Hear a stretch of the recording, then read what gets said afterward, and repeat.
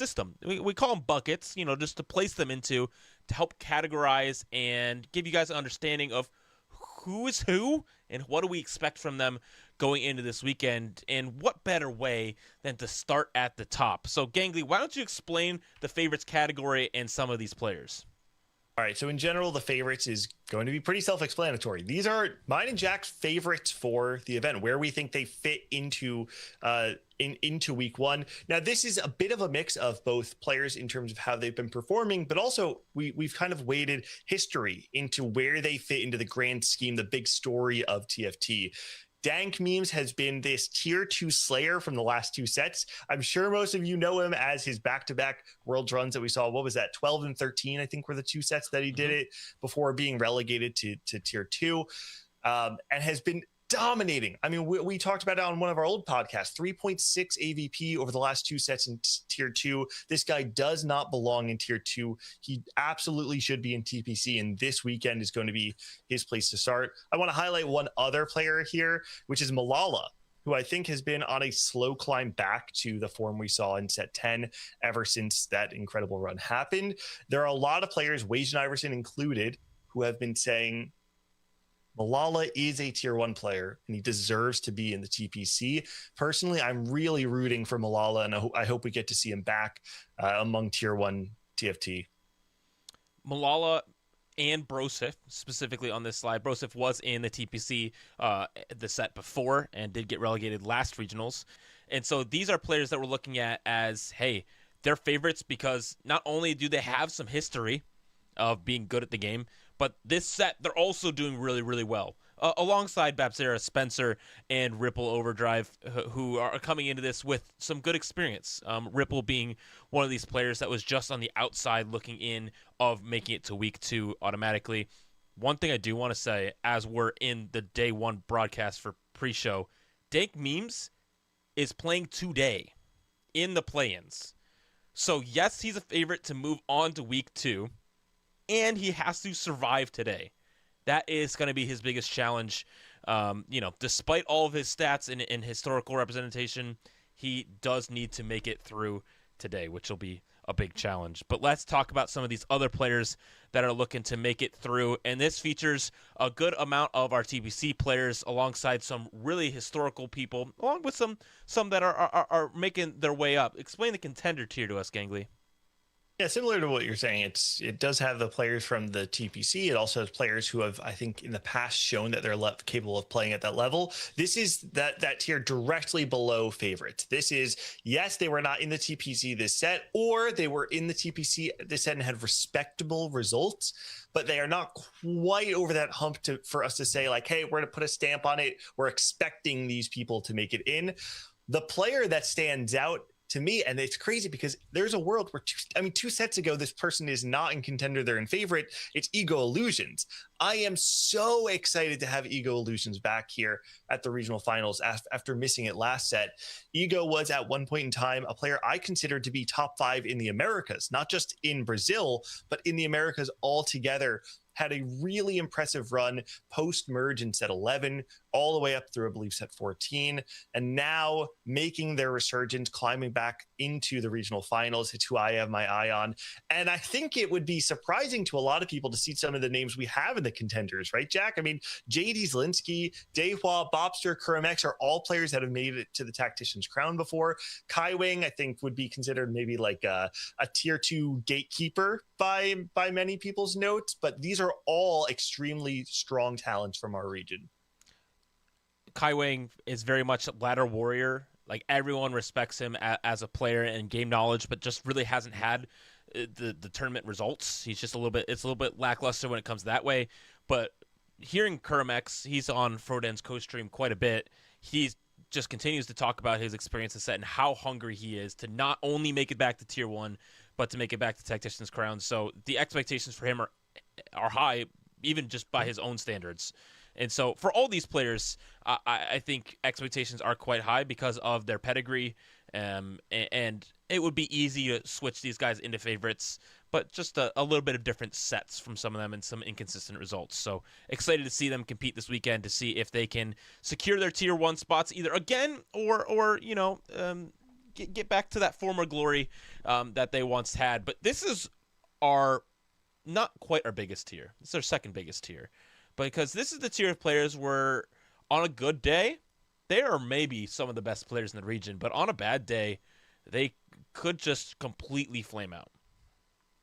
Yeah, I mean, it's the volatile tier, and the name tells you everything they need to know, that you need to know, right? It's the players that you're saying, Jack, you got two sides of the coin. You're going to flip it at the start of the tournament. Whatever comes up the way is the way it's going to play out. The player I want to call out here is a name that I think we haven't seen at this level of play in quite a while, which is DQA. Back in the old days of TFT, DQA was like this young gun who kind of came out of nowhere, made it to multiple world championships, kind of under the radar. And even though people have known he was really good, he didn't always have the time to put his effort into the game. But when he locks in, you know he's capable of making it really far. So I've got my eyes on him. Another player I want to call out is Artix RX. At the bottom of your screen, he's a player that was in Tier 1 last set, had some really bright moments as well, but, missed out on making back to TPC. But one of the few players that is making that comeback of, I was demoted, and now I want to get promoted again. And so this tier of players are ones that are looking to make that run, and really depends on their form. But then there's this tier of players that it's my favorite tier of players. This is the ones that people are looking at, and if you're making a tier list, like, you look at them, you say, I don't know about those guys, but I want to believe in them. And that's your classic underdog. And there's a lot of players in this category. Gangly, any of these players that specifically stand out to you? I mean, Jack, you know who my pick in this list is going to be. It's Ready. And this is a player who, if you listen to, I think it was our last episode of the podcast, we actually talked about our full version. Ready is a player who, if you compare the tier 2 stats over the last two sets, there are 5 players in the entirety of the Americas who made it to regional finals, who have had a sub 4.0 AVP among tier 2 competition. Those players being Dank Memes, Solus, Phoenix, Ready, and Kaiwang. Ready is the only one of those players that isn't truly established as a top player. And after finishing 9th in the Vegas Open, narrowly missing the top 8, finished second in their lobby on Checkmate, going second in the final game. They were so close to actually making a name for themselves and establishing themselves as this top player, but instead have flown under the radar. I want to see Ready make into the TPC and showcase that the results that they've had over the last two sets are worth looking at, and they are a top player. So I think this is Ready's weekend.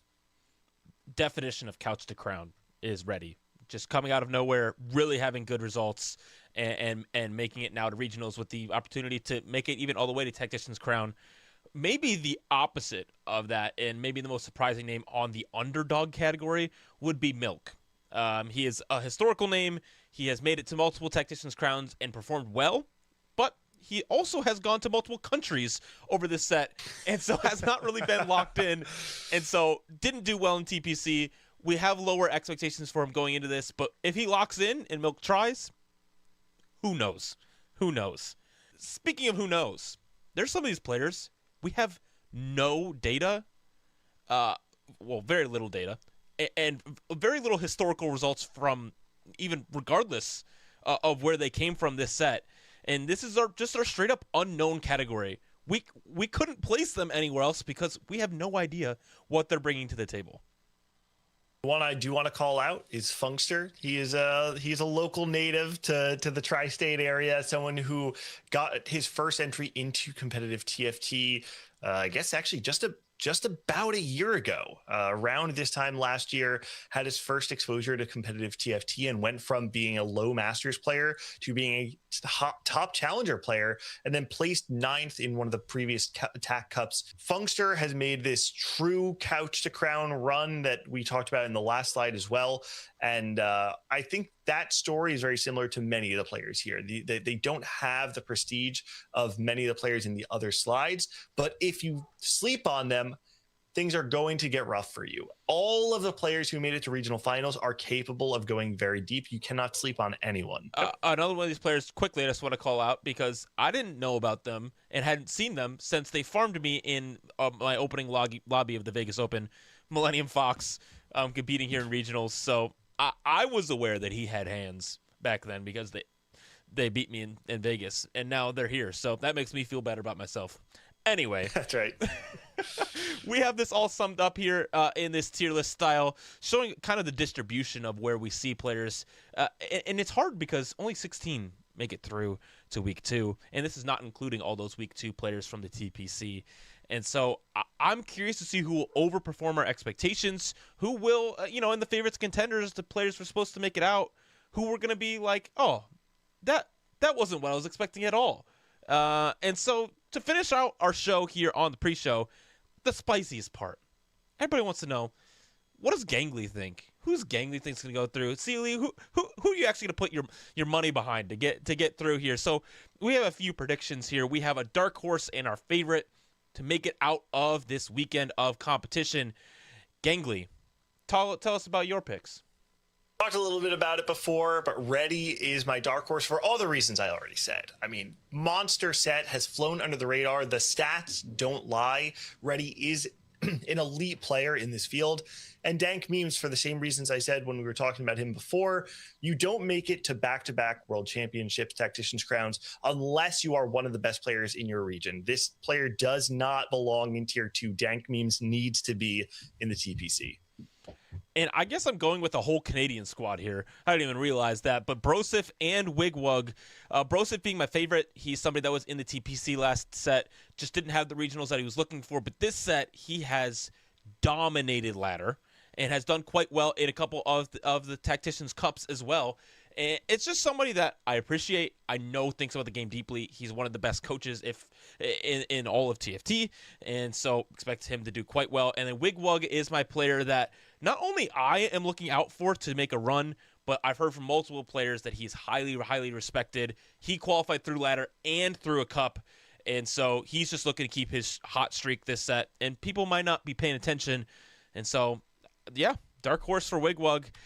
But Gangly, do you see this? We're almost done with this roadmap for the set. We're on regional finals week 1. It has been a wild ride, right? We had that small break after Paris where it felt like nothing was happening. Everyone's enjoying their holidays. We came back and boom, off to the races. It has not stopped. And here we are with just a couple minutes before the show actually starts. So yes, I'm so excited to see how the regional final is going to play out. Yeah, plans are today, March 6th. Week 1 starts tomorrow with all of that action, and then week 2 the following weekend, where we get to see who's going to make it to that final event on this calendar, the Tactician's Crown, March 27th to the 29th. That is the crowning achievement of a TFT set. And so for Lore and Legends, it's coming down to it. Legends are being made, lore is being written, and it is going to be a race, a really stressful race these next few days to see who makes it to the next set's TPC, because that is a goal for so many. But then obviously making it to the Tactician's Crown is the biggest achievement. And so Gangly, are you ready to get into this action? I am. And good luck, Jack, today to the future you that's going to be on this broadcast. Can't wait to watch. Well, without further ado, with the timer approaching 0, it is time for the play-ins of the Lore and Legends regional finals. Let's get started. Dream always rises. Cannons.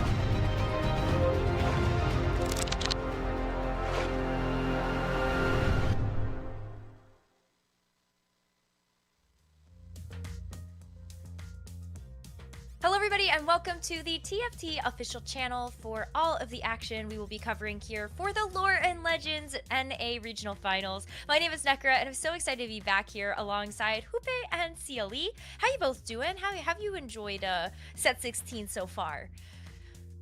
I'm so hyped for today, Nekra. It's Plains Day, going into regional finals, and for me, this set is in contention to be the best of all time. It's just so amazing. I mean, having so many champions, like 100 champion possibilities, and of course the patch that we'll talk later, opening up so many chances and flexibility to play. I mean, I'm loving everything. Hoope, you are not alone in that. That is a sentiment shared by many who are playing this weekend. It is a great competitive set because of the amount of flexibility, the amount of player agency that happens, but also it's really hard. I don't. Maybe that's just my experience. Yes. But, like, my brain is not big enough for this. That's why I'm here yapping instead of playing. Oh my gosh. I feel like this is the one set where there is like a maximum amount of fun that you can have, which was just tremendous. But also the fact that there was so much for your brain to have to unlock.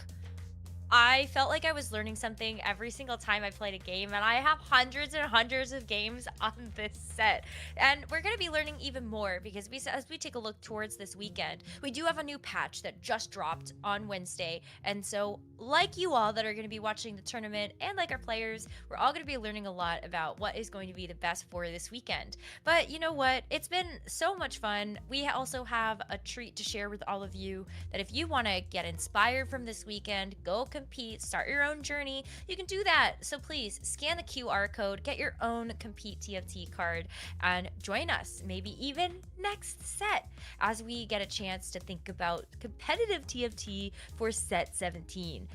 You all have your cards, right? Yes? Yeah, important. And it's important that you mentioned that because it's not only for tier 1 or TPC, it's for anyone that wants to compete in any of the tiers and possibility of esports in TFT. So everyone should have their Compete TFT card. I already made mine, so I'm trying to get to trials or something. Nekra, I'm with you in that journey. One day I'll tried. get there. Yeah. One day I'll get to the trials, be able to compete and do all that stuff. But it's just fun to have, right? The hope is alive of being able to make it to even this stage and maybe even the Tactician's crown. So make sure you have your compete card, because if you don't, then you can't compete. So it's your ticket of entry. Yeah, I only wish that I could change like my icon. I love Pengu, don't get me wrong, but as somebody who's always been like a cutesy little legend person, I really need some options there. But I have to earn it. I know I've got to earn it first, and not making it to trials is certainly not the way to do that. But it's been such an amazing season of competitive TFT for Lore and Legends. That's why we are hoping that you all will join us for set 17 when we find out more information in the next couple of weeks. But this is what we've had for all of Lore and Legends. And I know there's a lot to digest on this page, but it's been really fun to watch how there have been so many different avenues for people to compete, whether it's you're going to get here from the ladder snapshots just by being a ladder beast, or you're getting here because you actually were good enough to make it into trials and make it into the Tacticians Cups and also have a shot to be here at regionals, or you have just been at the top of the top in the TFT Pro circuit. There have been so many different things to follow this set. Yeah, and the most important thing is the reps that the players have to get here. And I think it's a more healthy type of circuit right now because everyone knows exactly what they're playing for. It's not like you have to go ladder, then you have to go within tournaments and you have to keep pressing and pressing. I feel the maturity of the circuit has improved, and this makes it even more reliable for them to maybe maintain or try to make a career out of TFT esports.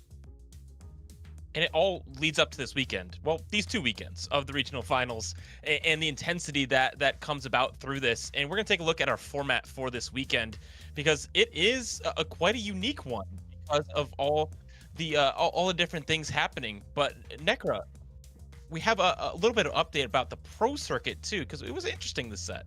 It was very interesting, especially because you're not seeing this incorrectly. You are seeing something that I think will never be repeated again, and that is Weijin Iverson winning TFT Pro Circuit Cup 1, 2, and 3.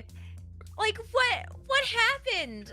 Please fill us in, because I think what was really inspiring watching him is not just that he is one of the best TFT players of all time. He's proven that set and set and set after again, but the fact that he did this, like, I remember seeing a post recently from the Compete TFT social channels where it's like, oh, there's been kind of 5 incredible feats, and this is one of them. Do you think that this will ever be repeated again? I mean, it's almost it's not impossible, but it's very difficult. I want to pitch in a little idea here, and then CLE, please accompany me because I know you talked to him. He went 100% TFT last set. Didn't perform amazing, maybe with up and down and almost winning everything, and now he's just win. I mean, this guy was already top notch and top 5 when he had a total job to accomplish, and now with free time, he's making podcasts right now, making content, doing everything, and winning 3 cups. I mean, it's just amazing. Yeah, this is a level of dominance that I don't know if we'll ever see again, especially consistently. The only problem here is, and this is the debate right now, is this the best set of all time? But problem is there's no international results yet, right? Yeah. Regional finals hasn't happened, and ultimately the Tactician's crown is what he needs to cap this off, right? He's already secured his spot 4 times, so maybe he can go and take the crown for himself. Well, I feel like while there isn't an international result in the sense of it being a Tactician's crown, right? I think that's where everybody looks at as sort of like, that is how you cement your legacy in TFT. I feel like when we did look at the pro circuit and the fact that we did have in the Bilgewater Cup, right, we did have a couple of EMEA players that actually did kind of like cross-pollinate in the TFT pro circuit. Like, he did prove himself a bit in that way. But, I think as we look towards the rest of the weekend, we'll get a much better glimpse as to who will actually make it through to that pinnacle, that Tactician's crown, that global stage that our players are all fighting for. And this weekend, I think, is the most important, right, Sealy? Because today is the play-ins. There are only 8 spots available for the players to actually join the rest of the competition that's waiting there on day 2. And then we look towards day 3, which is just a huge elimination stage, and where a lot of the action is going to be happening on Sunday. Yeah, and the main thing is that people want to qualify for week 2, because not only does that continue to give them the chance for the Tactician's crown, it locks them into the set 17 TFT Pro Circuit, which is a huge goal for so many of these players, because that gives you more opportunities to make it to the Tactician's crown, as long as Weijin isn't taking them all for himself, of course. 100%. And now I want to focus once again on today. Day 1, we will see now a chart of what's on stakes, and we have like a sandwich, right? It's like 4 games. 4 players will advance after those 4 games, 4 will be eliminated, and then we'll have an 8-player lobby with 2 games once again, and 4 advanced and 4 eliminated. I really want to highlight the preparation here on ops to make this happen, because normally you don't have something to play for, and maybe you have little years, so okay, you're already eliminated, and the people always has something to win, and they're always trying to win at every time, and this is perfect for the esport community itself and for the elimination stage. Yeah, we got some big brains back there cooking up our formats for the regional finals, and I think that was explained beautifully about the play-ins, just like constantly having a reason to prove yourself in every single game. And it's kind of mathematically worked itself out that after 4 games, yeah, the people at the bottom and the people at the top, they don't really have any way to kind of get back into it. So we do just kind of send them on their own ways, and then we'll be able to finish off the day. 6 games total today. That's what to look forward to. And of course, we have way more to look forward to for the rest of the weekend. But let's talk about the qualified players. The players that are actually here competing this weekend. We've got a lot. And so you'll see 3 buckets on this graphic. You're going to see the players on the left that are going to be competing today in the play-ins. Only 8 of them are going to move on to compete for the rest of week 1. That's going to be taking place this Saturday and Sunday. And you can see the different avenues of how those players actually qualified to get here. TFT Pro Circuit, standings, the ranked ladder, Tacticians Cup 1 and 2. And then in week 2, we had our top players from the TFT Pro Circuit that got a chance to rest. They're not going to play this weekend. You'll see them starting next weekend, where I love that they kind of get like a bye in this sense, where they did so well in the TFT Pro Circuit over the course of the set that they're like, I relax for 3 days. I just get to watch the competition unfold and also kind of check out what other people are doing for this patch. I love that you mentioned that. They were joking like, okay, I'm having like a small vacation, but of course I want to see them fight it out. The patch just arrived 2 days ago, and they're like, okay, they are the ones who have to suffer. And of course, this is the perfect way to learn the patch, to see these guys maybe trying to look for those angles. So yeah, as you said, this is maybe small vacation, study time, and then go back to scrims. One of the most interesting things, though, is the way people have qualified is not just through the TPC, but through all of our what we call tier 2 circuits. There's the ranked ladder, which, all of us play on, but being consistently at the top will get you a spot either in the play-ins or in week 1. And then also the Tacticians Cups. There's 2 of them this set, and so we see lots of players qualifying through those. And we're going to take a look at some of our players specifically, because there's a lot of interesting stories. Yeah, let's start off with just our players from the play-ins, because this is the people that we're going to be focusing on today. And I think for Step CLE, like Dank Memes is one of those players that does stick out. We're gonna really talk about the players that are coming in from the Tacticians Cups. So like he's proved himself already in tournament. I mean, this guy doesn't, I'll say it, he doesn't really belong in tier 2. This is a guy that has a sub 4 AVP over his career, which is, he's one of only 2 people that are not in the TPC that have this, and many of the people in TPC don't have that. He qualified for back-to-back Tacticians crowns. He is consistently winning games. He has the highest win rate of anyone in the week 1 field. This guy is a favorite to make it through to next weekend, but he has to fight through the play-ins first, so he's not safe. Yeah, it's been kind of amazing to watch Dank Memes grow as a player. You know, I feel like one of the things that has always stood out to me is just how expressive he is when he's playing his games, whether that's through the actual skill expression where he's putting boards together, or the fact that you get to see the emotion that he wears on his sleeve. And I love seeing that from our TFT players because it really shows you how much this means to them. And I feel like for Dank Memes especially, he's been that player that like you root for as just a person that you want to see keep going further, right, Hoope? Yeah, that personality that you mentioned, he changed. Before he was a little timid, and now he's streaming, he's having fun, he's joking with the chat every time. And of course, also highlights Citadel, that they have generated a great community, and now he's playing with Robin, he's playing with Kaiwan. So they have a lot of players that are actually introduced into that training group. I want to now highlight maybe a player that is in contrast with him, and is also coming in within, from the Cups, and this is Shoma. Shoma is a player that is very new. He's doing TikToks, he's having fun, making content, showing his TFT streams, and he's not new on the table. He's young, but he's already been here. He went to Cyber City regional finals, and I really want to see what he's about. Look at the set. Current set, 3.86 AVP. Of course, amazing run on the Cups, but when we see the career start is 4.9. It's like he has been improving every time, he has been consistent, and now it could be the chance for him to do the great run, maybe couch to crown that we like to say. So for me, Shoma is a player to watch also. The last player I want to focus on from the that's coming in from the Tacticians Cups performances is JRC. This is a player that actually did get relegated last set, so was in the tier 1 circuit, did not make it through the regional finals to get back into the TFT Pro circuit for this set, Lore and Legends, but has a chance to do that again. Has a tough road of things, you know, having to go through the play-ins again is definitely not where you want to start, but I feel like this is a player that, like, if you can kind of see the improvement over time starting in Cyber City, this might just be a really great run for JRC today. So this is a player that I think can make it through the play-ins and continue that tournament run this weekend. The regional finals is a tough tournament because there is promotion relegation system, and another one of those players that also had the similar experience is actually Vapakasa. He is someone that has had some dominance shown through a really good run. One of these Brazilian players was able to get to the Tactician's crown, but had a rough regionals last set. So now fighting back through tier 2, looking to reestablish himself in the TPC for set 17. Yeah, in contrast, once again, in contrast, it's like we have big careers versus new guns. I want to talk about Santi. This is the only player from Latin America North.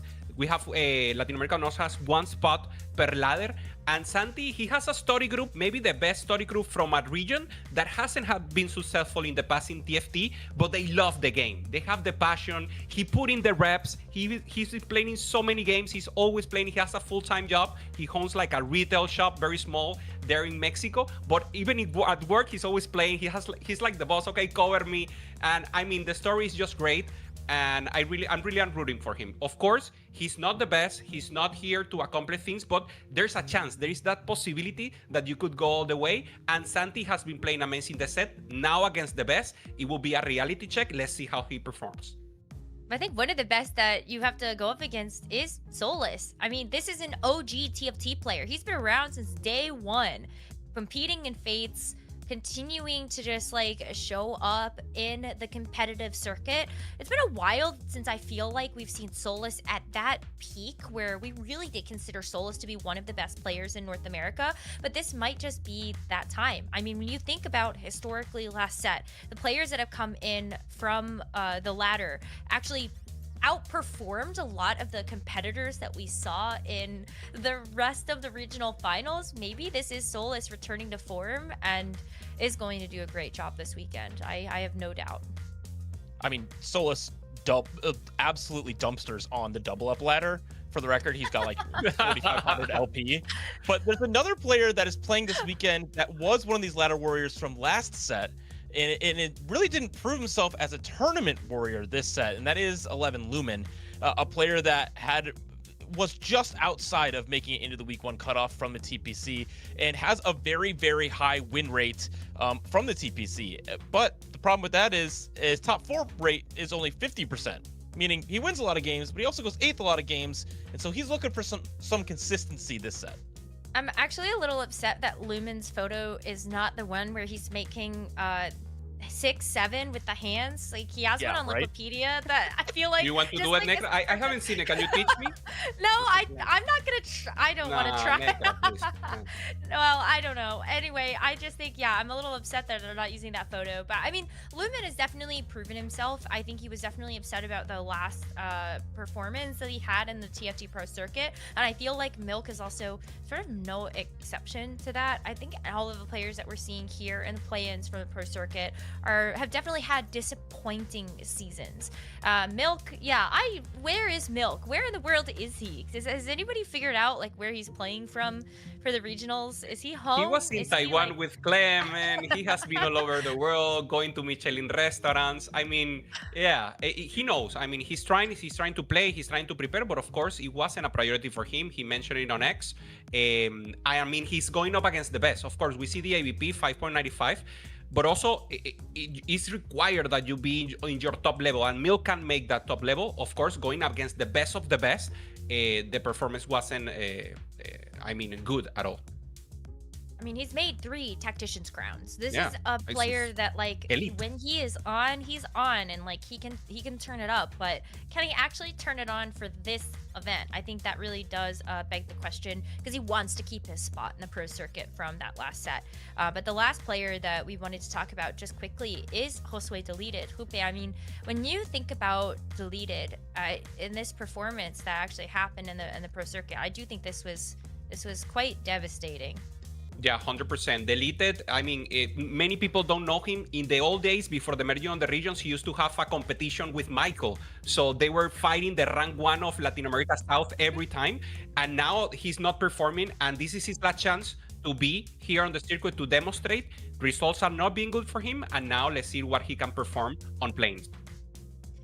We've got a lot of amazing players that are going to be starting out their journeys in the regional finals this weekend today in the play-ins. As a reminder, there are 8 spots available for these 16 players to take to join the rest of our competition that's waiting for Saturday. Hupe, CLE, thank you so much for breaking this down with me. And let's go ahead and toss it over to our casters to get our day started. Dobbs and Pie Hat.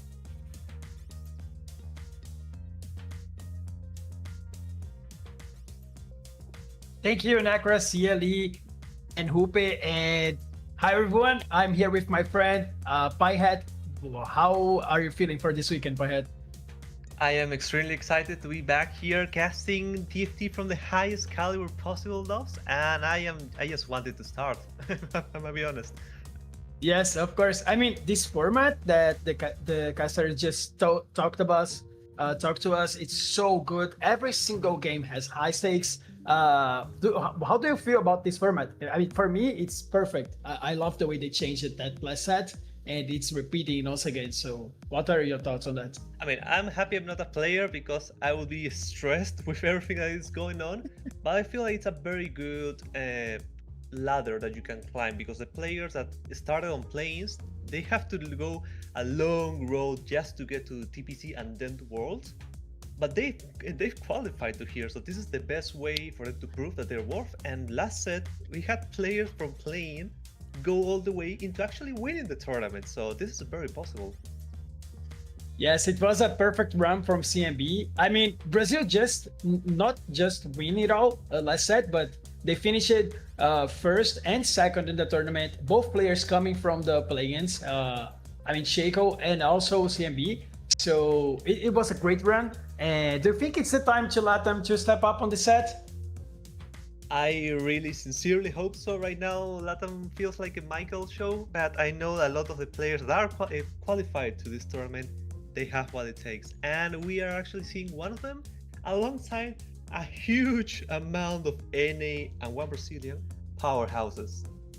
Wow, I mean, when we look at these names on the first game on play-ins, I mean, I'm impressed. There are so many great players on here, and Milk multiple times playing Tactician Crown, as well as Dunk Memes, Papakaza already played as well. Soul is such a great name from NA, as well as another players. What do you think that actually tell us?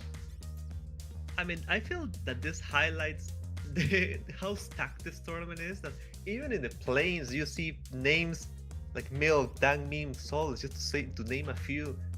That actually puts you into perspective how, even if you are only on the planes just at the start of the tournament, there are still a lot of strong names here. And one of the things I do want to point out, and one of my biggest questions for this tournament, is all the players that qualified through ladder.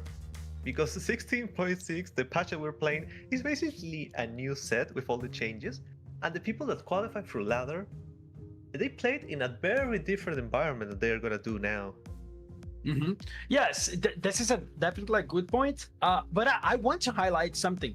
Last set we have something similar to that. The patch was brand new as well, and the mecha was dominating. And we have these players from ladder actually going very well. I can remember from Brazil CMB, as well as Shaco, as well as other NA ladders going very well in the tournament. And we actually had like people from ladder doing very good throughout the weekend, that week one. So we might see something happening again, but I'm not so sure. Let's see what the players are going to play it out. Yes, only very interesting to see, because this is basically a new dynamic, and since we haven't been able to see anyone really stream this game besides the regional finals from EMEA and APAC and a couple of scrims, there may be info that's still hidden, because the patch has changed a lot. There's a new meta, there's a new playstyles and new techs, and I don't know which ones are going to be hidden and which ones are going to be a big surprise for this tournament. I don't know if there's anyone that just catches your eye right now, Dobson, that you want to see.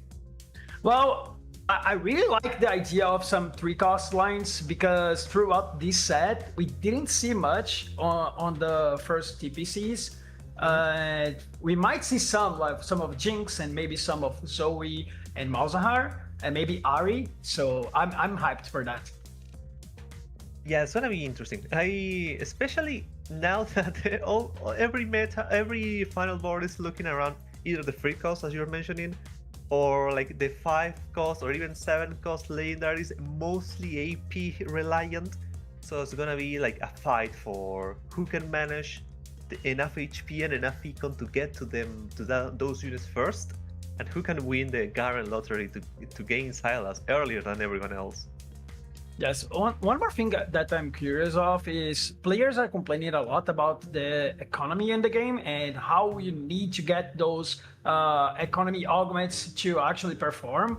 So I wonder if you're going to see much players getting like full combat, which compositions they're going to aim for when they are in this setup.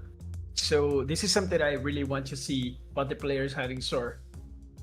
One of the cool things that I saw during EMEA's regional finals while we were waiting for the lobby to load is that, yeah, there is a huge focus on the economy, as you're saying, but there are a couple of comps that are willing to pick more combat-oriented augments in stage 3 especially, just to try to steamroll or try to punish those units, those boards that aren't still like online. They're just still waiting to go fast 9, or they're still locked on the 1-star carries. I've seen a lot of Warwick actually surprisingly rising up in the tier list just because he's able to withstand stage 3 and stage 4, and there's a couple of other comps as well that do the same thing. Yes, another point that we can think of is like first day it's just 4 games, and then you could be out or in, and then you play 2 more. So if you push to level 9 and then you go wait, I mean, it's very, very high risk. So sometimes playing those tempo comps like Warwick and maybe some 3-cost lines might get you in a safe spot. So let's see what the players have in store. So starting game 1, let's see. I'm super excited for it. Yeah, and I just want to grab with the last thing you said before just fully focusing on the game, which is that the format makes people you can go to Fast 9, you can go to Legendary first or 8th, but you don't need to win this the day. You just need to be in the top half. So you don't have to rely on a full being full explosive on doing all very risky plays. So you can just go on a little more tame road.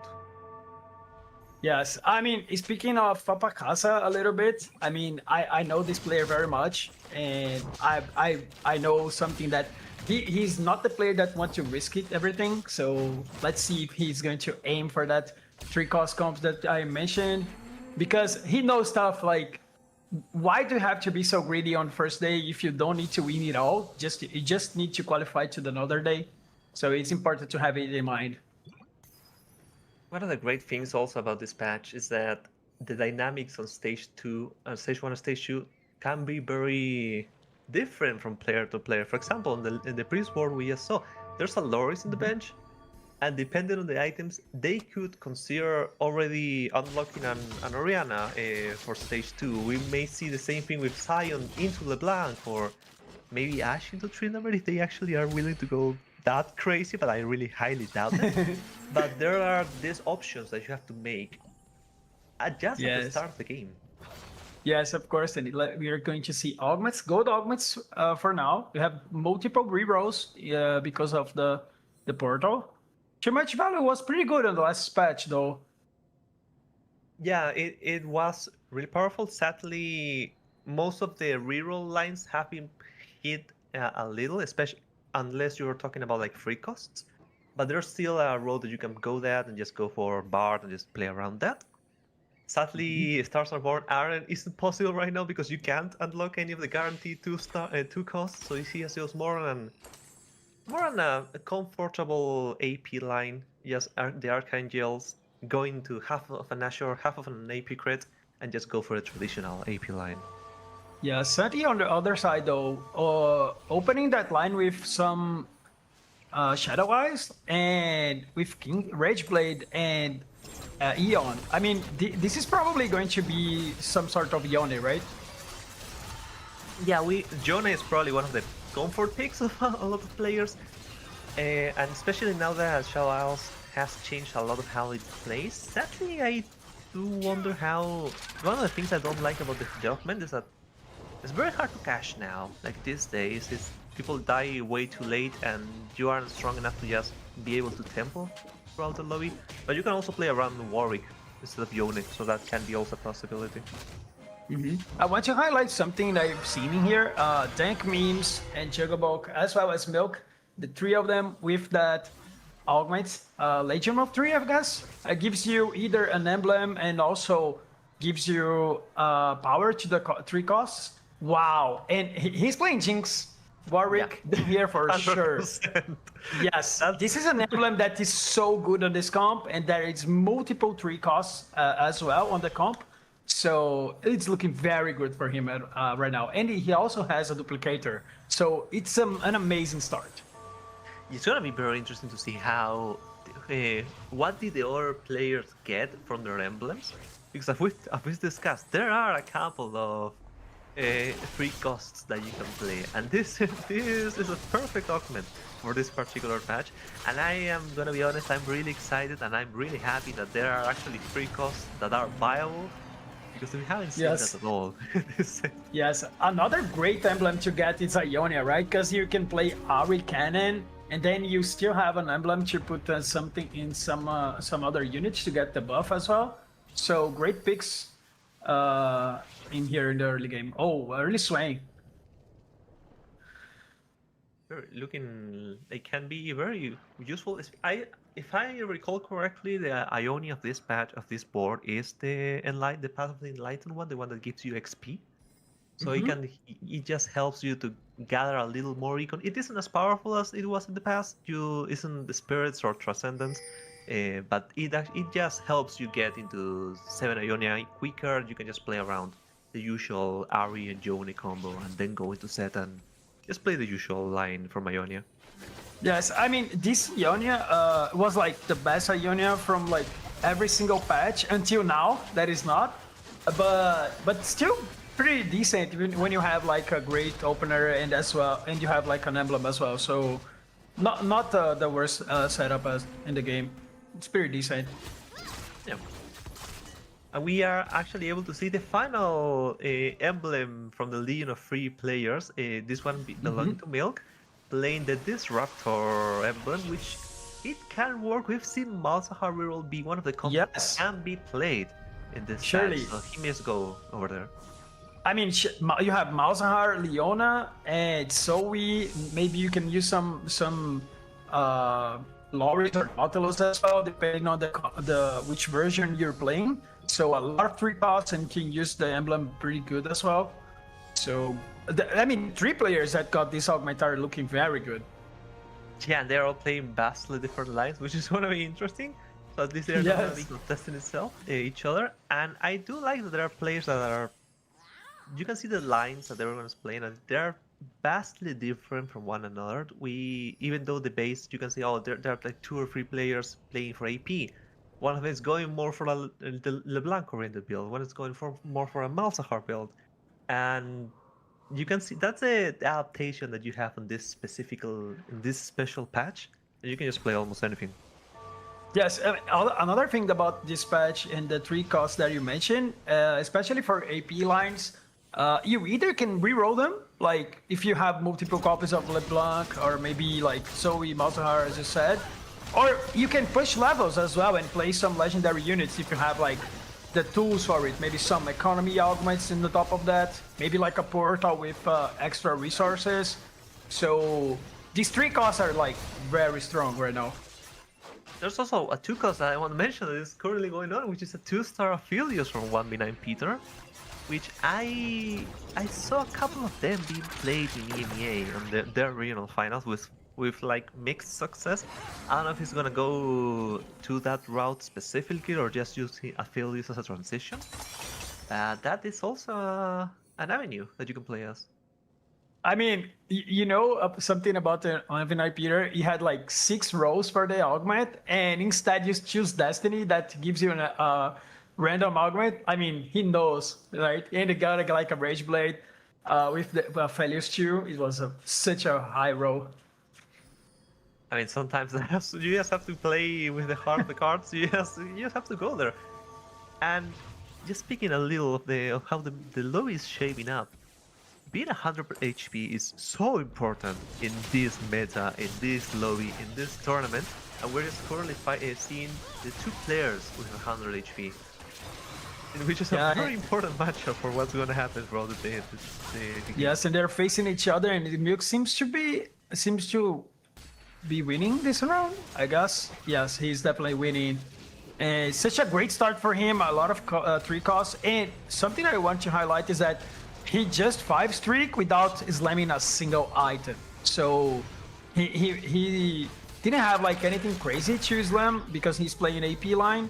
So he can actually get good drops and go for like great items instead.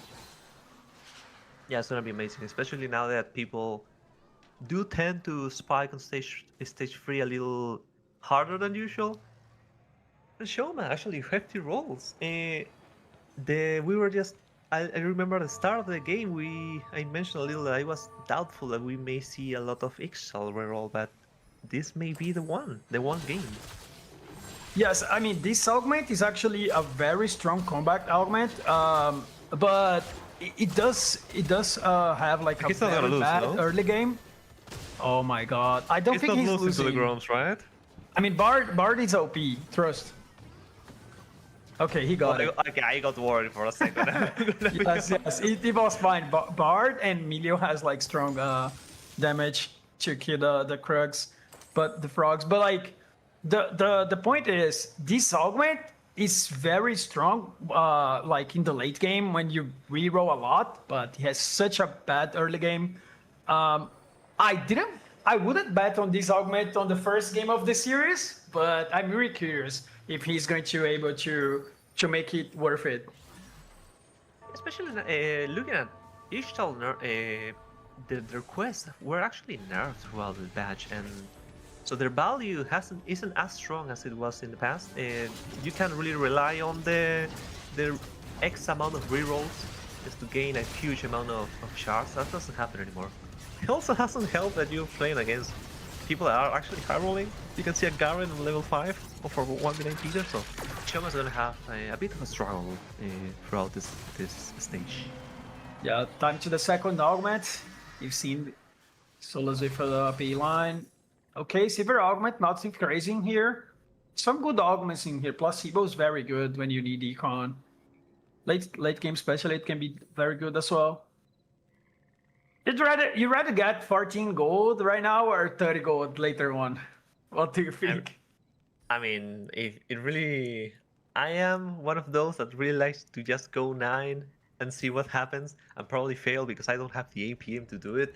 But if you are playing on trying to be strong now, just try to grab anything that... I was gonna say maybe Placio was gonna be the way just to go to level 7 quicker and maybe unlock something, but looking at Soul's board, he doesn't have anything to go for, so combat just works really well for him. Yeah, he's like very healthy in the game, and he recognizes that he had like one economy augment already, and going to the second min, which is one of the greatest silver augments in the game. I mean, for combat. So really, very good choice, I would say.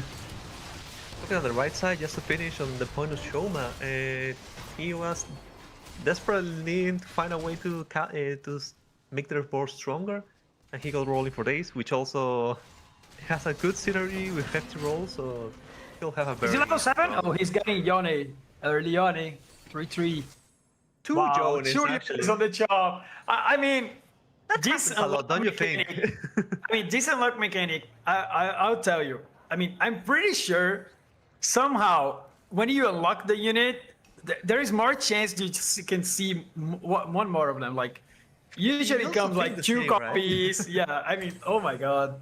Chuyon is on 3-3. And it's just insane because it spikes him so hard. He has also double small duplicator, just to point it out.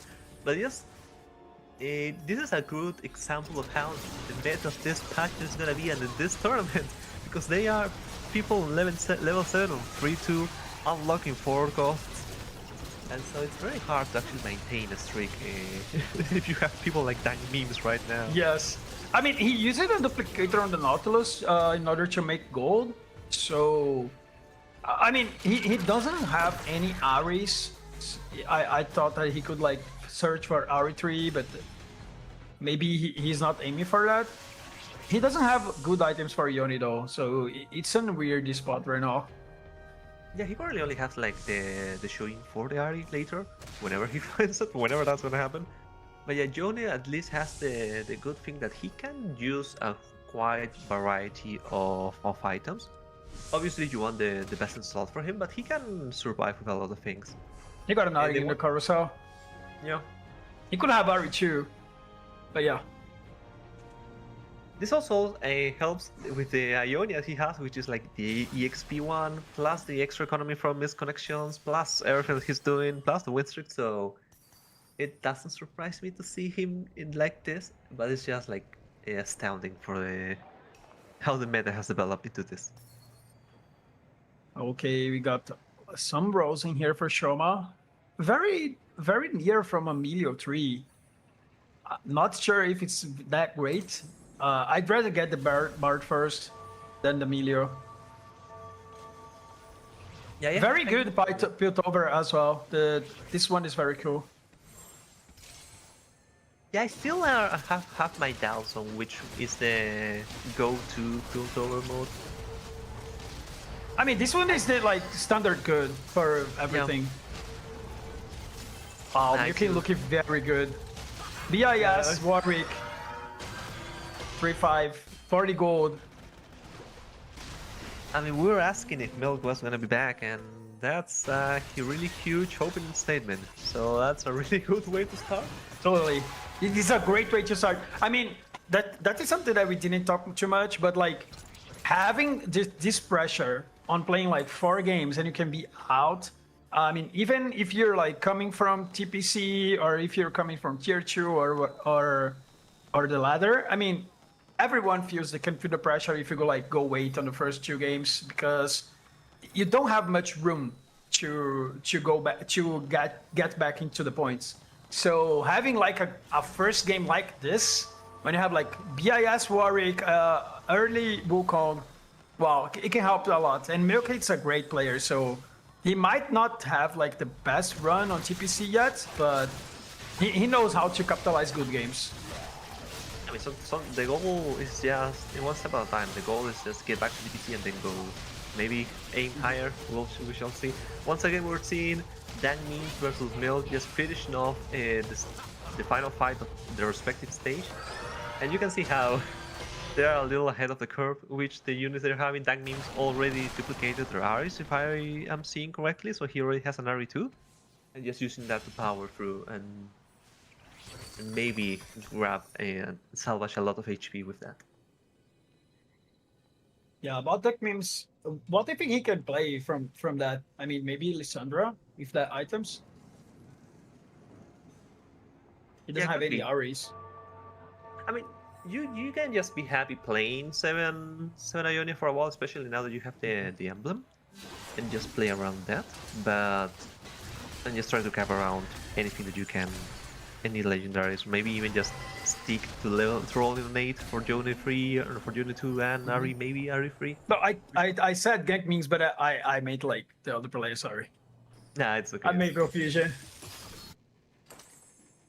I know the feeling. Just checking on Shoma on having the quest of grabbing extra interest, which is very helpful, especially for someone that has a lot of free rolls and can just roll in peace. But he started to be Okay, a here's the little part. behind, so he needs to hit now, or at least as soon as possible. Yeah, things are getting weird here. I mean, he's likely sacking a lot in order to get the rerolls. I mean, in the econ.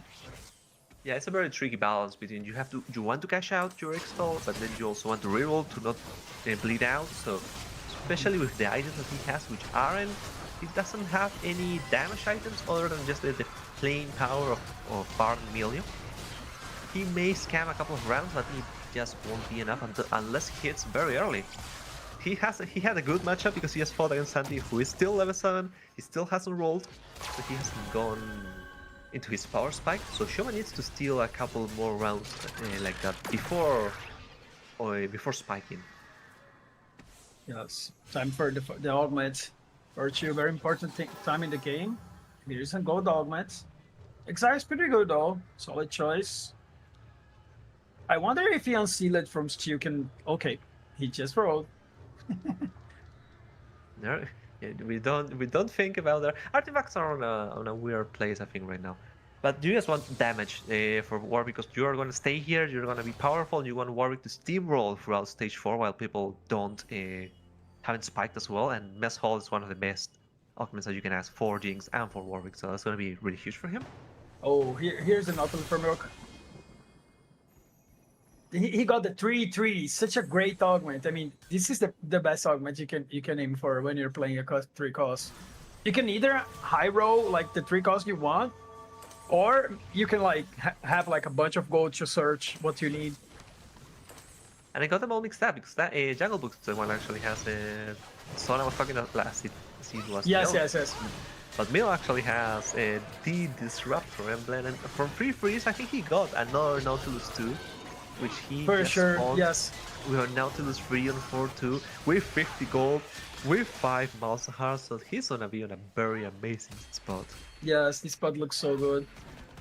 Totally. I mean, the fact that he streaked on the early game, and then he was able to not slam any items. You can look at his items right now. It seems like he have like Pandora's, And he's cooking the items. Like he has perfect items for the front line as well as back line. So very good position that he has in the game. And Shoma just cashed out one of the radiant. He did something to not bleed out, and he got one of the radiant items. He got one. I honestly, I will still say that the name in the old name of the Guardbreaker, which I think is now Striker's Flail. I still, it's one of those things that I will always It's Strikers, I guess. in, and I will not I'm so apologize confused as well. anytime I say that. But yeah, he just needed something to pump a little more power, and that should be good enough. Whenever he goes to 7, if he goes to 7, he will be able to get a nail as well, so he can just go around that as also. But yeah, as you can see, the low is spiked very strongly, very quickly. Yeah, Milk is gonna. Is it? No, okay, he's losing. It was such a close fight. I mean, he's looking for a glove so he can make the combo strikers with Juno Gauntlet. So it's very important to show much you got the glove on this carousel. Trying to check right now the rest of the boards, and you can see a lot of forecasts already being hit. Unit 3 and Unit 2 and Warwick 2 already. You see Soul is playing around Lux with triple items, which may be enough to just catch up. Papakas, I do wonder what they're gonna do. He's aiming for LeBlanc 3, I guess, because he had duplicators on the bench. LeBlanc and Darius, maybe. It's one of the boards I am the more curious about. Not specifically here comes. this version, but LeBlanc and Darius is one of those combos I want to see. Darius there has been developments around him to be played and itemized similarly to Udyr from last set. Do you remember the Udyr duelist? Yeah, so sure. Colossal and all that. Because this Darius is a tank and actually can do a lot of damage and just gain a lot of mana as well, this permacast, which gives enough time for the LeBlanc to just ramp up into the board he has now. He's a very strong and very cool board to see. So yeah, I'm happy with this. Yeah, he's one Darius away from Darius 3. LeBlanc 3 is very good though, but I feel that this is a comp that you might have some HP on the top of that, and he doesn't have. So things start getting look rough. Yeah, hopefully he can hit, because it will be sad to see one of these patches decks just go out in 8.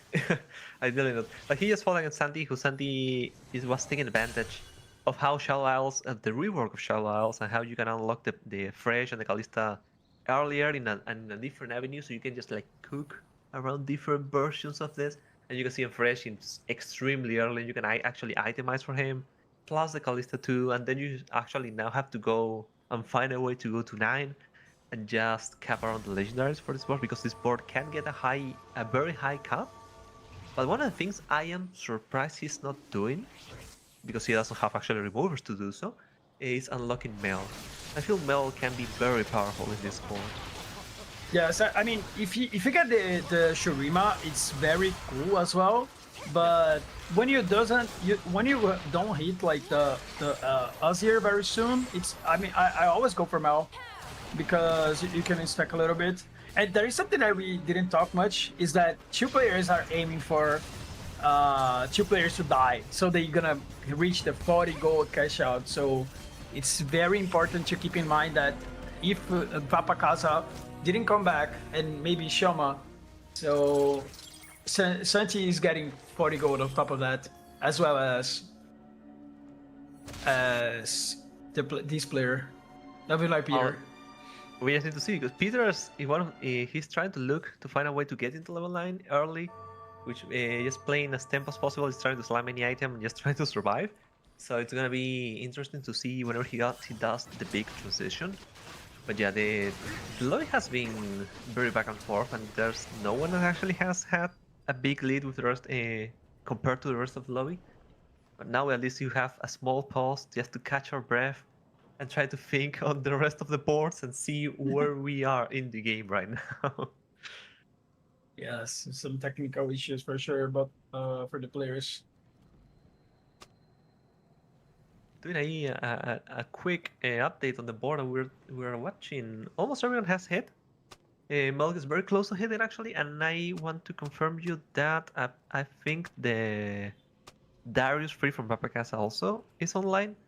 So everyone already has their necessary items or units. I mean, Yes, I mean, at least for Milk, thinking about that, he's very near to the composition. I mean, one off Sash, two off Malzahar, as well as Zoe. I mean, this comp seems more powerful than Darius and LeBlanc. So, and his augment is actually very good as well. So this is maybe Vapakasa is in trouble because he's like 2 lives. yeah, had a small technical issue I should mention, but it was very fast. It was solved extremely quickly. That's what you like to see. You don't want to see those big pauses that just trump your momentum. So yeah, seeing the final rolldown for Mil, which I would assume is the final rolldown. Malzahar free already, eventually coming for Soy free and Sejuani free. Dan Mims on the other hand went to level 9, is already unlocked the set, and you can see how this is one of the many ways that you can cap around Ionia, especially with an emblem. You can just pick and choose whatever you want, and you will see in the bench a lot of people holding Garens just to play a Silas for the maximum possible cap. Yes, the Silas unit is so good, and there is another fact that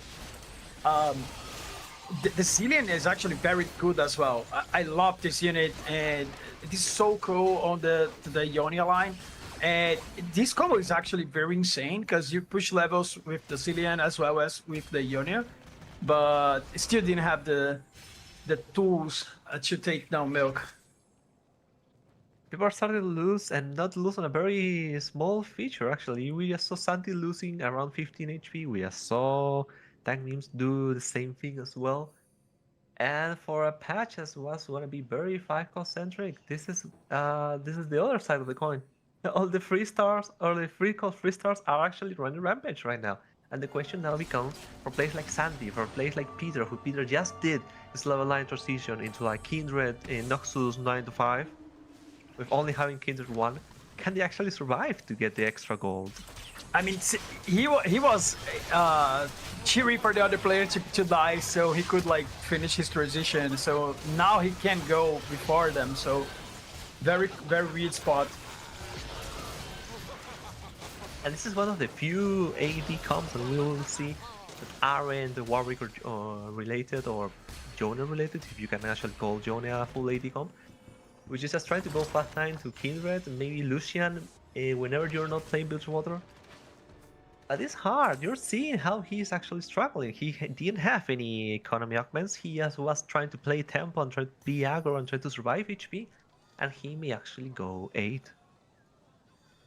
I mean, I'm impressed with the early game that he had. I could tell that he was going to be able to get the cash out, the 40 gold, and he was not. So now he's in trouble.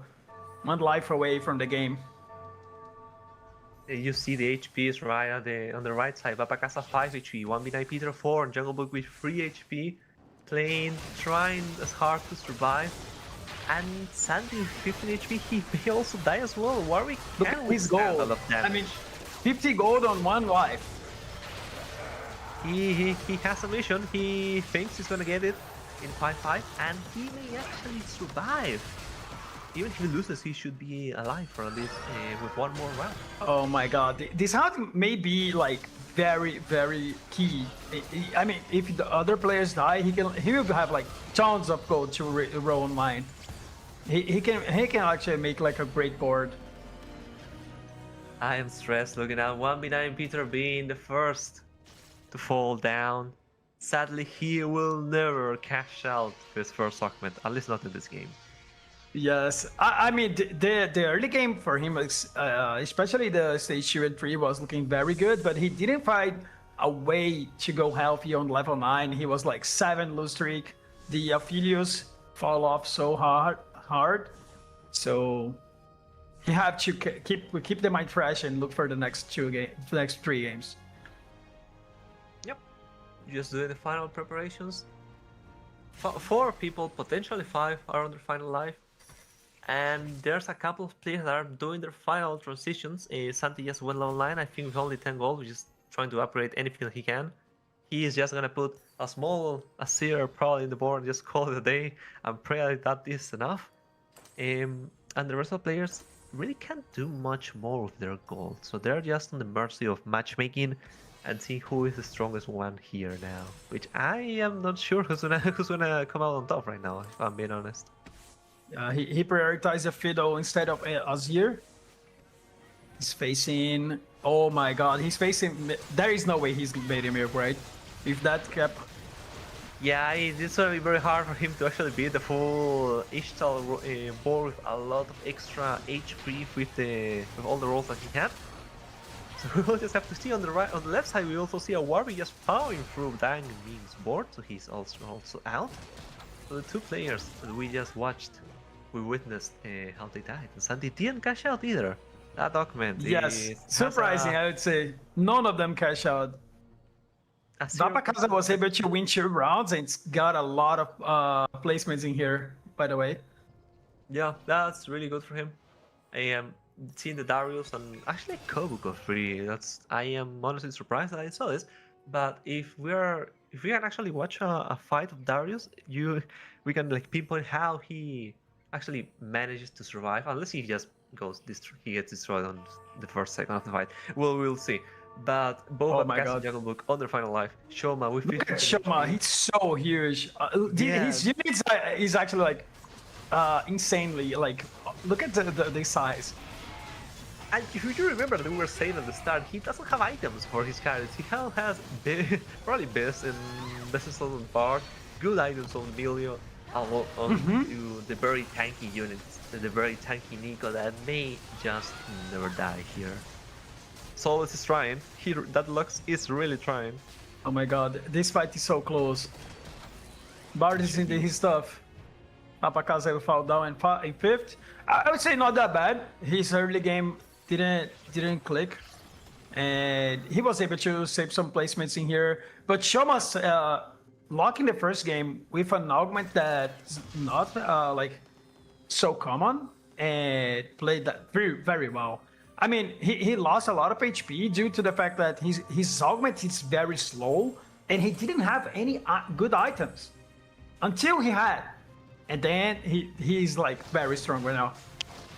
Yeah, I feel like a trap that a lot of people can fall with his style is not knowing when to cash out and just play around, being strong now, and he'd find the perfect moment to do so, already top 4ing, and maybe even fighting his way up to the top. So it's just level up, so that may be a huge issue now that the Galio 2 is on the board. I wonder if he's pushing levels or is just like rolling on Sever for more HP on his units. At this point, I think it's maybe better to just roll, because you're just leveling up for... Don't have anything, right, to put on the board. Yeah, that is a good question. That's reasonable. He is holding his gold though, so he wants to at least wait one turn. Jungle Book has such a bad matchup in here, I guess. I mean, I don't like to put my Warwick in the face of a Garen. Jinx is not helping him to pass through the front line. Let's see if it's enough. It's hard to kill this Warwick though. Okay, he's dead. Yeah, Warwick took a while, but just the Galleon, even though the match has been nerfed, the board can be deceptively tanky, but Jinx... Oh, Jinx did it! Oh, we're just... Jinx did it! I mean... I mean, he was dead. Oh no, we're Jinxers though, so we're Jinx. Yeah, we adopted her. Yes. It was a crazy fight. I mean, when I looked to the positioning, I feel like he was not aiming for this matchup because he puts the Warwick not close to Jinx and in the middle, but Jinx just carried the late fight. It was crazy. Yep. You can see now the matchmaking pointed out who is gonna play with whom. Shoma is gonna be against Jungle Book, fighting to survive at least for a 3rd place, and Solus is gonna be able to. He's gonna face against Milk. But for now, we see the Warwick trying to tear down the Nico. I don't know if he's gonna be able to do it in time, but we doubt the Warwick. One fight ago, maybe he'll shut us again. Yeah, I mean, this matchup is very difficult to worry because Bard has like a lot of single target damage. So She tried. here comes the top 4. I mean, pretty solid start for Jungle Book. Yeah. Top 4 with good augments.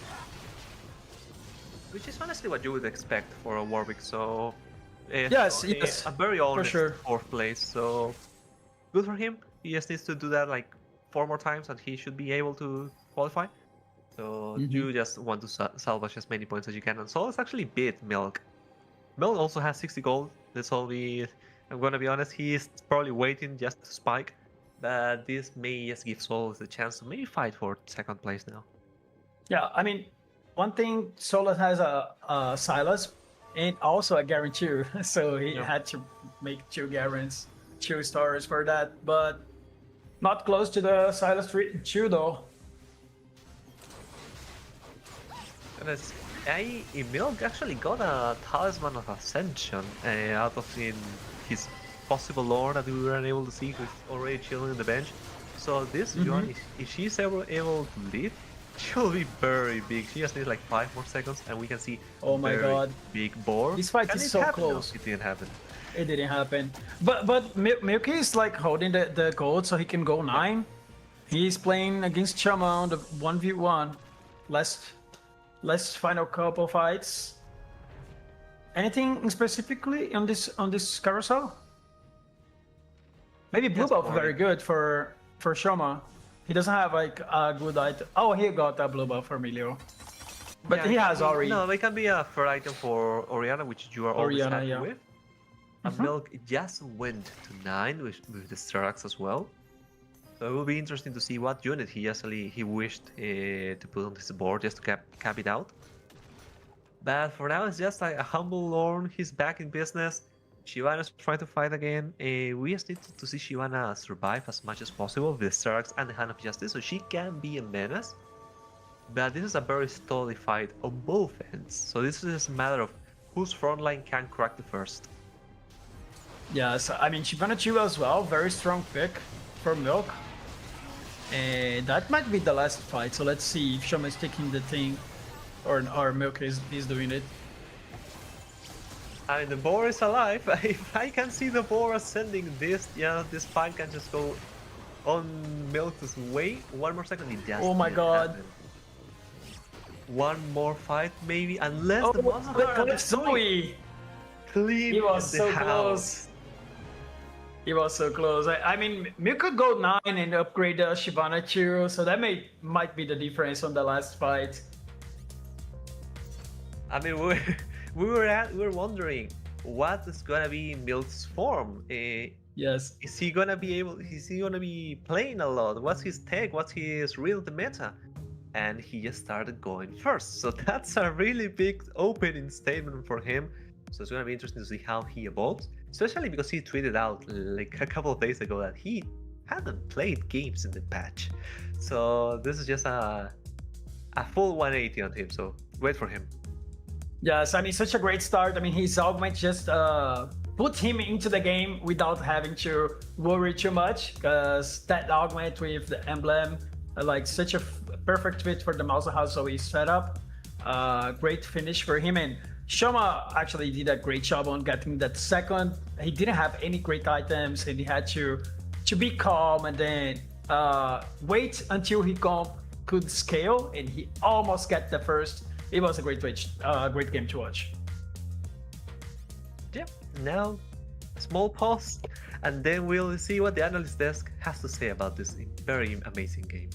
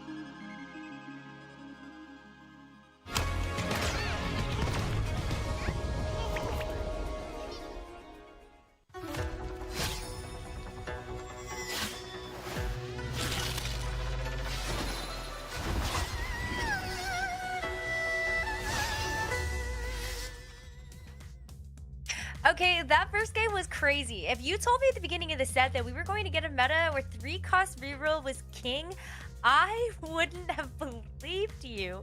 But in this lobby, we actually got 3 players that ended up picking Legion of Threes. We had a lot of people that were going for extra rerolls. And to cap it all off, we also had Milk and Shoma that picked 3 threes. I mean, what in the world? Like, how many threes? 3-costs threes did we see? I mean, you were doing the countdown, CLE. Can you tell us? I mean, there was 8 unique 3-star 3-costs this game, all over the place, and it did quite well because they're all compounding off each other. There's less 3-costs in the pool, compounded with the level 7 changes, being that you can get level 3-cost units in your shop more often, just makes it incredibly successful to reroll, and that tempo of the lobby just absolutely took off. Yeah, it happened. I mean, 1v9 Peter trying to go fast 9, impossible. Everyone is punishing you. Everyone is already too strong.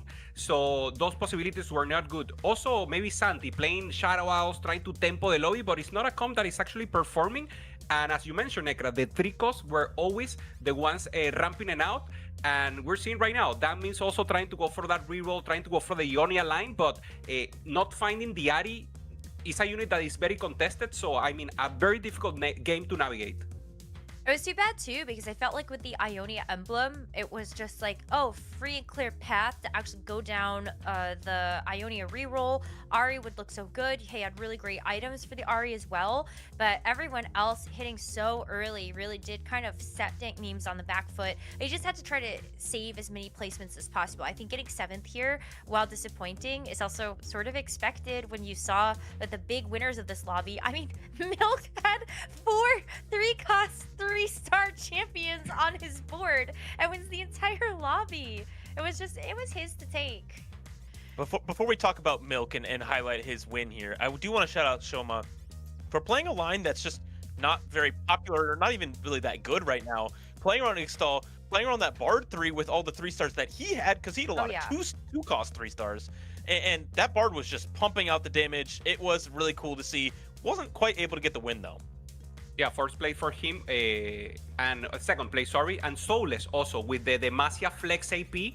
We know Demacia is very strong when you cap out with the Rise, but he just played good tempo, stabilized on 8, got the Sylas, sold the Garen, again got the Garen 2-star. I mean, playing good, and I think he has a great read also of what is successful to play. We saw this on EMEA, so I mean, I'm impressed. No level 9 so far, and we know those are the cap board. We still have a long day to go.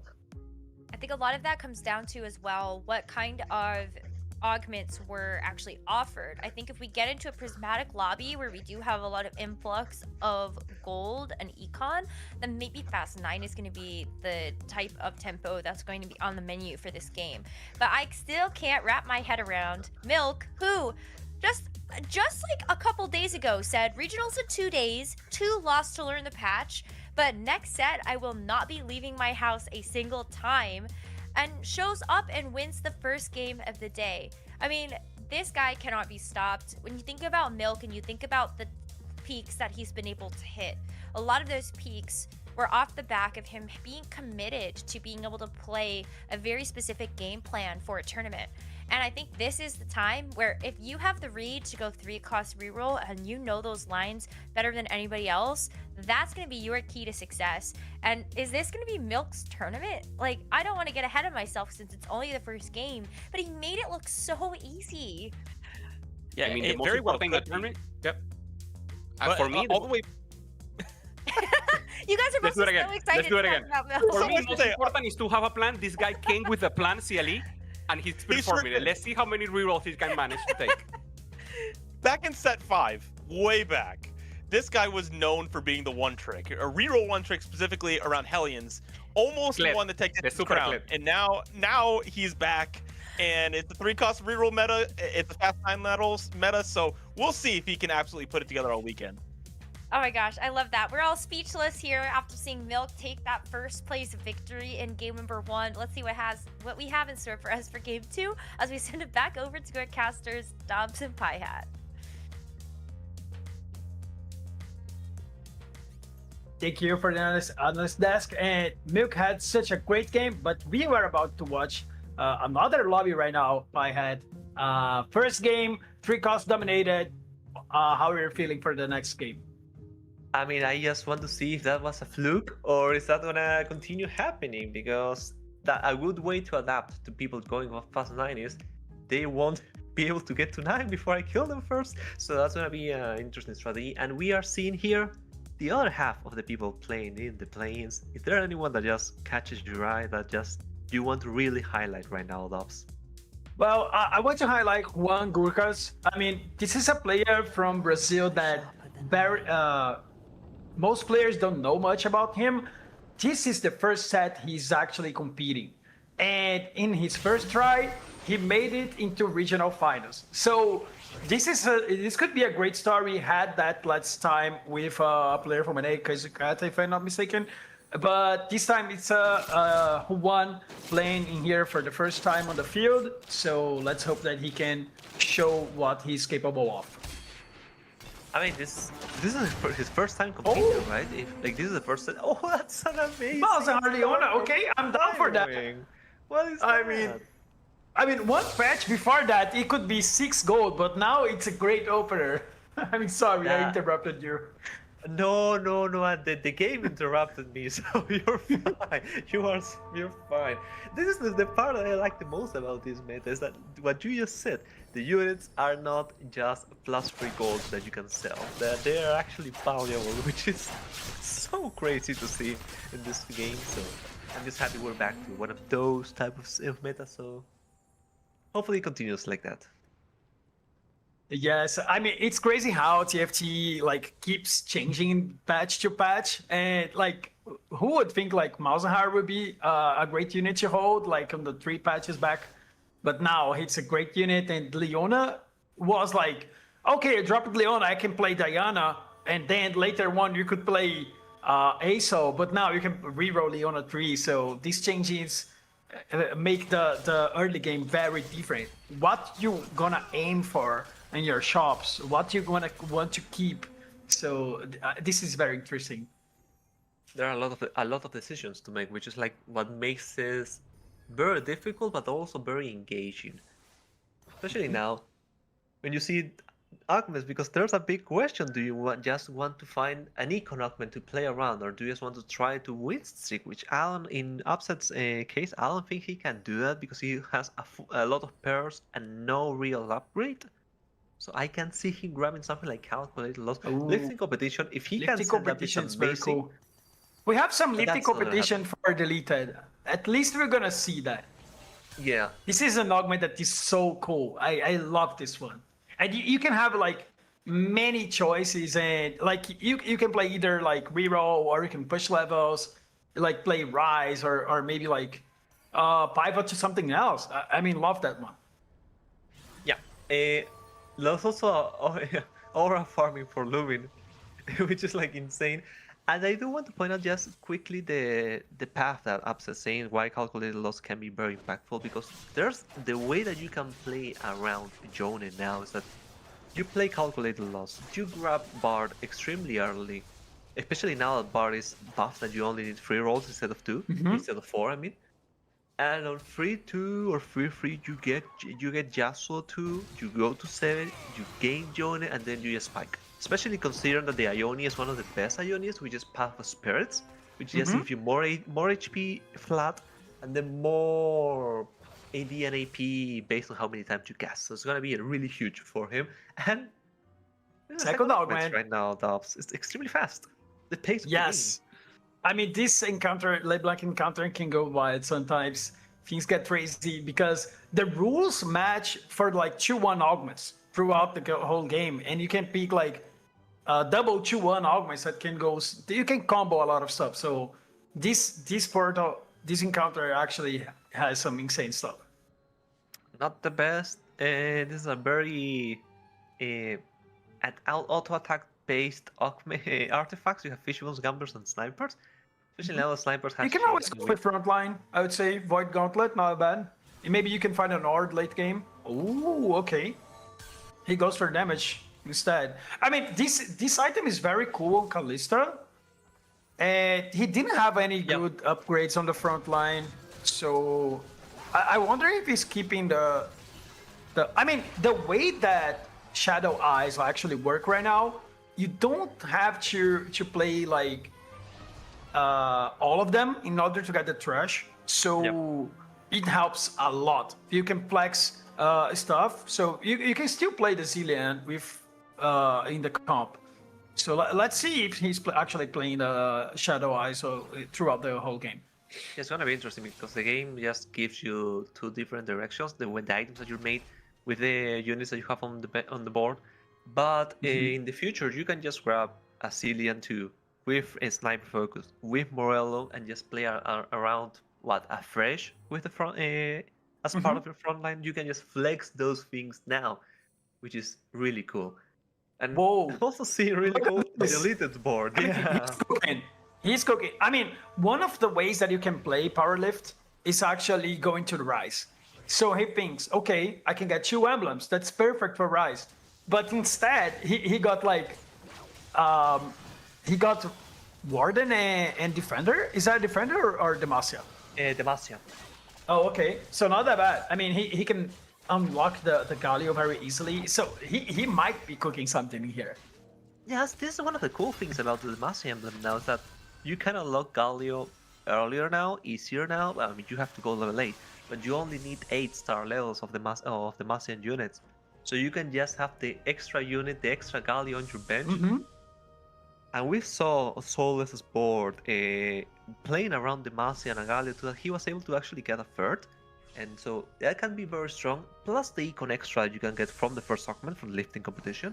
So Deleted has a very good setup and a very cool setup actually to be very inventive with the units that he flexes around. Yes, and a lot of things going on in here. Maybe Arctic Cyrex, he's aiming for the Aphelios, and he has Farming Aura as well. Okay, Kindred. Oh, Very okay. twisted one. Oh, an early Taric. Early Taric, but you have Ginsus. Not the greatest thing. And You can aim for the ASO, but with these items, it's impossible. Yeah, it's gonna be interesting because we saw this with Wabine Peter, I believe, in the last game where he tried to play around the Kindred with legendaries, which he can now do at stage 4, which is slightly easier now, so he can just go around that and flex with that combo. But that being said, I mean, there's nothing else. He just can be able to build a very strong board in stage 4, which isn't really very common to do these days with AD comps. Yeah, I mean, other thing about Arctic Cyrex is like actually playing 2 for a cost at stage 2. Yeah. And he doesn't have much gold. I mean, he could have like 20 gold on the next round. It's very important to have 20 gold. Yeah, Bard just farmed his threshold. I mean, when you're down 20 on this in this round, you might be like a little poor. But he has Bard to recover his economy. Yeah, considering that he has a lot of very expensive units on his board, and he won't be required to roll as much on stage 4 due to the Kindred. I think this is a really good gamble to play. As long as he wins, he will win now because Upset is just really wanting to lose. So this is going to be a very good setup for Arctic. He has to capitalize on this, and this is going to be very strong for him because, as you can see on the bottom right side, he already has 7 points. If he wins this game, he will be very set to just auto-qualify in 4 games. Yes, I mean, it's very important to qualify in 4 games because you avoid the last 2 games that you could be on your nerves, and you secure the day 2 very early, very good as well. Let's see what Bard gives him. Another Briar. It's going to be cool because compared to last lobby, where there were just people playing reroll, this one has a lot of variety, and GLC playing around AP I believe it was Kaiweng, I want to say, or Juan Gurkas, one of the two that had hefty rolls into each style as well. So a lot of like very different comps and they're very different plans as well. A gold orb also helps a lot. So yes, a full item for full the items. ARC. Yes, this is one of the gold. Besides the times that I'm needing like a spat, this is the best one I guess I can think of. Like very solid. It's always good to have an extra item. I think she can be very good as well. Yeah, it's gonna be interesting where he goes because Ishtal may not be a possibility because he is contested, and also Ishtal tempo is kind of hard these days due to how not as consistent it is. But you can just play around Niali maybe. Oh, something I can mention about the GRC, like he is matching his quest of Rishtal with his Oh, yeah? first augment. Yeah, he needs to keep the bench full. So like there is no drawback. He has to do the same stuff, like free mission. I mean, that's convenient that you just really want to see that. So Yeah, good for him. perfect. Also, he's gonna be very strong because he will cash out now. I think he's gonna get a new quest either this round or the next. Already has an RE2 which will be able to stabilize him throughout stage 3 whenever he wants to go. Whenever he wants to go level 8 or level 9. And Yeah, the I mean final he one- has like 4 Aries. That could be something. Yeah. Yes, I guess it's a good spot. He has decent items. He's contested a Yoni though, but the upset. Oh, okay. Upset Max is going to farm the items that he needs as he has Pandora's. Let's see if it's going to like full Ionia or if it's going to Slayers. He's playing the full greedy version of this, which is I'm waiting until free to go level 7. Other people I've seen just go to level 7 now, just cash out the six losses, and go to Johnny and free and just start win streaking. But he's not doing that. I don't know if is there's a reason to do it or he just really wants to grind out as much as he can. Yeah, I mean he gonna lose a couple more. Maybe he can actually win this round, but like if he loses, he will proc the calculated loss, and also he can see which augment he's getting. I feel that if you have like a plan to go on 7 and maybe you find something else that can push you to 9 or something like different. If you have like your gold, you can definitely choose more options in your augments. There is a small pause. Sadly, one round before the augment, so we weren't able to see what they were choosing, at least for now. We'll just have to wait and see what happens. Juan Gurkas already with 6 Nikos, and the 2 Aries. There's still a question of will they contest each other with J or C? Yes. I mean, he has to roll, right? If he cannot go level and he cannot push levels having like this augment because he would not stack at all. So he would be like down on augment. So he might contest the other player that has 4 Aries. A player is trying to reconnect, so we are going to wait a little bit. Makes sense. So hopefully he can restart their router quickly enough, because we are very excited to see what the augments are going to be for the players. But yeah, it's going to be interesting to see how players end up going, especially now that probably stage 4 is going to have a lot of people really spiking. 2 legendary units joining the fray. One of the players, I believe, had go. 2 players with this is actually a buff. I mean, when you pick like farming aura, and then the lobby is like very stacked on the early game, you can get punished. But if other player have the same augment, slow augment, I mean, this is a great game to be with this one, because Raft rolls is very slow as well. The other players farming aura as well. There is a player with the augment that you need to keep the economy in order to get the gold cash out as well. So the game seems to be very slow for at least half of the field. So you do not get a lot of punishment. And having like a zillion and a Kindred 2 on 4-2 is gonna be crazy. Yeah, such a whiplash compared to last lobby. There's also one guy, actually it was Conda, if I recall correctly, just adding up to the players that are going to be very strong later. He has, the names are like escaping my mind, but this is the one that you can't move in the carousel, but you win HP and gold extra. Bargain. Yes, very slow augment as well, right? Yes. It's Conduct. And patient study, so he's pushing. He's going level 8, level 9 very fast. Very fast, yes. He's probably playing towards the Bilgewater line, because he's playing like Craze with Shojins and Last Whisper. So yeah. I used to love this line. I mean, it's a great one. You still can play Bridgewater very well on this patch, but it used to be the best comp over the field on the last couple patches. Yeah, I do like what the call out of Honda. I think Bilge can work out, so it's gonna like I said, there's a lot of things that you can do in this patch, and we've seen probably. I don't want to invent a number, but throughout the 16 boards of the 16 players we've watched, we may have seen 12 different routes, I want to say.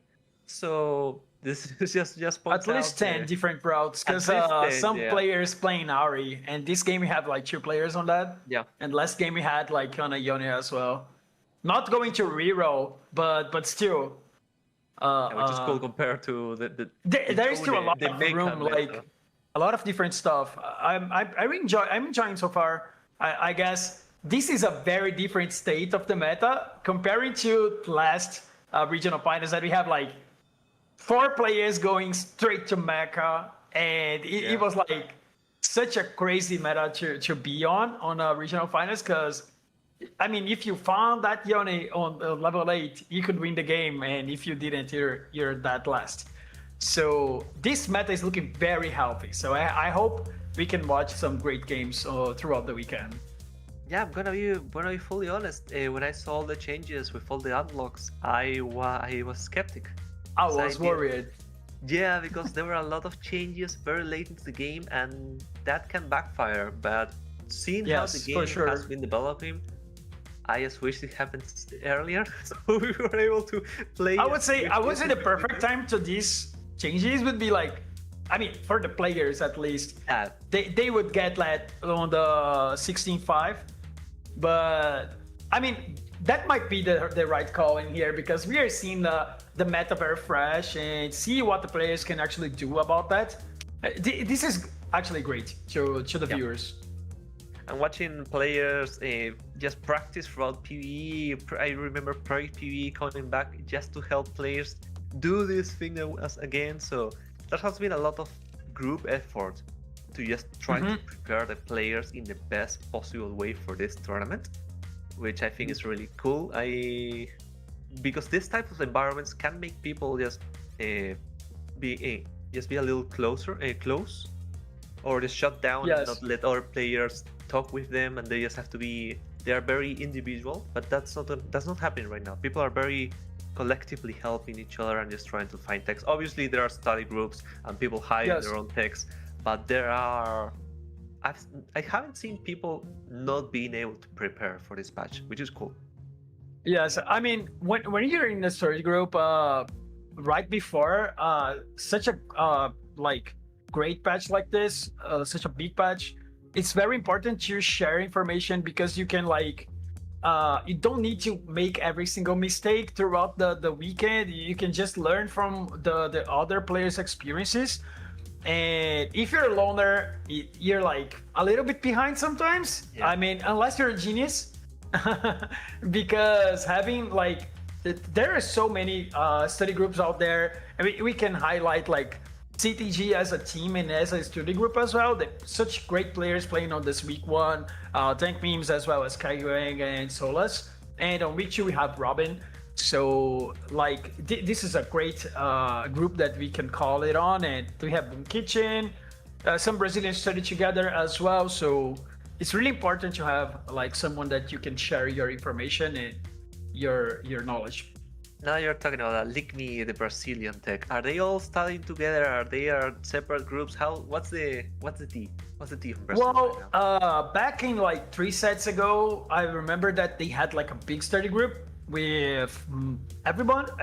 I would say that everybody that would reach the regional finals level, they put on a group, and the group got like bigger and bigger and bigger, and then somehow it imploded. I would say because like there was there's a lot of people. It was like it started like with 5 people and 8, and then every set would like arrive more 5 people, and then the group started getting so much, like it got a little bit out of control. And I feel like at some point they had like too many players on the same call, and then some players could like steal tags and then didn't like contribute. So I guess the owner of the group shut the group down, and I feel like there is like much smaller groups right now. That they didn't have any problem, but like No, of course. When I there's mean, a lot of it's- people, yeah, that can happen. Bigger groups. but like they are like separate now, but they still have like some groups that we can highlight. I mean, Copico, Vapacasa studies with Hisoka, sometimes with Toddy as well, and Quinta. That's the great players from Brazil. We have like Konda and CMB are always together as well. Eagle is with the former Team Liquid players, Papacera, VCLF, and Lucas. So some stuff is going on. Yeah, that's the cool thing. And just even a heads up for people that are just tuning in, we are having technical issues. One of the players isn't able to connect to the game, so we're just waiting for that to happen. That's why we're just japping around the competitive scene from TFT. But it's really cool that you mentioned people like Diego, because Hidden insights. it's good to see Diego being back. He never left, but being able to be back into regional finals, into this level of competition, and seeing him study with other people from Brazil and just continue his legacy, because I feel he was one of the players that was in the eyes of people and they rated him very highly, which is Yes, for sure. I mean, back since the merge of the regions, he didn't miss a single regional finals until set 13, and then he had like such a great AVP, like below 4, like 3.39 point something, which is like AVP like Asian or digital. So it's such a great AVP he had back in set 12 or 13. And he had like a great run on set 12. I remember like on day 2 of regionals, he had like 74 points. It was like crazy stuff, even before the TPC format. So it was a little bit different. You could score more points. yeah. But still, right after that, he didn't make into the set 14. And that let him like a little bit down because he missed the regionals and he missed the TPC. So now he's back at regionals playing tomorrow. So maybe he can show his best form. So he's an important player for the region. Yeah, it's gonna be. But it's cool. It's cool. It's cool to see Brazil like your ups and downs just continue going strong, especially with all the success that you all been having since TFT Americas happened. So really good. Really happy for you all. Especially now there are new players. Juan Gorkas also, I feel like, as I was mentioning at the start of the game, first time competing in a tournament. We are seeing also a couple of players from NA as well who are just newer people to the scene. Latam also has the same one with Sandy. We just saw him just in the last game. So there are still a small room for people to qualify and do the from couch to crown dream that we all want to do.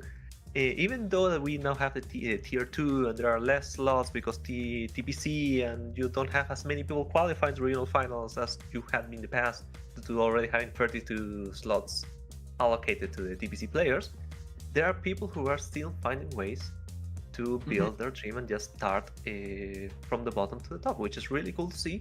And if I recall correctly, Juan Gorkas is doing really well in this game. Obviously, there's the question about Ishal may be contested, so he can. It's gonna be interesting to see how he pilots it, because nerfs can be very hard. So we just heard the info that we are going back to the game, so we will see how Juan Gorkas and the other 7 players develop throughout this game. Another pause. Never mind, I lied. Another pause.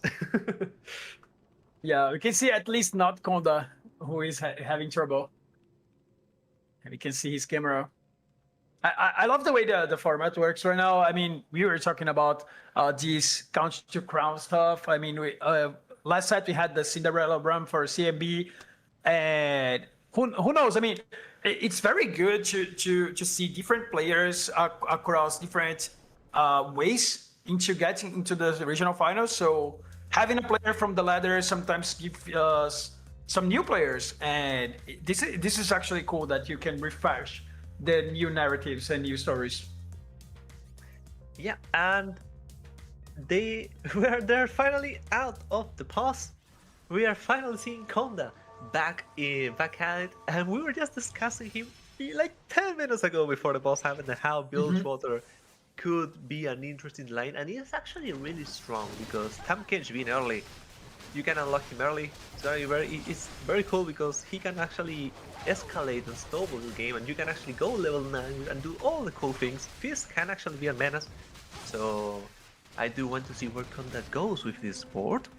And also, yeah. Who are you when you unlock the Tankage? You feed him instantly, or you wait until have like more units upgraded or level 9 or so?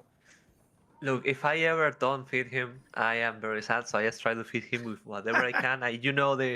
The small struggles of being a father. You have to like feed your kid. In this case your little frog. So he just becomes bigger and stronger. And then whenever you go level 9, he actually gets 2-star. We just feed him the premium stuff. The food that he deserves. Yes, for sure. I mean, the Tankage is such a great unit, but sometimes when you feed him too early, you might get poor, but that's not seems to be the case of Konda, because he has like 2 great economy augments. So, and he's looking in a very good spot. He cannot choose his items, but he's last peak anyway, so not a huge drawback.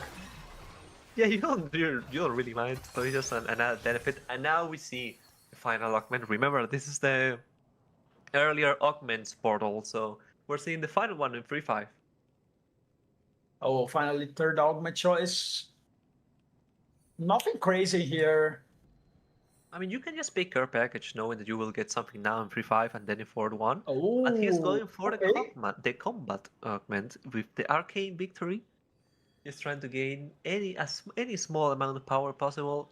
And we are seeing the boards already develop. Kaiwen playing for the Malzahar reroll. Yes, I mean, when you drop a Malzahar and a Leona, what are you playing, right? I mean perfect setup. Yes, I wonder if he was able to cash out the gold, because he's like level 7, 6 gold, a lot of upgrades. I guess we can call that he actually cashed it out. Yeah, we can check it out, because if I recall correctly, you usually cash out around 3-5, 3-6, I think, based on how much money you usually have. So it's going to be interesting. That can be a very earlier cash out for him, but I mean, we'll just have to wait and see. Yes. On the flip side, we still have the player with lift. Lift competition. Lifting competition. Lifting competition. Yes, lifting competition. Such a great augment, and he has a Wukong already. Okay, seems very good. He's holding some Demacia units in order to get the Calio. I wonder if he's gonna be able to. I do hope he goes for that, just because having the extra unit is amazing. It's just what you need, and I think I am not that great at math. I'm gonna be honest, that's my bad. I am not happy to say it, but I think this should be enough to do the third cash out for lifting competition. I mean, he should, yes. I mean, if he is not able to, he's like very near, because he needed like maybe 1 or 2 upgrades or so. I mean, it's like usually when you have 6 bruisers, you're very near to the last cash out, unless you have like no upgrades. We just saw something, which is like, it saddens me to see. Juan Gorgas got golemification from his third augment, and I don't think he did that on purpose, so that's a little... So I think he is we found our DC it sadly does. Yes. Oh, and early Zillion for R6RX. That could be something. Yeah, it will. It will Oh, happen. he's trying to get this corner the old way. Gargoyle on the back line. It's very easily. You very easily can actually get this corner right now because you just need to chin best item. I mean, it can be any item, and you can put like on a caster or a marksman. So very easier to unlock this corner. Yeah, you just do the. He just did the Stoneblade out of habit. I don't know. But Old it's very funny fashioned to see. guy. Yeah. Like, The point is, I don't like much for the discomp, the stun plate. I mean, of course, his early game, I remember he had like such a great early, and he wanted to slam this item, but having like Warmogs and then like Brumblefast, it's always better to declaw. Because you have like so many frontline units. I have to agree there. We can see people. We've seen people like solo frontlining their Skarner, but I think it's better on AP comps, especially when you're playing someone like Azol or Mel, because you just naturally grab people to the center, so your AP units can do more damage. That doesn't really do anything when you're playing Kindred main carry. So I just wanna see. It's gonna be very interesting to see how he's gonna end up positioning. On the flip side, I like that word on the flip side that you just mentioned, so I'm just stealing that for myself. Lumin finally unlocked the Fresh, very early Fresh, actually on 4-1. Yes, Yeah, I mean, he will. this is a possibility, just possible because of the changes, right? It was very hard to unlock the Thresh. I mean, Thresh is my favorite unit of all time in League, and like, I was always complaining about that. Why so difficult to unlock him? Because you could like unlock Mao and like Volibear very early if you had the setup, but the Thresh you had to wait until like 4-6. But now it's way better, so you guys can play Thresh. I mean, very easily. Yes, yes, for sure. And which is cool because I think he does a lot to the game because he can actually. He's one of the few big AoE in the frontliners that aren't like. Such a cool design. Yeah, it's very. He can actually apply Morello, anti-shred, all the things that you want. So he does a lot, and it's also 4-2 though. So this is the round where the legendaries from aura farming go into the board. Yes, and having that Zillion too is actually great. I mean, he doesn't have much gold, but that Zillion will cut so much, and like, you push him into 9 eventually. So, I mean, 3 Zillion too, right? Very good. Yeah, you are always happy because that also it's not only a combat unit, it's also an econ unit. So as we said, so that's It's perfect. Yes. very good for him. And actually, when you're playing Shadow ISO, is very important to go into that level 9 because I mean your stage 4 is very cool with Thresh 1, but in order to secure the game and win and have like a great finish, you have to start the Thresh and maybe have like Shurima or Amel or something, and you need to upgrade those legendary units as well to help the Kalista. Unless you have like Kalista 3, but otherwise you have to go 9. It feels like we're out of the meta of people just rerolling for the 4 cost 3 stars, which honestly I am slightly happy. We are seeing now Lumin against the big golem for fun. Every time we're watching a player, he keeps fighting one. That's so sad, man. We keep rewatching that every single round. It was like first time that we see his board. Oh my god. That's just unfortunate. That happened. Hopefully he can gather his thoughts and come back for the third game because he was on a. He had good points from the first game. I believe he got 4th, so he's not out of the competition. Hopefully he just gets his internet back. All right. 4 or 5 though. Such great units to pick up on the carousel, both Cillian and Azir. I mean, the Azir in here is great if you have the position to place it, because you still have time to unlock the Seraph if you have like some HP left, and sometimes the Seraph can do very good stuff on the game. I love that unit. I love Shurima in general. I think that as a concept is extremely cool. What the things that you can do around. The both Naces here. it was very bad, but now it's very cool as well. Yeah. Such a great unit. It's very good to play that synergy. One of the questions that we had at the start of the game, throughout the game, was what's going to happen with JRC and forgot the name. It was one. One of the other rerollers. I was one. Oh, No. It was Upset Max. GXC and Upset Max. Oh, I guess one was on that line as well. I mean, 3 players was playing. One had the hefty rolls, right? So I guess yes. that's a blessing in disguise for the JRC. That explains why he. But still, I said Upset Max and JRC are playing Ari. Yeah, I believe Upset had the calculated loss. Sure. So he's also still in Aris as well, but he is on this. Oh my God! Look at that Zillion new unit, man.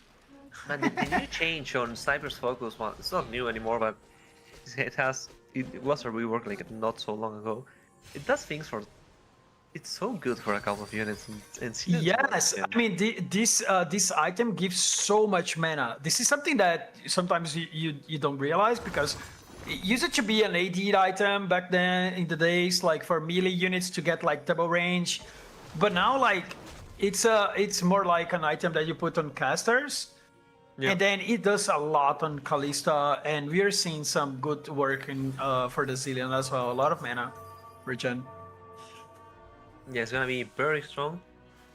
And on the other side, Conde just want to do the small highlight that he now just unlocked the Kench. The Kench has been unbenched, so he will start slowly feeding. It took a while for him, right? I mean, yeah, it's crazy. I mean, hey, maybe he didn't find the 7 Bilgewater soon. Yes, both of them, because he didn't get 7 Bilgewater for a while.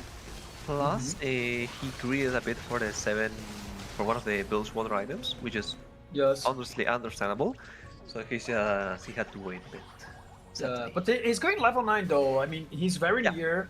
A lot of gold on the bench. He's level 9 in the next round for sure. I don't like much his third augment, but he needed something like some combat. So it is what it is. At least he's going to have. I mean, maybe he can find the second stun if it lasts. Yeah, that would be ideal. He will be level 9 probably next round, so that should be perfect for him. I am trying to check on the status of everyone's boards and see what is going on. And I saw, and I believe like people are already hitting. We saw Amelia free right now in GRC. I think the Malzahar is very close to hitting. We see obviously the Kindred and the Cillian. I think the deleted hit also as well. So everyone is starting to catch their final versions of their boards respectively. Malzahar free for Kaiwen. Okay, Smart 3 can help find the Ari, but even though it's contested, Zoe 3 as well. Kaiwen's such a great position, right? I mean, Malzahar 3 and Zoe 3 still early in the game. I mean, 4-1 is very cool, having that unit at 49 HP. Still don't have the Leona though. I don't think that's gonna happen at this point. I had 6 Leonas. Yeah, okay, maybe I'm a non-believer. But he will eventually get them. He will eventually get them. Yes, I mean, he still has 30 gold and he has great combats, Spirit Link, very cool. And also, Preparation, this is an augment that I didn't see much recently. Yeah. I feel like that's one of those augments that that are benefited from this portal, because it's very hard to justify grabbing it on 2-1. Yes, it's very hard, Now you that miss you Econ. have, exactly. But in Kaiwen's spot, he had the Econ augment on 2-1. So he already had the Malzahar and Leona, right? Exactly, and he also had those units. So this is one of the 1 in 100 spots that you can actually grab preparation and be very happy. Yes, I feel this augment was. I mean, back when they launched this augment for the first time, it was on Dragonlance. If I'm not mistaken, it was so OP. I remember like that Gravy Seraphine comp. It used to be one of my favorites, and this augment was like really strong back then. But I feel this augment fell off. I mean, it's very hard to find a way to play it, but I like that he recognizes that he could play it on this game. So let's see how he's going to perform at the end of the game. Basically, looking at the HPs, as were expected for this type of level, HPs are actually very close. People are just trying to, kill each other. Oh, here's the Leona tree. He hit Leona way faster. Yes, that's my bad. I was a doubter. I will admit it. You're a doubter, man. I mean, he had 30 gold. I mean, it was such a great roll. I mean, he was 3 Leonas off. This is a great unit to hold, at least, Chivana. Oh, I can sell the Diana and make 10. Okay. Yeah. Unless you actually want to land that out, you want to prepare the Diana for level 8, but you are not being level 8 for a while at least, so... Yeah, I mean, I wouldn't hold the Diana, because you don't need any damage. But I guess I would hold the Shyvana, because it's a great unit to, like, you can level 8, 0 gold, and put a unit that's going to give you like aura benefits. I can see it.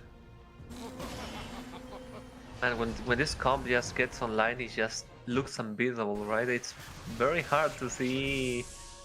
The same thing happened last game with Mel. As soon as he hit everything, there was nothing stopping that comp. Yeah, Konda was like such in a great spot in the mid game, but now he's falling off a little bit. He still need the TK 2-star. I mean, his board is actually he upgraded the Shyvana and the Swain, but he doesn't have like a real carry to help him out on the damage. Yeah, one of the ways that you can actually cap out the Bilgewater is just playing around Rice, just getting Rice Bilgewater, especially with the item that speaking of the level, Rice pair. Rice pair, yeah, that is true. He doesn't have the items for it yet. He's still keep the items on the Cillian for now. But I mean, he has the items. I mean, if you were able to get the Rice tier, you can like transfer. Yeah. I mean, yeah. Yeah, that's for sure. We didn't mention it, but JRC died, so... Yes. We were focused on other stuff, but JRC played contested Ari, so not the way that you actually want to do that lane. It's very hard to contest a 3-cost lane. Yeah, because there's something interesting on free cost, because with every reroll actually is, when someone rerolls, it benefits the other people that are rerolling, so in a way you're helping each other out because you're lowering the pool of free costs. But if someone is playing the same unit as you are, your chances of actually hitting the unit are so low. Small pivot. Watching, I wanna point. Wow, delete is such a great board. If we are able to watch that board again, we can see the Galio on the rise and how he was actually. Lumen sold the rises. Oh, nice. He's giving the rises to delete it. What a nice guy. He was like, maybe he wanted to go for the trash, and Rise is very expensive. I mean, 14 gold. I mean, it's a lot. Oh, Konda had the Tanking 2 now. Let's see if it's enough. Hinder 2 as well. This is the end game of Bilgewater. Just get into 9, capping around the Euro 5 cost, being overwhelming the other boards. Oh my god, this fight's so close. Look at the Cillian work. Ooh! He almost made a clutch. Almost. He is alive, but just with 3 HP. And on the other side, I really like this. I like the concept and the idea behind this board. We were discussing that he should find a way to delete the needs, find a way to get the Galio and just unlock him and just play like that. I mean, this comp is like, I mean, you have to be like Elon Musk of TFT in order to hit everything. I mean, Rise and Silas and Galio. I mean, Galio is like I 5 cost on your bench. I mean, it's so much gold. And he also has a Silas on in his bench. Yes. I mean, Silas on the bench as well. So very hard to hit everything. He got a Braum. I don't think it was the thing that he needed. Yes, it's a very like finicky situation that you're putting yourself in because you are prioritizing your. Oh, that's all. Right on time. He had to sell something. To go. Yeah, Bolivar has to go. Rice is so important here. Yeah, I mean, he was like trying to get the best out of the comp, but I would say he was a little bit greedy to unlock the. It was a little bit to unlock the Silas, but I mean, thinking of he was able to get the Galio, so he needed to upgrade the Garen, so he would like have to unlock anyways. It is a small pit stop, and now you're seeing Josué a little bit one guy twice, so that guy is extremely dead right now. I mean, he's so strong. I mean, that Rise has like so much power. I mean, his items is great. His front line is it's in normals as well. I mean, wow. He has like Braum, and Braum is outside the Freyord. Okay. Yeah, that's the only thing that I'm a little like doubtful about, but it's cool because you are prioritizing not the Braum part, but the units that he has, because he's prioritizing buffs for his Rise. He has 4 Demacia, but even though he has 4 Demacia, yeah, I mean, if you don't actually care, right. yes. Yeah. If you have like great things to your Rise, you don't. Oh, okay, so against Konda. Oh no, man. Let's see if it's enough. Who's gonna die here? Rise against MF and Kindred. I mean, both players could win the lobby if they had more HP. I mean, if they were not in the same lobby, one has to win, right? The Ascension seems just to be deleted. For Rise is scaling as much as he can. Oh my god, look at this fight! It was close. Konda's still alive. 1 HP for Konda. And maybe Josué can actually get away with this game after this. Yes, I mean, he's very strong. Okay, good upgrade. He can still feed the TK on this round. Okay. Okay, he's going to feed him with AP. Yeah, he just need to feed whatever you have. He has items on the Shyvana. I mean, I don't know if I like tank items on her. I have to agree. Yes. I'm personally fan of Shyvana. Change it TK items. I don't know if Good positioning though. Tank the monster part. Yeah, I'd rather have the items on either like Wukong or Swain. And we're seeing like 2 very catastrophic fights. On the one hand, Konda, his front line's already gone, and on the left side, somehow his front line just like missed. Yeah, it was a crazy fight. He seemed to be winning, and somehow he had like no front line at all. Nah, just a 5th place for Bilgewater. You don't like to see that. Sacom that has the chance of actually winning a game, so that's a little unfortunate that it just didn't work out his way. I feel like his third augment didn't help much. I mean, this is an augment that gives you like a whole board stun, but it's very rare to see that working like twice. So it doesn't pay off many times. So he ended up being 5th because maybe because of his third augment. Yeah, I can see that possibility, especially now the boards are getting extremely capped and fights can be decently fast. So the X-ray, whenever the arcane victorious pops, it can be already too late. We're seeing the fight now. Arctic is gonna fight against Upset Max. One of them is for sure going down, while the lead is gonna try to survive against Kaiwing. Oh my god, let's see if the Yoni can manage to do something in here. Got stunned. Good ult on the front line though. The Canning Tree is doing very good work in here. He dropped. Just get into the backline? No, not okay, anymore. maybe that's enough. I mean, this Kindred unit with Senna is so good. I mean, this comp has been good like throughout the whole set. We're so close, the cast. Boss fight, yeah. And Josue deleted basically 8-0'd Kaiwen because Kaiwen had 21 HP before this fight. Now he's sitting at 4. Ooh, can he afford that? What does he need to sell? What?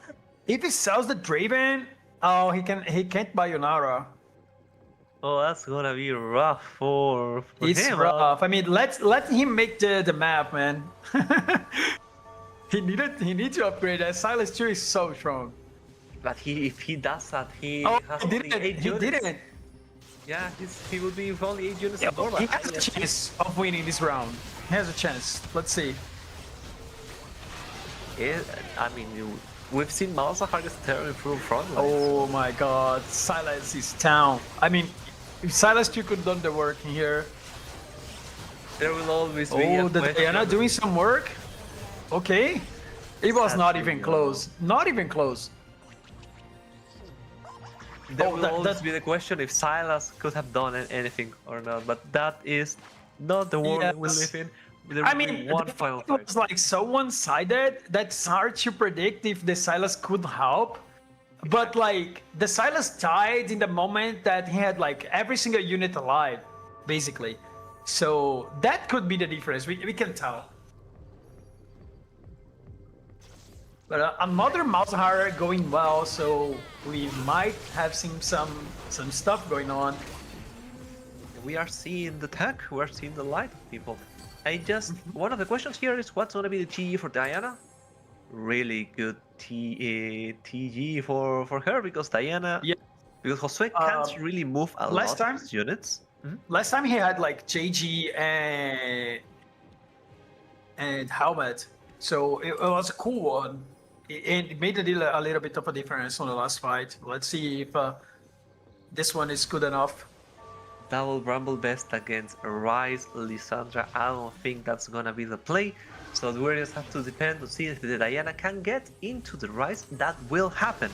So can Diana kill Rise before he ascends? That's the biggest question of this I fight. don't think so if these items. Oh my god, this prayer rise is so big. Diana did nothing. I mean, she couldn't hasn't even moved. cast. She hasn't moved in the whole Yes. fight. I mean, it's not even close. What a game from deleted. Securing the game for Scrapping. them. Well played. Jose won a game. He is coming back after the less than ideal TPC. He is making the comeback and saying that was just a fluke. Real finals are my jam, and I'm happy that he actually won the game. So a really cool board, really cool direction, and really cool the way he ended up playing it. And of course, I'm gonna glaze him because he's from my country. Because let's go Peru. So I'm biased. Yeah, such a great game. I mean, we were talking about his early game, right? Lifting competition with the emblems. Such a great combo for Rise. And he barely missed that on the last time. He was one HP away from the game, and then he got the Rise to never lose any single fight. So great game for Bahu as well. That will be, and there are just 2 games already in the history books, and at least 2 more to go before people are getting eliminated and qualified as well. So let's go for a small break and see what the analyst has to say about this.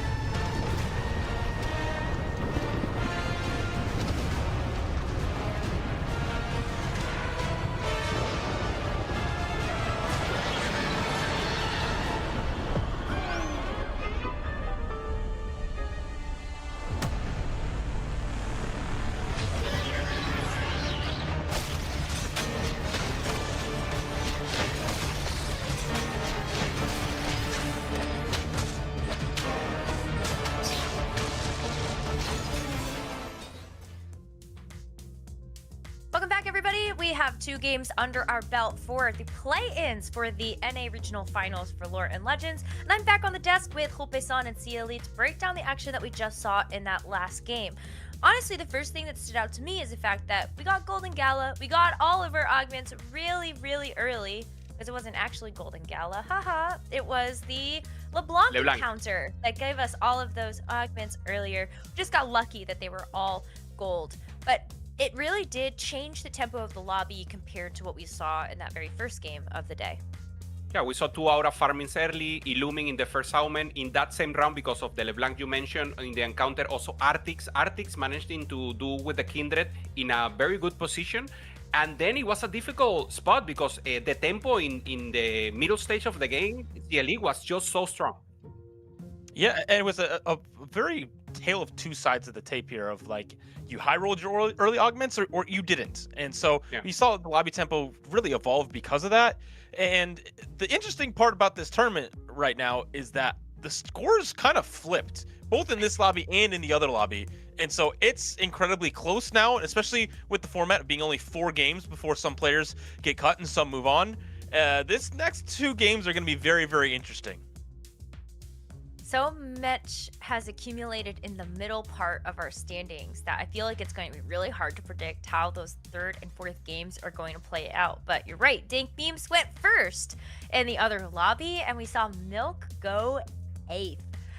Wasn't as much 3-cost reroll, I think, from either the top or the bottom end, but I think the players that are managing to get that 3-cost reroll on the line are still sitting very stable in the middle of the pack for all of our lobbies. So we saw a couple of players even in this game go for those 3 stars, kind of thinking like Upset Max actually is one player that stood out, right? Hupe, you saw a pretty big reaction from Upset Max. Yeah, there it is. There it is in the camera. I mean, Ari 3 losing in that moment was tough. Also, Kaiwen with the Malsa 3, Leona 3 in a good position. And this was the final fight. Jose Delite is just too strong. Has the Rise with Demacia +1 with the emblem. Also has the Freyo, and we see the small celebration there for Josecito. This is a guy that wants to return to TPC, and this first place is exactly what he needs.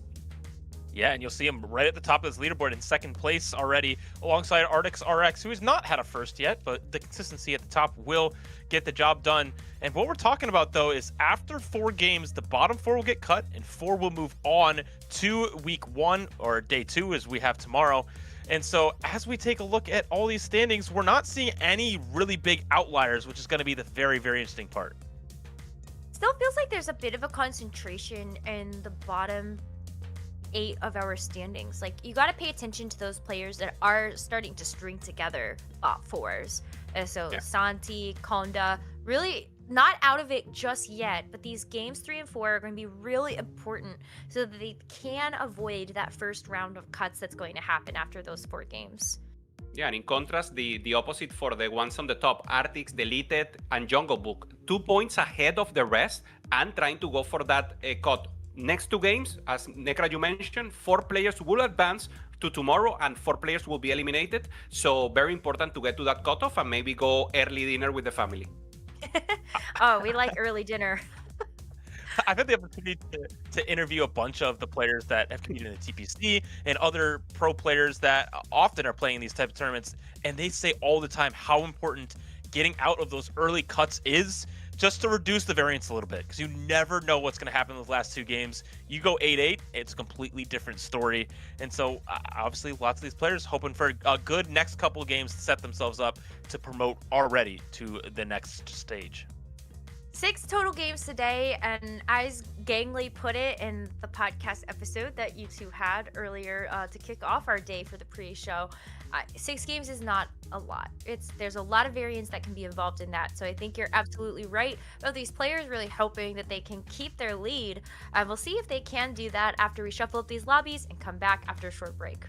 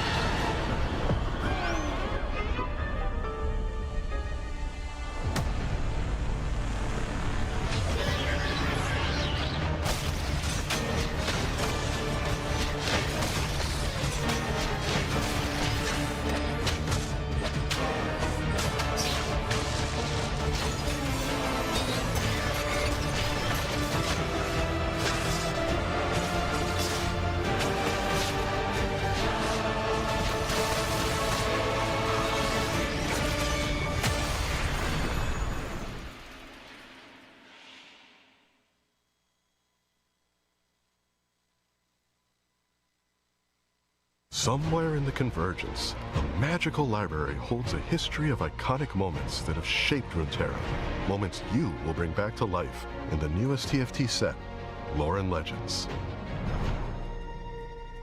This is TFT's biggest set, with 100 champions total, but you'll only start with 60. You can build plenty of comps from that initial pool of champions, or you can complete quests each game that will unlock new champions and comps. These quests reimagine epic Runeterran legends. For example, you might want to unlock the hot-tempered barbarian, Tryndamere, but you'll need his bloodsworn, Ash, with 2 items before he can fight by her side. Not every quest is that simple, though. With 40 total unlockable champions, you'll have many paths to victory. Maybe you have a 2-star Lux, Garen, and Jarvan IV, but get the sudden, intense urge to betray Demacia. No judgment here. Sell them all and you'll unlock everyone's favorite manacled mage, Silas. Want to know if you've discovered every unlockable? That's what the Lore Finder is for. Each time you discover an unlockable champion. Welcome back, everybody, to the broadcast. I've got my little legend with me. I think you saw his head off to the side there. But I'm back with Hupe as well. We're excited to be able to bring you through this next game. Yeah, I mean, we've seen already, we've been treated with great comps, volatility also, Milk winning first, then going 8th, playing with, his style with reroll.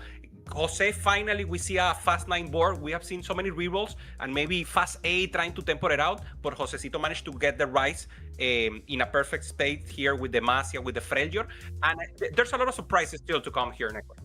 I think so too. I loved the way that Josue was actually cooking with that particular Rise comp. I feel like every single patch, it's been, how can we figure out the easiest way to get Rise online as one of the strongest compositions in the meta? And so I'm really excited that we got a chance to see at least one of those cooks come to the kitchen. But as we head into this next game, we're really going to be taking a look at some of the players that are sitting towards the top and the bottom of our standings. Yeah, the first one to mention is right here, RTRX on the top of the standings, just above Josecito Deleted. And Artix is a player that is not a stranger here in regional finals. He already been here in Cyber City. He's been playing amazing, playing flexible, at least the first 2 games. Obviously, we will see what else he can propose. But, I mean, he's winning. He's doing what he must, and he's trying to keep winning this next 2 games and just advance directly to tomorrow and not have to play game 5 and 6. Yeah, that's exactly what's on the line for our players towards the top. They want to just be promoted to the next day of competition. And for those players on the bottom, they're hoping to avoid that first round of eliminations that will happen at the end of the next 2 games. But, you know, I think like a bigger picture, we're looking at really how the meta is shaping up for the rest of the weekend. I feel like we already got to see, you know, a sprinkling of those fast 9 boards, but a majority of what we've seen on broadcast so far really has been about those 3 costs. So right now, Hupe, my eyes are on, do we see any 3 cost champions come out of these creeps, and who will they be? Also, something you mentioned before, the goal augments. When we get goal augments, normally we see more of those reroll possibilities. We see maybe more duplicators, more direction to go for that. We haven't seen Prismatic to start, so I really want to see that possibility and see people maybe fighting out for that fast 9. We haven't seen Mel so far on broadcast in these 2 games. We've seen Syla, and there it is! We have Prismatic to start. What kind of whisperer are you that you're like, I want to see prismatics, and then we just see them click the button and we've got prismatic augments? Oh my god, upward mobility here for Lumin, level up for Santi, already going directly to that fast 9, and there's some options. We know the Demacia Flex, we know the Mel as a possibility, we know the Rise, and obviously normally a lot of people are trying to go for that Rise, so not everyone will go 2-star, but there's a lot of carries right now on the end game, so it will be very cool to see how they cook. Yeah, I mean, I'm interested in, that trait tree. I feel like that was an unclickable augment towards the beginning of the set because emblems just weren't that strong. But now that they've received the little buffs that they did a couple of patches ago, I feel like those have been really exciting. So we do have the trait tree from Arctic's RX. We'll see those emblems in a bit. Actually, we'll see them now. Ionia and Warden. Ooh, these are pretty good. Yeah. can a lot of options here. Can go for reroll. Already 2 players going for that reroll line, so he will have to maybe look for something else. 2 players with prismatic ticket in Shoma and Peter, so that this will be all reroll players. We already saw the Malzahar with Zoe. We saw the Ari as a priority. We saw the Ixtal that we didn't think we will see reroll. Maybe Tempo Ixtal is already working and got a good second place in last game. So, I mean, possibilities are still open here. It's interesting because I feel like if I'm presented prismatic augments in this patch, I would rather take something that's going to give me XP or econ. But how do you feel like 3-cost reroll will actually stack up to some of these boards that might want to have a bit more fast 9 presence?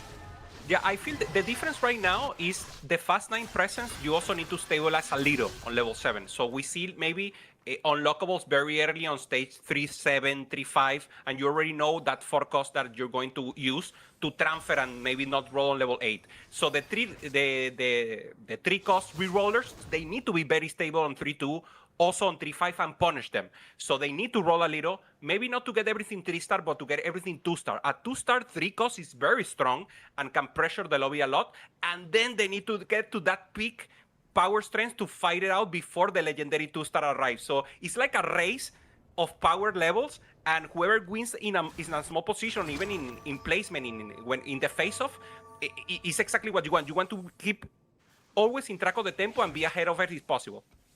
So what I'm hearing is you hope you hit and get lucky. Some of it. In summary, yeah, exactly. All right, well, Gunslinger Kiana is a first for me.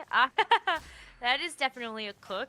But where do you go from there? Because I see the Bard, I see the Gunslinger emblem. I feel like easy looks is to go towards something that's going to have Zaun as a part of it. We saw that Gunslinger Warwick game in game 1, but how contested do you feel like that might be as we look at the overall lobby? Yeah, so far it's not contested, so that's exactly the line we have to go for, but we don't have the early game for it. I mean, the emblem already gives you direction, so we have to pivot into that, and for now, use the bar, try to get some additional rolls, just try to save economy, try to get some Ixtal in, maybe small cash out, and then transfer as soon as possible to that Warwick that you mentioned, Necra. Ooh, what about comeback story? Have we talked about JRC at all in this game? Looking at it, you do have the early build water setup with the bruisers from obviously like the Shen. Oh, and the spectral scissors. Oh, how fun! Sorry, I got like totally sidetracked by the Gwen that showed up on my screen. Yeah, now more possibilities, right? Because you can cook a little more, try to get some tempo in. That means for now, not in a great position, just in a win-loss state without economy. So this is probably one of the worst places you want to be in the start, Necra. If you're winning and losing, you want economy, or you want to keep winning, obviously, with pressure and tempo. And this is the difficult thing. I mean, for now, we see Illumine, for example. Upward mobility, I can lose, I can win, I don't care. I know I can go level 9. I just need to maintain economy and get that threshold. Right. It's hard because I feel like if you are having the flip-flop between winning and losing, it's like econ is just so important. And I feel like, especially when I'm playing, maybe this is just like a skill diff on my part, but if I'm not having those win streaks and getting that extra influx of gold, I feel like it is super, super tough to kind of pick a direction from there. And also just like have the money in general to actually stabilize when you see the rest of the lobby also doing a roll down. Yeah, no, I mean, 100%. It's not only you. I think it's most TFT players. It's very uncomfortable to play in that level. And that's what differentiates these guys, right? They have a bad spot and they know maybe, okay, I can play for 5th, I can play for 4th, because you need the game to help you with your game plan. And normally, if that game plan with the tempo of the lobby gets punished, it's not a good spot for you. That means right now, trying to go for a little more tempo. And we see Peter here, Necra, almost full open, doing exactly what we say, full economy, going for the lose streak, and now trying to get as much gold as possible for the prismatic ticket. I mean, it's perfect for dank memes, though. He's able to actually keep 10 while also holding on to a Mundo pair. And I feel like now he's really starting to put that board together that we were looking at that Gunslinger emblem for. But as we're also taking a couple looks around the rest of the lobby, I'm seeing an early Zoe here from Santi. How fun. Oh, but didn't take the Leona. Okay, having some options here.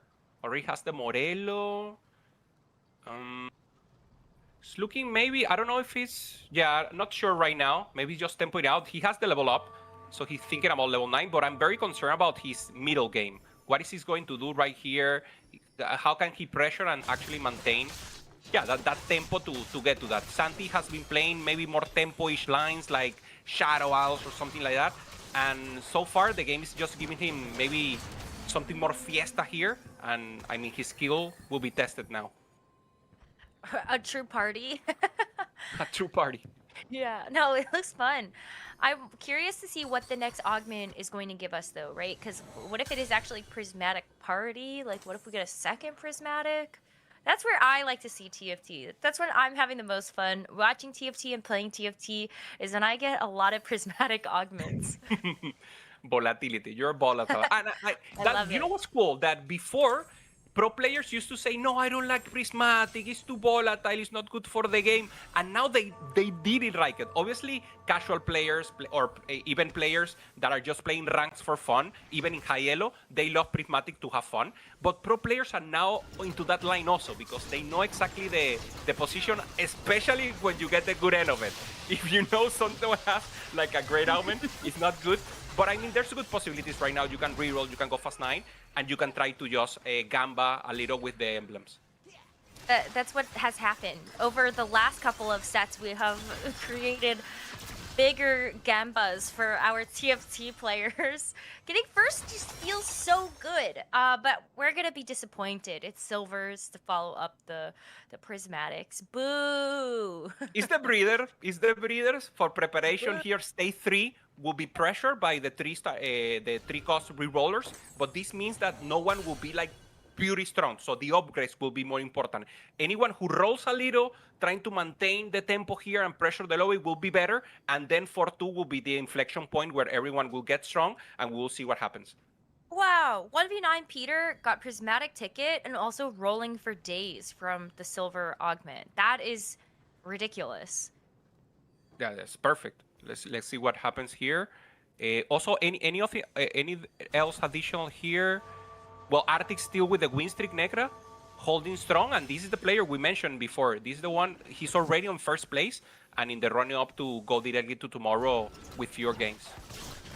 I feel like if you get a win here, it feels almost guaranteed you will for sure make it, I think, through from games 5 and 6 unless something goes horribly wrong.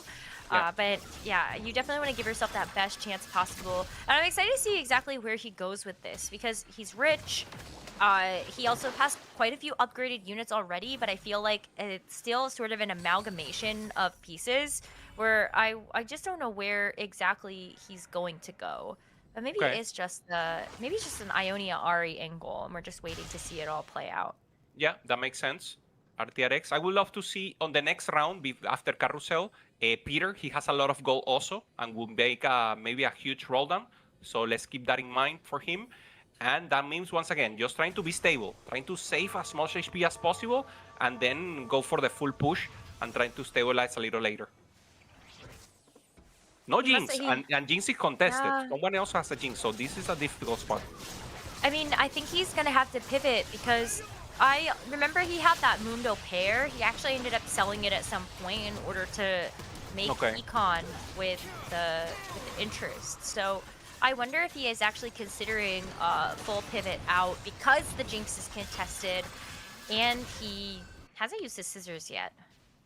Yeah, holding Ilaoi, holding also Cho'Gath with some possibilities. Boy, it's not a thing right now. Only the Malzahar is interesting. So yeah, difficult position. Let's see how he cooks and manage to assemble here 4 costs that are very important. Taric, very good. We know it's a AP heavy meta in general. Also, Alessandra could be interesting. Illuming maybe going for that Demacia line could use her.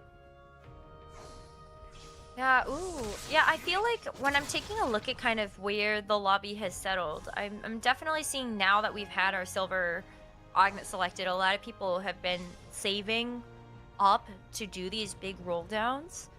And I'm curious because, like, yeah, Upset Max already has that Jinx online. So I do think that Dank Memes has to consider pivoting, but this huge roll down from 1v9 Peter, he's already putting together the Zoe board with the rest of these Targon units. Yeah, needs front line here. Needs at least Loris 2. Okay, there's the Leona, exactly what he needed. And now he's stable. This is perfect. This is exactly what we have to do. Going to 10, so not breaking 10, also important for him. Has a good carry, has a good tank. Good position for now. Keep the pressure up, and now try to look for combat on 4-2. He has really good items, too. Yeah. Gets the Shojin plus the Jewel Gauntlet and the Nashers for the Malzahar. Feels so nice to also be able to have that Disruptor already put in with the Piltover from that early Seraphine hit. And so, yeah, this looks amazing. On the other side, we see Santi has actually started to settle into a bit of a Void look, because you do actually have that Kaisa that got unlocked there next to that Kog'Maw. But you were saying you don't like the Void right now? No, not really. Haven't seen it that much on ranks, haven't seen it on EMEA also regionals. I feel it's useful if you get it so for a while, but you need to have another plan. It's not a comp to even fight for the top 4. So let's see what Santi managed to do here. Upset Max found an early misfortune. That might be nice to be able to put into the board. But board costs are in a weird spot, it feels like, from what we've seen from our games so far. It really has been indexing towards rolling on level 7 or just bypassing level 8 entirely and trying to go to 9. I don't know where Misfortune fits into all of that. Even though we saw a Misfortune board in that last game. Yeah, Choma is doing exactly also what he has to do. Also a reroller, but stabilizing here strong. Kennen 2, Ari 2-star. Finds Lucian Senna just for fun. That goes perfect there with the Jhin. And now he's in a good space to try to pressure the lobby. But once again, they will be strong maybe for 4 more rounds. And then the legendaries will start to appear. The 2-star 4-cost would appear. And the tempo will change. So that's a good question for you then, Hupe. When you are playing 3-cost reroll and you do have all of these other players that have level up, upward mobility, you know they're going to be going towards level 9. When is the point where you want to have your 3-costs 3-starred? Before they have the legendary 2-star. I mean, it's difficult because it's not easy to figure out. You need to, it depends on the augments. I feel it's like chess, right? It's the middle game of chess. Like normally you start, you know what you want to start with. The end game also is, you know, the board. But in that middle phase, when to roll, I feel that's the magic. I feel that's why these guys are here and know exactly, has the sensibility to know, okay, I need to roll here, I need to gamble, and maybe the possibility is to roll and hit are low, but I need to do it because my life is running out. So you need to consider so many options that, I mean, it's just, it's volatile. I feel you need to test and see the lobby, and of course, pray to Mordog and the rest to try to be a little lucky for sure. I mean, look at Arctics though, 100 streaking. 10 win streak already put together here at the beginning of stage 4, and it doesn't look like it's really going to be stopping anytime soon unless I have grossly underestimated the power of Void. But yeah, this board is sick. I love the Yone. I mean, it's great items as well with the Bloodthirster and the Titans. And all the emblems he's really put together is something unique. Also keeping the pressure up and not losing against the 3-cost 2-stars. Now maybe losing against the Kaisa here from Santi, but no. No, he wins Access to the backline front, yeah. And for Santi, this is bad because he will need to do huge roll down here, and he's playing Void, a non-premium comp, and now we go with Golden. Okay, so Prismatic into Silver into Gold for our augments, and Shoma, that was such an easy insta pick when he saw it. And so Artemis, yeah. I'm trying to. I'm figuring out what that is. Give me 1 second. Yeah, sure. I mean, Artix here rolling. Normally you wouldn't roll here, but he has a win streak, so anything he can do to maintain this win streak, and he already, even if he doesn't play, he already has a 5th because of HP. not finding much here. The Swain helps a little here, getting Arcanis in, but nothing improved a lot here for him. One of Leona for Peter, low in HP, trying to get that punch. Already has the Malzahar, already has the Zoe, just needing the front line right now. Which Very is so close funny. Yeah. It's like you get everything else together, but yeah, that front line is so important. He's holding up at least for now. One off, I mean, very good position. Normally, on 4-2, hitting almost everything in your board is great. Only one off Leona. If the game maybe smiles a little to him, having Leona right now, he will be, I mean, on a win streak at least until 5-2. Oh, I was like, it's one of the 3-cost things. What Shoma picked was 3 threes, so we did get those 3 random 2-star 3-cost champions. And everyone else kind of took something that is going to either give them combat power or give them a bit of that economy as well. Oh, what do you think of this Void board? Okay, Santi has level up, so he ensure goes to level 9, and now he needs to cap out with the legendaries. Let's see what he goes for. Doesn't has his carry 2-star, so I truly believe there's still a chance for him to pivot out of Void and go something else, but the game is not helping. Has a 6, a good unit also. There's a Kindred, pair of Kaisa, but I think he will stay. He needs to use this Kindred, and I feel Santi here is just trying to fight it out and get a 6, maybe a 5th if he has very lucky, and avoid the 8, but not much right now. Maybe helps out that you're playing against a board that does only have 1-stars in the back, but it is going to be that 2-star Warwick with that blue buff and that Titan's Resolve that is just completely shredding through that front line. So Daymeans actually did start to put something together. I love the Asir is so fun. I love that champion. I mean, it got buff. Now more damage. Asir used to be only for the soldiers, and getting that beefy frontline, good utility, and then getting maybe Serath or the Renekton, pretty good units. And now it's hitting good. It's like a good holder for Guinsoo's, good holder for Archangels, and a pretty good unit. Also more damage from the soldiers in the new patch. That extra damage can certainly start to add up, especially when you're looking at something like the Ginsu's on the Jinx, also helping to stack and ramp up that damage. But look at that, 1v9 Peter did finish out the Leona, has that 3-star. That's very nice. What else is 1v9 Peter really missing now on this board? Because I feel like not it's much all really. there. Normally this board is already assembled. You don't have a possibility to ramp up. That's why this board is very good for top 4, but normally it doesn't cap out much longer. So I mean, he did what he had to do, and now he would pressure the lobby fully. He needs to punish the rest of the lobby and ensure that the people don't cap out before his composition starts to lower in cap. Ooh, Rift Herald 2. Gosh, I remember when everybody was going Draven after 3. that unit. Wow. This is vintage. This Draven is cool. 3 going for GP3. GP3 was also buff. I want this to succeed, but I'm not really sure what will happen. Did you call this vintage? Vintage. It's vintage. Yeah, it is. No, it's just so funny because I do remember when the Draven 3s were really starting to take over the lobby. But I feel like you're kind of, maybe it's just me, but I always liked to put Rage Blade on him just so he would stack faster. But I know that was actually kind of unoptimal. I think the extra attack speed wasn't really, you want just a lot of damage and crit on Draven. It's always the same problem with Draven. He needed that base AD, and that was the moment when he was good, when the base AD was high, and it's exactly what you're saying. So Guinsoo's only gives you maybe that possibility of ramping up, gets the GP3, so in a little better position right now. JRC middle of the table, and at least for now, he will be strong. But I mean, you compare this to Peter's Malzahar board, and Peter's stronger. So I mean, JRC once again is just trying to pressure the rest of the lobby and trying to keep them from getting to level 9 in a good position. It would be nice if JRC could finish out some of these items, you know? Like, you have this open belt and this open bow.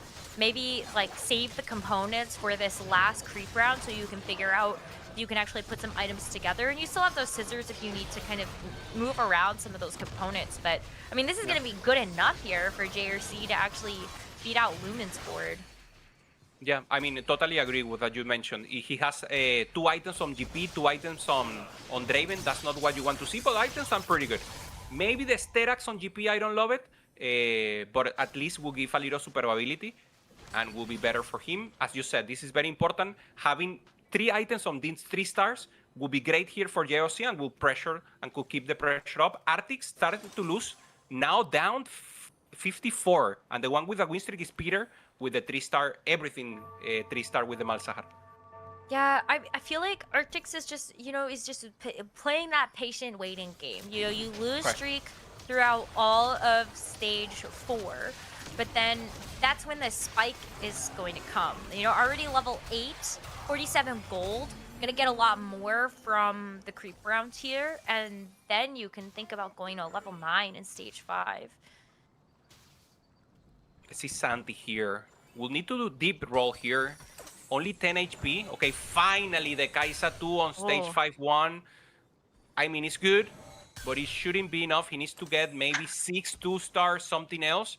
And now in a difficult position. He's the only one with 1 life left. We see Lumin with 19. So I think this is the end right now for Santi, going 8th. And he's in the bottom of the table, so not the best day for him. It's tough for the Mexican. And I mean, a doses of reality here. He came through ladder, and now going up against the best, couldn't perform. Talk about vintage though. Riv's Herald with the Volley Bear and the Kaisa and Kaguma. Brings me back to the good old start of set 16. Wow, these Ziggs bombs are still so much fun to look at though when they cast. So with the Bolivar here, so good position. Santi is completely shutting me out. He says, Hupe, wait, I'm still alive. I still have a chance here. And taking the L, I hadn't seen the Bolivar, so he could pretty good here. And this is not a comp that we have seen in this patch being played significantly. So seeing this level of preparation from Santi or cooking, I mean, it's great. If this works, a huge prop for him. Hupe, how dare you? How dare I? How dare I? This is my guy from Latam. Yeah. Well, don't take the L yet, because Okay. he could still lose on this next round, and then you would be saved from. Okay. I want to be impressed. Me too. Okay. Well, Now- Tank Beam's going up against Upset Max. I mean, Upset Max could still fall here. 1 off of the Jinx, 3 feels so bad. Yeah, I have so much, because if you're looking for the Jinx 3, you're losing tempo, and it's very important in the composition. Warwick has to do the damage for himself. It's just not enough. It's too much from memes, and Upset Max get upsets because he gets an 8th. And once again, a difficult spot for him. If he hits that Jinx, he could have been amazing. Santi loses also, and will go 7th. And I mean, for Santi, probably the end of the road. Let's see if a first can make him maybe survive, but I think the points are just not enough. Yeah, it's a tough road ahead. Because if Santi only has 6 points strung together, and I think 3 bottom 4s in a row is definitely not gonna be an easy task in that final game. We'll let our admins do the math on that one. But look at this Shoma board. The RE3, 6 copies of Yone. Hello? And in play, double Yone in play here for Shoma. I think he likes. Yone is just a champion that you want to play. You want to see him do good. You want to see him buff, because it's so cool to see the ultimate and play with him. It just feels good. And I mean, sometimes you just want to do that in a double way. Shoma trying to calm him here a little, succumbing to the pressure, and Artix taking a huge win that he needed, taking a breather once again, and now Shoma and JRC are the ones in the bottom. Wow, it's like I really thought that Shoma would have done a bit better in that fight, but there's just like not enough front line there. Maybe if you get a Yone 3, then that's lights out for the rest of the lobby. But that is a unit that is contested. You see, Arctix does have a 1-star Yone on his board, so maybe that's why Arctix has started to free fall a little bit. I think Arctix is crossing his fingers, hoping Shoma gets knocked out soon. Yeah. Makes total sense. And now finding a Winsus for the Asir for that meme, so getting that additional damage that he needs. Now he has triple threat with the Warwick, the Jinx, and the Jinx 2-star needed additional damage, so now the Asir will do that help for him.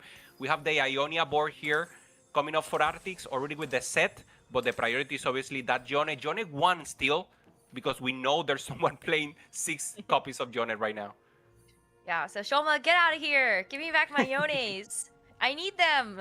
Arctics doesn't need another first place, but, you know, I feel like sometimes the rich get richer when it comes to these TFT points. Yeah, sure. Exactly. Yeah. And now Ari3, okay, for Shoma. Shoma looking strong. Ari3, Kennen on the front line, holding the line. And now the Jones are the one trying to access that back line, going for the Asir. Now still full pressure the front, and they're totally deleting that front line. Warwick trying to go against the rest, but it's just too much. Jinx doesn't do enough damage, and the Ari cleans up. Shoma screaming, taking the win, and Dan Memes goes out now in 6th place. Daniels is still going to be in a good position. That's 13 points across these first 3 games. But I think the problem with this is that, like, you increase your chances of that variance, right? This is why our players want to avoid that 5th and that 6th game. It's nice to have that additional chance if you're sitting towards the bottom, but we have seen players start at the top of the standings and kind of start to free fall a little bit there. So we'll see how that ends up actually working out. 13 points. Sorry, I can't do math. It's okay. Yeah, it's something similar with J or C. Right now with 10 points, with the 4 points he wins right now, he will be in the middle of the table. So in a safe spot. So doing what he needed, right? Survive for now, and now he will have 2 more games, 3 more games to upper the notch a little more. We see Illuming on the top already with the Rise 2 in place. Great position going up against the reroll line. This is what reroll wants to avoid, the cap from the other place. And it will be a loss. Yeah, we lose Shoma against the fully capped Fast 9 board with the Rise. It's so cool. I love the Silas, all of the Shurima units. With that Rise as a carry, it just looks really neat to see all of that get put together. And then Arctics has really started to put a good board together. Now that Shoma is out, I mean, Arctics can actually use that. Is actually broke because he went level 9. But, you know, he has an Aatrox too that actually is going to be like that secondary carry to the Yone. I really like that for him. I think that's really smart. Yeah, Peter, on the other hand, trying to look for that Seraphine. He knows he already did what he could, and this composition doesn't have a cap. And that cap would have been the Seraphine 3, one off, and now with an additional chance to roll. Go, go, go, go! Give us our first 3-star forecast! 30! Oh, whoa! Peter! 1v9! Oh my gosh! This is the Seraphine 1v9 from Peter. And now he's in the perfect spot to win the lobby. He needs obviously the Leona to protect the Seraphine, but this is just too strong. Oh my god! Yeah! Wow! What the heck? Okay, this has been a great game for 1v9 Peter. He needed the points with only 7 and towards the bottom half of our standings. This was a super make or break game for him, and the TFT gods are smiling upon him. I want to see the Seraphine 3 in action. Puts the units in the back. So the AoE from Silas will be on the front. This means the Seraphine is very protected here. Should be enough for him. There's the Ascension, and it's just too much power right now. Taking the win. Lumin cannot believe it. Stays alive. So now Arctics and Illumid will fight out for the 2nd place. Ooh, Arctics is actually fighting a ghost right now. I wonder if it's the ghost of one... No, it's the ghost of Lumin. Okay. So that's a win for Arctics, but I feel like this is just a free fall for Lumin. I think 1v9 Peter really shouldn't lose to Arctics' board, but I've been surprised before by the strength of some of these 3-star forecasts. I mean, a fully capped Renekton, a fully capped Silas, something weird like that, accessing the backline can for sure eliminate the Seraphine, but it's not likely. Oh, but I mean, this is a pretty big upgrade, right? You've got the Azir 2, you also found the Silas 2, as well as the Renekton. You're just kind of missing that... No, I don't know. I guess the positioning is going to matter here, but it's versus Arctic, so maybe Lumin has a chance to keep a placement. Yeah, 100%. Let's see what he goes against. There's the Rise popping off. No access to the backline. There it is, the Aatrox. The Aatrox is in the backline, holding deep. Silas is still strong in the front. Goes down Yone.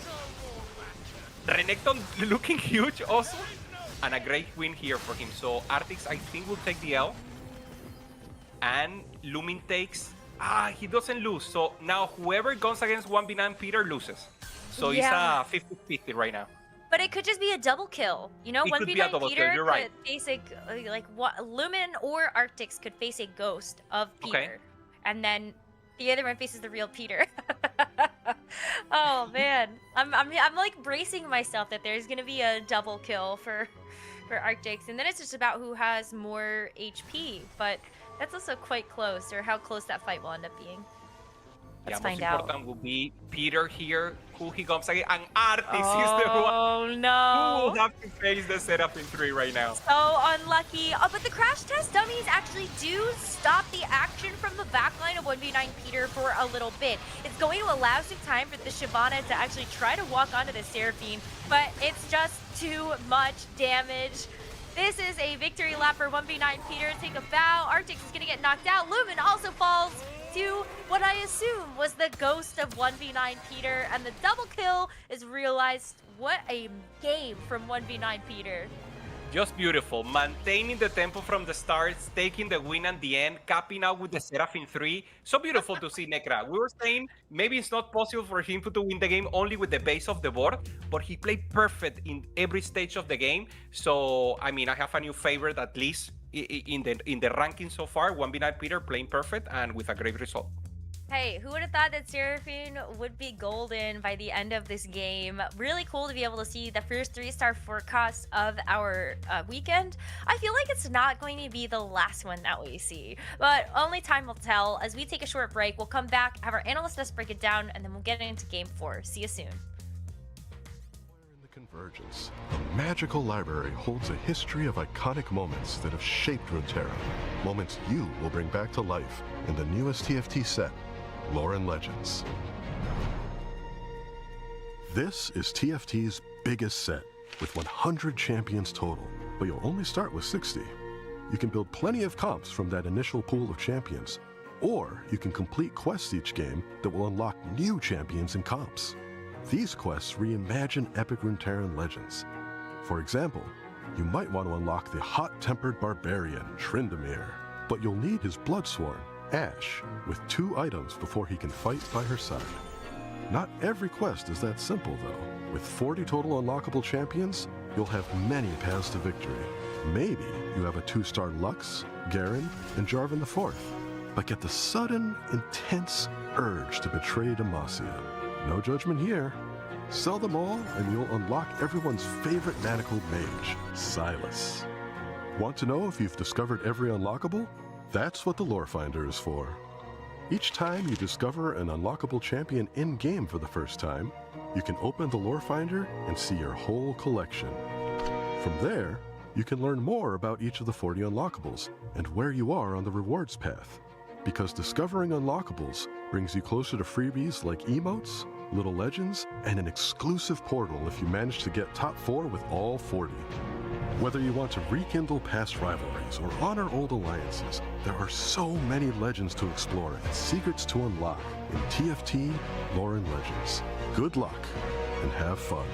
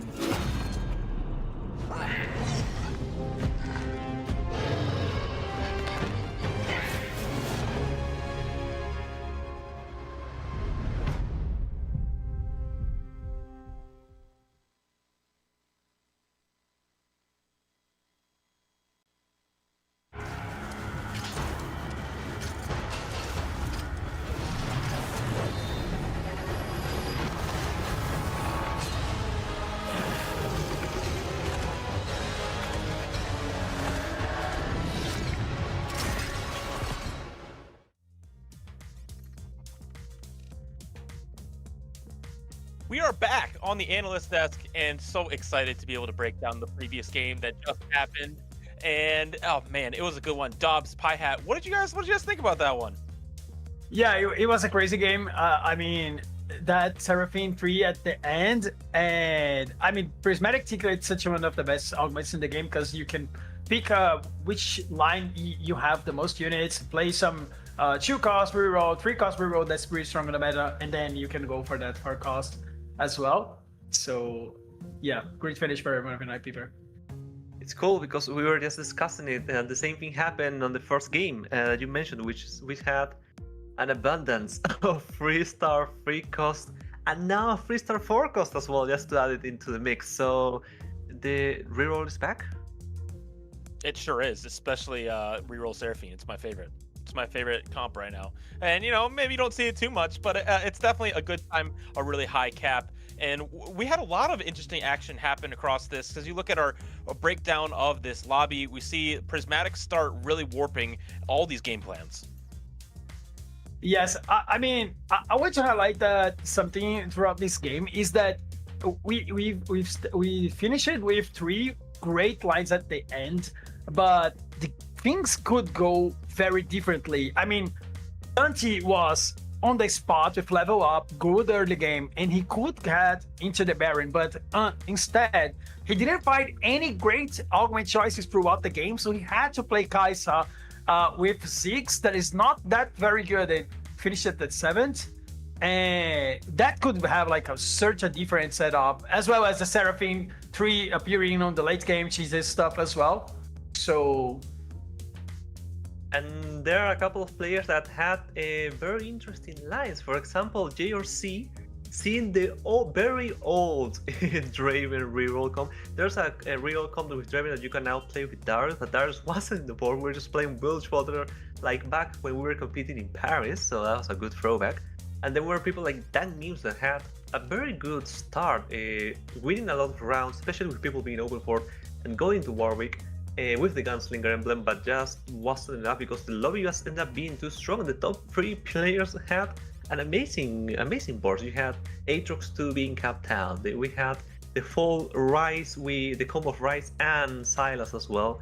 And Malzahar, you can say anything about Seraphine 3, but Malzahar 3, that comp is having a lot of success during the play-ins. Yeah, we've seen. Not one that I was going to say that we've seen 3 games, and the Malzahar player did well on like the whole 3 games. I mean, it was like 2 verses and a second, I guess. So very good start for Malzahar. Yeah, we've seen the 3-cost reroll being a huge tempo pusher in these lobbies and puts a lot of pressure on those that are trying to cap out around level 9. But for someone like Lumen here, who did get that Ryze 2 pretty early, that was a huge difference in this game, but wasn't quite obviously enough to beat a Seraphine 3-star, which I guess makes a lot of sense here in our game number 3. Yes, as I said, Prismatic Ticket's such a great opportunity to find those for cost 3 stars as well, as you have like so many roles on the line, and he managed to win in the certain spot. So well played. Yeah, and also besides the Peter, I think one of the biggest winners of the game was Arctix, because Arctix came into the lobby already being the player with the most amount of points, if I recall correctly, and he ended up being getting third, which puts him at around 19 points, if I'm mapping properly, which means that he is in a very good spot to just auto-qualify for games, because now the 4th game is the game that determines 4 players that already makes it to tomorrow and 4 players that their season just ends. Yeah, Arctix is already sitting comfortable up there with a lot more points than a lot of the rest of the team, but no first place for him. So maybe he can go for that this game. And we are going to find out here shortly, because we're going to pass it on to our casters, Hoope and Necra. Take it away.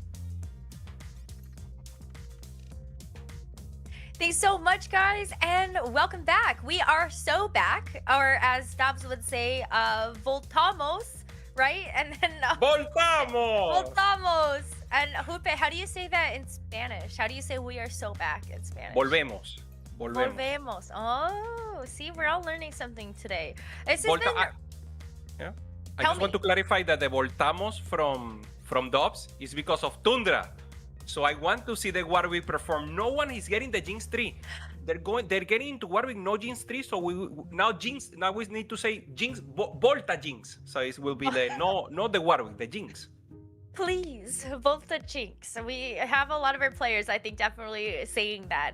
As we look towards game number 4, Hupe, we are going to be following the same lobby that we just saw on broadcast. So we'll see whether or not Arctics can keep up this pace, 19 points leading the lobby, or if there can be any comeback potential coming through from our players that are sitting towards like the middle of our standings. I think at this point, Santi and Upset Max might be out of contention unless they're able to get a first place. So we'll have to keep our eyes on that too. But kind of interesting to see where that lobby had ended up, and can we see some of those players course correct in this 4th game?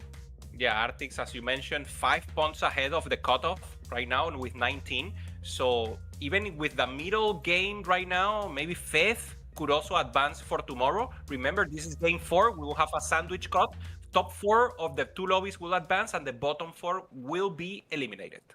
I like the term sandwich cut because I feel like we haven't exactly come up with a great way to kind of explain this, but like sandwich cut, what kind of sandwich are we talking? I mean, any sandwich. I mean, I like the What's your chipa favorite sandwich. type? You know a chipa? that? Pan de queso? No. Oh my God, it's the best in the world. Ooh. It's Hold on, I don't know, I it's heard like a gummy. cheese bread. I heard cheese bread, and Similar, now I'm, that's like I'm scone. excited.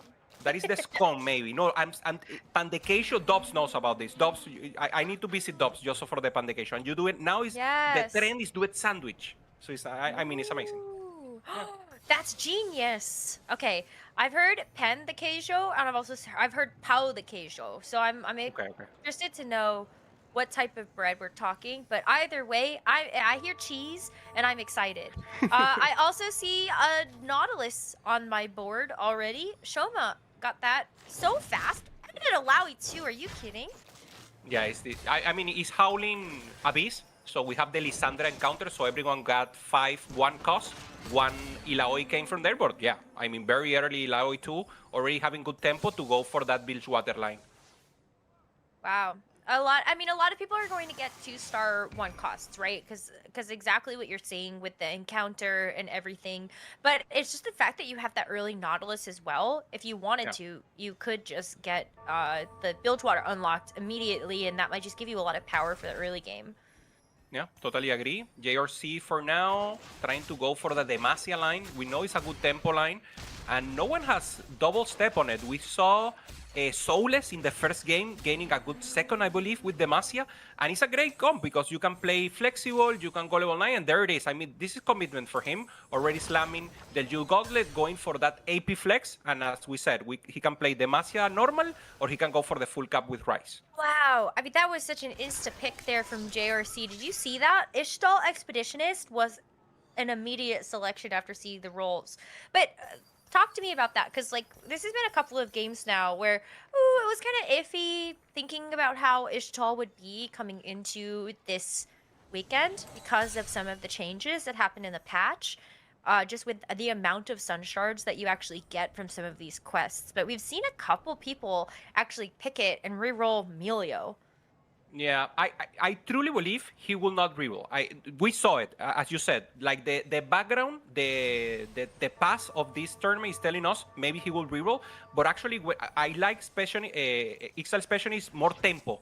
He already got the Kiana 2, he can pressure the lobby, he can go for tempo and trying to get missions that go for that, and then try to cap out with Nidalee, going with something different, and just try to look for a top 3. I feel that is the most prevalent line right now, but I'm willing to be impressed here by JRC. I guess it depends on what else you run into in this what you get, stage. maybe you get a lot of Melios and you say, okay, I stay. Yeah. For sure. Well, that'll be interesting to see how this develops, because you got the Jewel Gauntlet slammed already, so I feel like you're still going to be playing around Melio, at least in this mid-game, and then to see where that would go. I'm intrigued. I don't know what's going to happen, but yeah, I want to be impressed by that, for sure. Okay, Wow, there's a lot of people that are very small boards. Yeah, so that was an Aura farming before.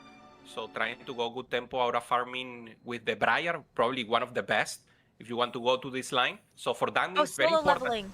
Solo leveling, yeah, sorry. Solo leveling with the Super Briar and just trying to kill as much units as possible and try to get as much value of the augment. That anime is awesome, by the way.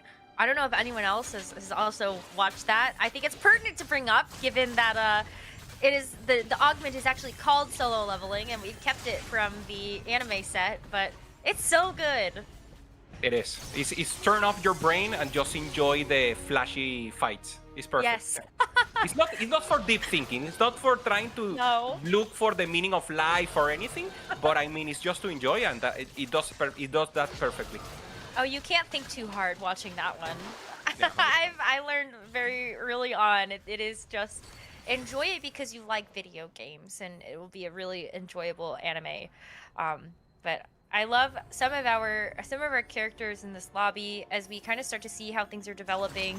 It's still pretty early, but I'm curious with the birthday reunion. What is 1v9 Peter going to do? Yeah, he decides to roll for the bar here, trying to go for Ixtal also. And maybe this is a spot for re-rolling for him. But, I mean, once again, the line is a little contested. We haven't seen other reroll lines with Ixtal or with Bar, like the Aphelios we know is now tier B at best. So it will be interesting. On the other hand, Upset Mass with a premium unit here in the LeBlanc and with a good augment, trying to go more deep into the Nexus line and with more power in the Atakan. I'm excited about this. I think that Otacon is one of those units that, like, I always really enjoyed playing around with, but Noxus was never one of those traits that I felt like you could play the vertical of. That's kind of been a trademark of set 16. The verticals aren't as strong, unless you're looking at something like Demacia, where everyone did have to index pretty heavily into the vertical to be able to get something like the Galio unlocked. But Noxus, I feel like Otacon can be a carry if you get it online early enough, and with the increased power that LeBlanc now has over the last couple of patches, she can also be a star in that comp. Yeah, just to clarify, Challenger players here in the chat already know this, but just for the general public, Bringers of Ruin is the augment that he has. So every takedown that the Atakan gets, so he just needs to kill, touch someone, even if it's killed by someone else, he gets permanently 1% ability power and 40 max health. So he could be huge in the late game. Yeah, especially if you can keep this win streak going. I think that's what's really important about playing this augment. And Upset Max already does have these first 3 wins under his belt. If he can keep it up and also keep Econ, I think that's going to be really good for him. I think he's making the debate now whether or not he actually needs to buy this Shen, or if he can kind of hold on to things to actually get Econ here. He decides to make the Shen 2, and he'll have to find Econ another way. Yeah, he doesn't want to sell the Sona. He's still indexing on the Demacia possibilities. We see JRC going for that loose trick, just putting in a cage the Quillana and trying just to make sure that she doesn't do additional damage. And he doesn't sell it because he wants to lose, but also he wants to use the Quillana later into the game. It works, and now the win from Darling. Okay. Where's Dank Memes going with this? The bodyguard training. What? It's very good with Warwick, it's very good with beefy frontline. With Protector should be good, so he can totally stay right now. Normally for Warwick is premium, this augment. In general it's good. So it's interesting. He could stay on Bilgewater for sure. Just try to index a little more on the front line. I like it. There's been a lot of really interesting augment choices in terms of like just where we saw the pick rates of some of these at the beginning of the set to now. I love that we are seeing some old ones, but also some good ones. Like the Seraphim staff is going to be very useful here for this Ahri. Yeah, the Ahri so far, just trying to tempo Artix, remember, is in the top of the placement right now. He just needs to do good in these 2 games, and will be sure in this last game, sorry, and he will be sure to advance to tomorrow without playing 2 additional games. For now, in a normal position, Upset Max is the one with the win streak so far, and Artix also. So both of them will go into Crocs with the win streak, and they will, if they maintain tempo here, they will be in a perfect spot to win it all in the end. Yeah, the Upset Max keeping that streak is amazing with that Bringer of Ruin. And then Lumen and Santi, they're really hoping that they can keep these last streaks without taking too big of hits to their HP. Let's see if we can actually get some final items here for the LeBlanc in this comp. And do you think he's gonna re-roll the LeBlanc with this? I don't think so. Normally this is the mass is just too good, right? To go AP. Yeah. The reroll LeBlanc with rerolling Darius, I think, is a comp and it can work. But once again, it's what you said before. If the game starts to speak to you and says, okay, here's a lot of LeBlancs, here's an angle, maybe you go for it. But I feel tempo in this position is much better because if you go for reroll, there will be a lot of time where you will be rolling and maybe you will lose. And you will need tempo to keep winning for that attack to be stronger and stronger. So I feel it makes more sense. And then you wouldn't just put Melon later. Yeah.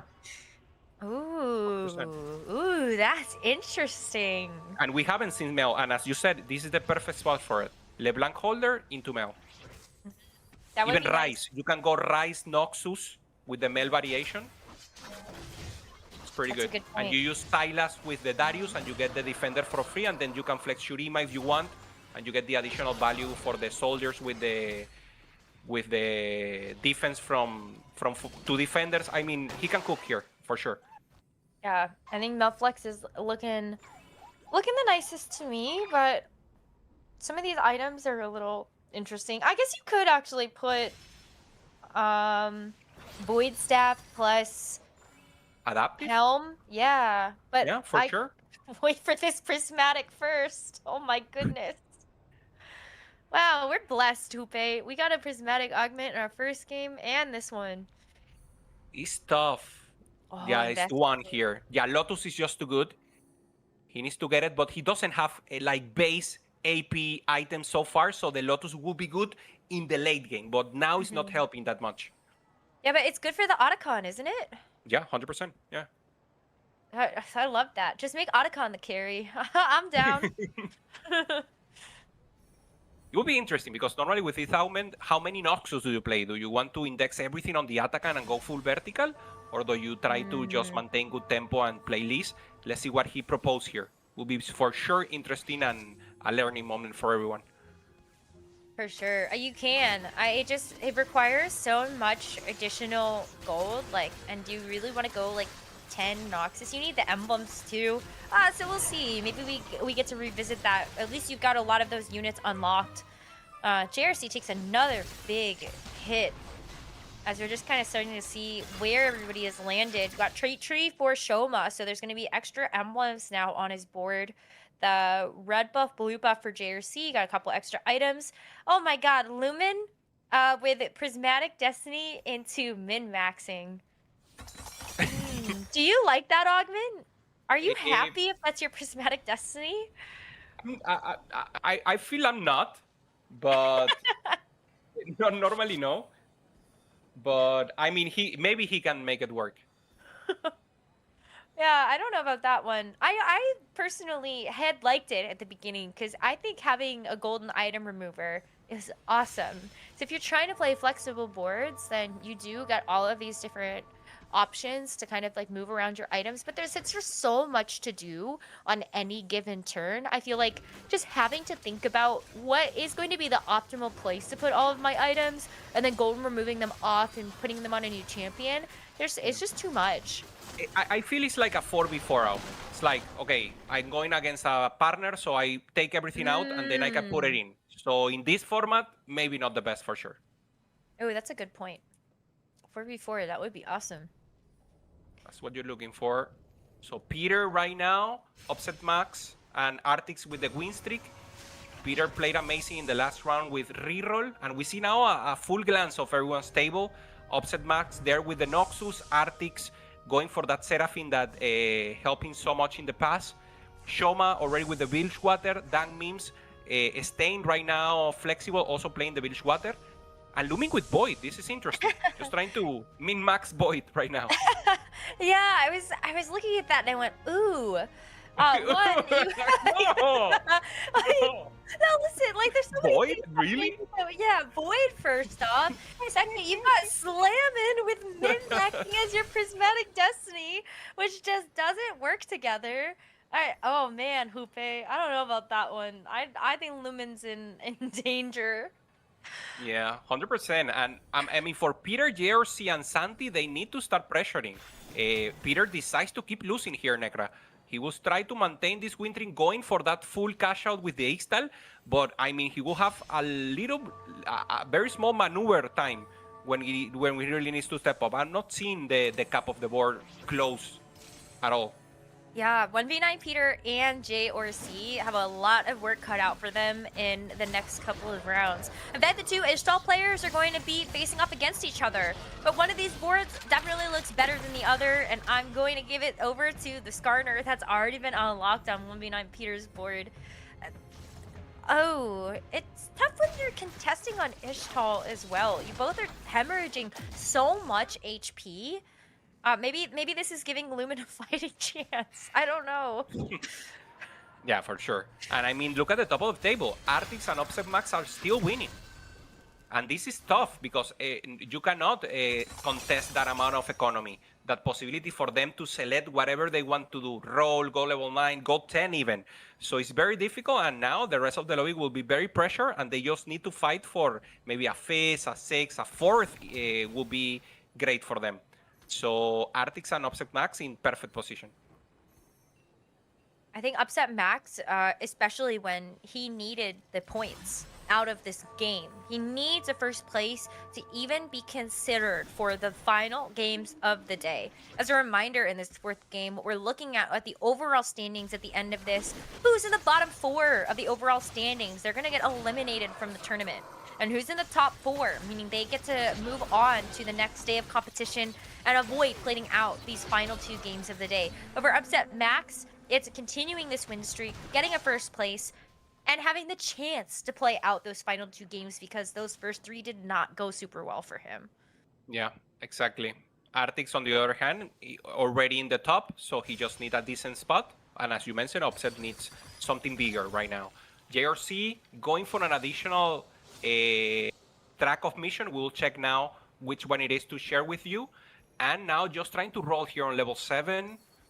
Using the additional rolls here, Necra, just trying to get some upgrades. Only finding the Nico. Just making sure he doesn't lose against the neutral rounds. This is important. I've lost some time versus neutral. Yeah, I 68 XP. Okay. But, I mean, you gotta make sure you have the money for it too, so yeah. 68. Yeah, it's not perfect because he will get like middle of level 8. Yeah. And then he will not be able to go level 9, so it's very uncomfortable. Oh, he did it. Apparently, he did it already going into the middle of level 7. So Okay. nice. Yeah, this one's already done. Okay. Yeah, Brock, go faster. Cash out faster.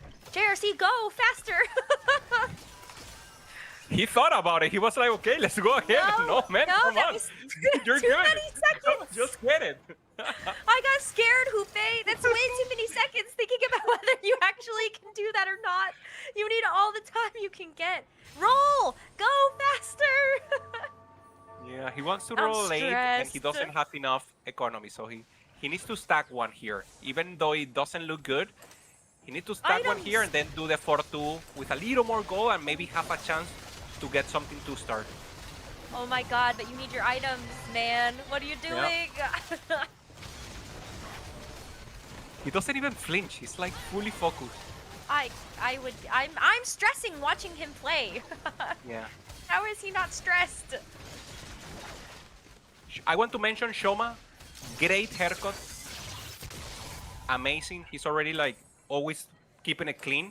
And I mean, I love it. I try to use the hair from the back and I cannot handle it. It's difficult. It's like, you see, okay, just put it on the back. No, this is effort. So a good placement. product. As you know, players are mandatory to have cameras here. So some of them just have the idea set up, and Shoma like to see that he's doing good, a good fashion look for all of us.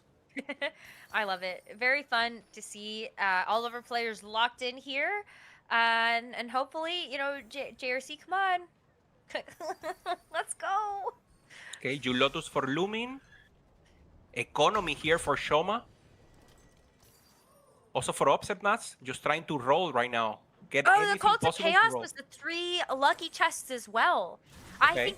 I don't know. Do you like that as your Cult of Chaos reward? Because I feel like in this one, JRC would have liked money.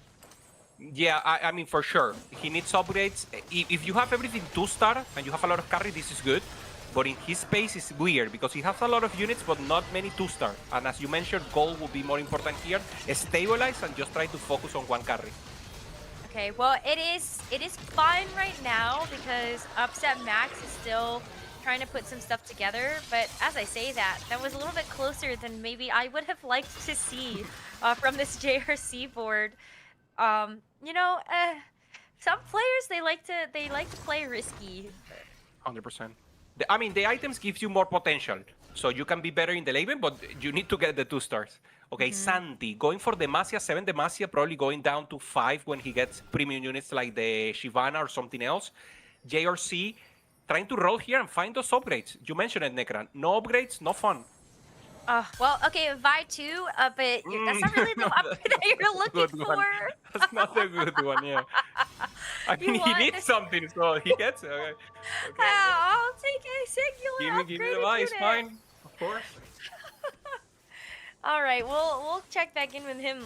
Well, actually, we might not have much longer with him. Santi's also in trouble. 4 loss streak, 10 HP, and a dream right now, as Santi is also sitting with only 8 points, the lowest in our overall standings. I do feel like, yeah, a knockout here is going to send Santi out of the competition, and so we really don't want to see that for him just yet. But, okay, maybe Santi is still in this, and now really all eyes on JRC to see if he can actually string this together. But yeah, Santi does take the win over there. Takes the double here. It's not enough. He doesn't have upgrades. Now we see an Ornn. What else interesting here? Asir. Maybe for no one's in a position to actually get a good value of the Asir. Maybe the ones in the top, but they're already winning. JRC is the one to get it. Only 20 no, HP. He wants the money. Yeah. He needs Anything, the gold. Exactly. Okay. I mean, double. There's inflation here, Necra. We started with gold, now double, prismatic.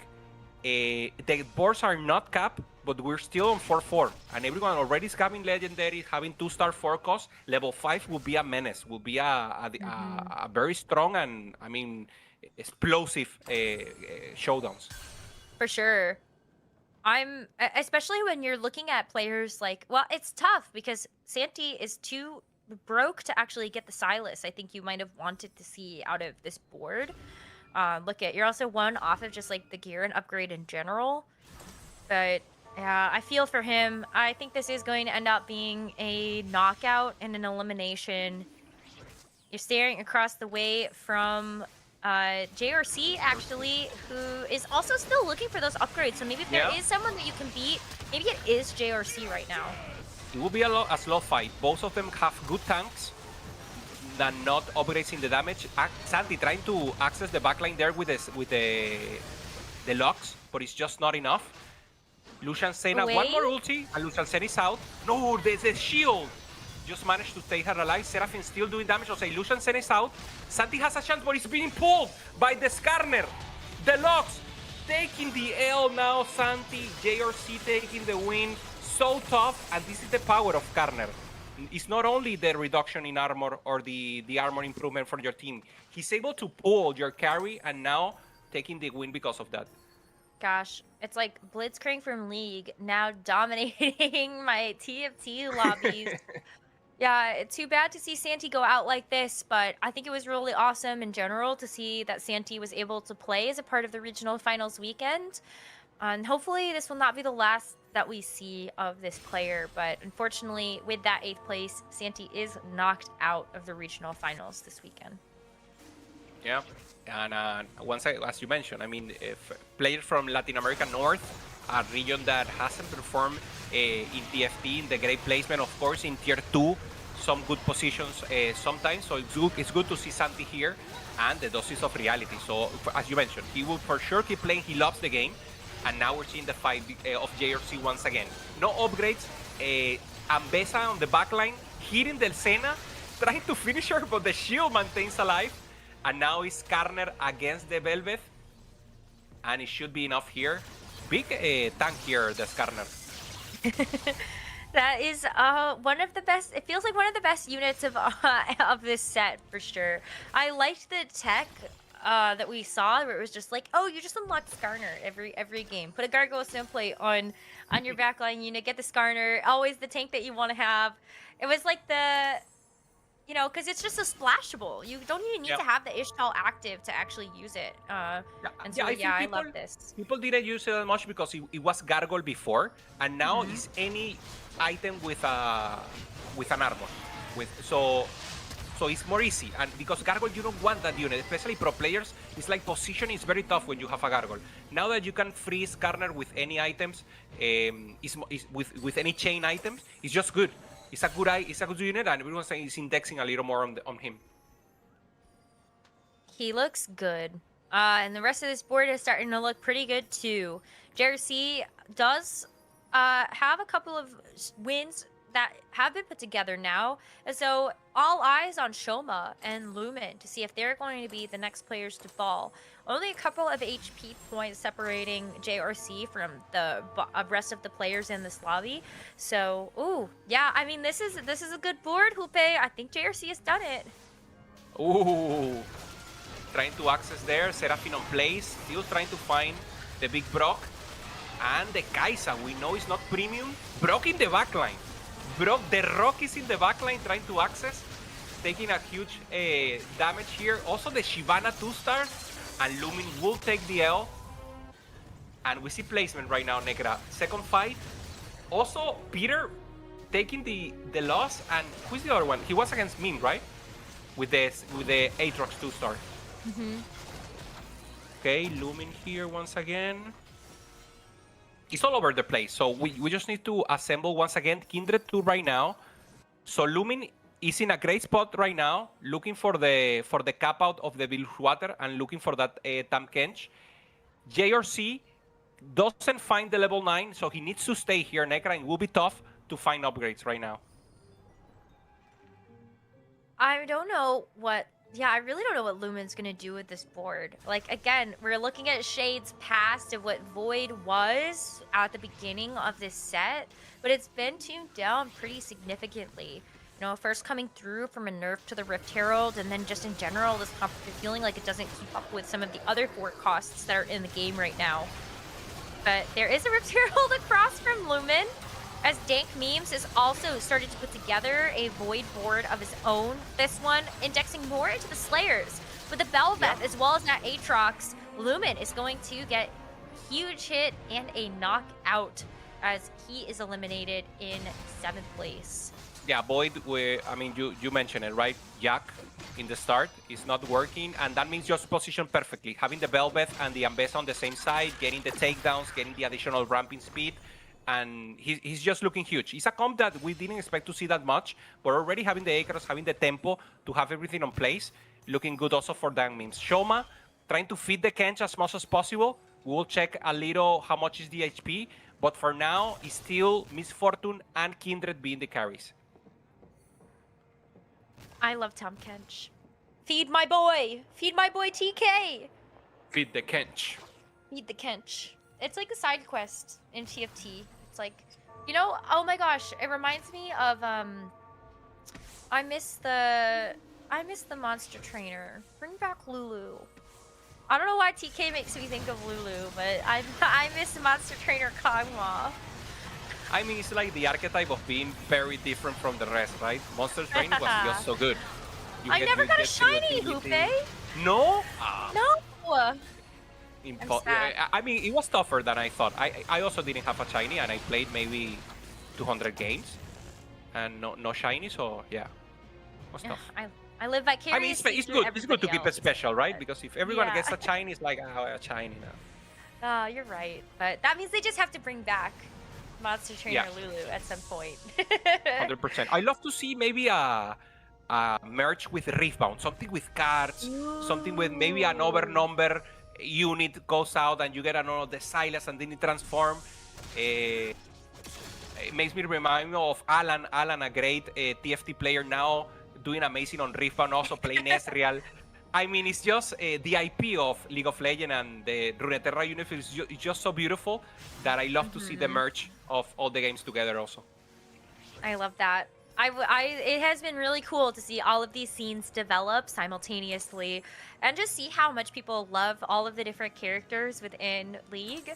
I mean, I still have like fond memories of looking at some of these shorts. Like the reason why I have such a love for Braum in this set is because of the Poro short. It was so cute to see Braum protect his little baby Poro with the Poro snacks. He just wanted to have a snack. And, that was beautiful. It's so cute. So yeah, I love Braum. It brings out those nice memories when you look at some of these characters that you have the lore for, like Mel too, across the way.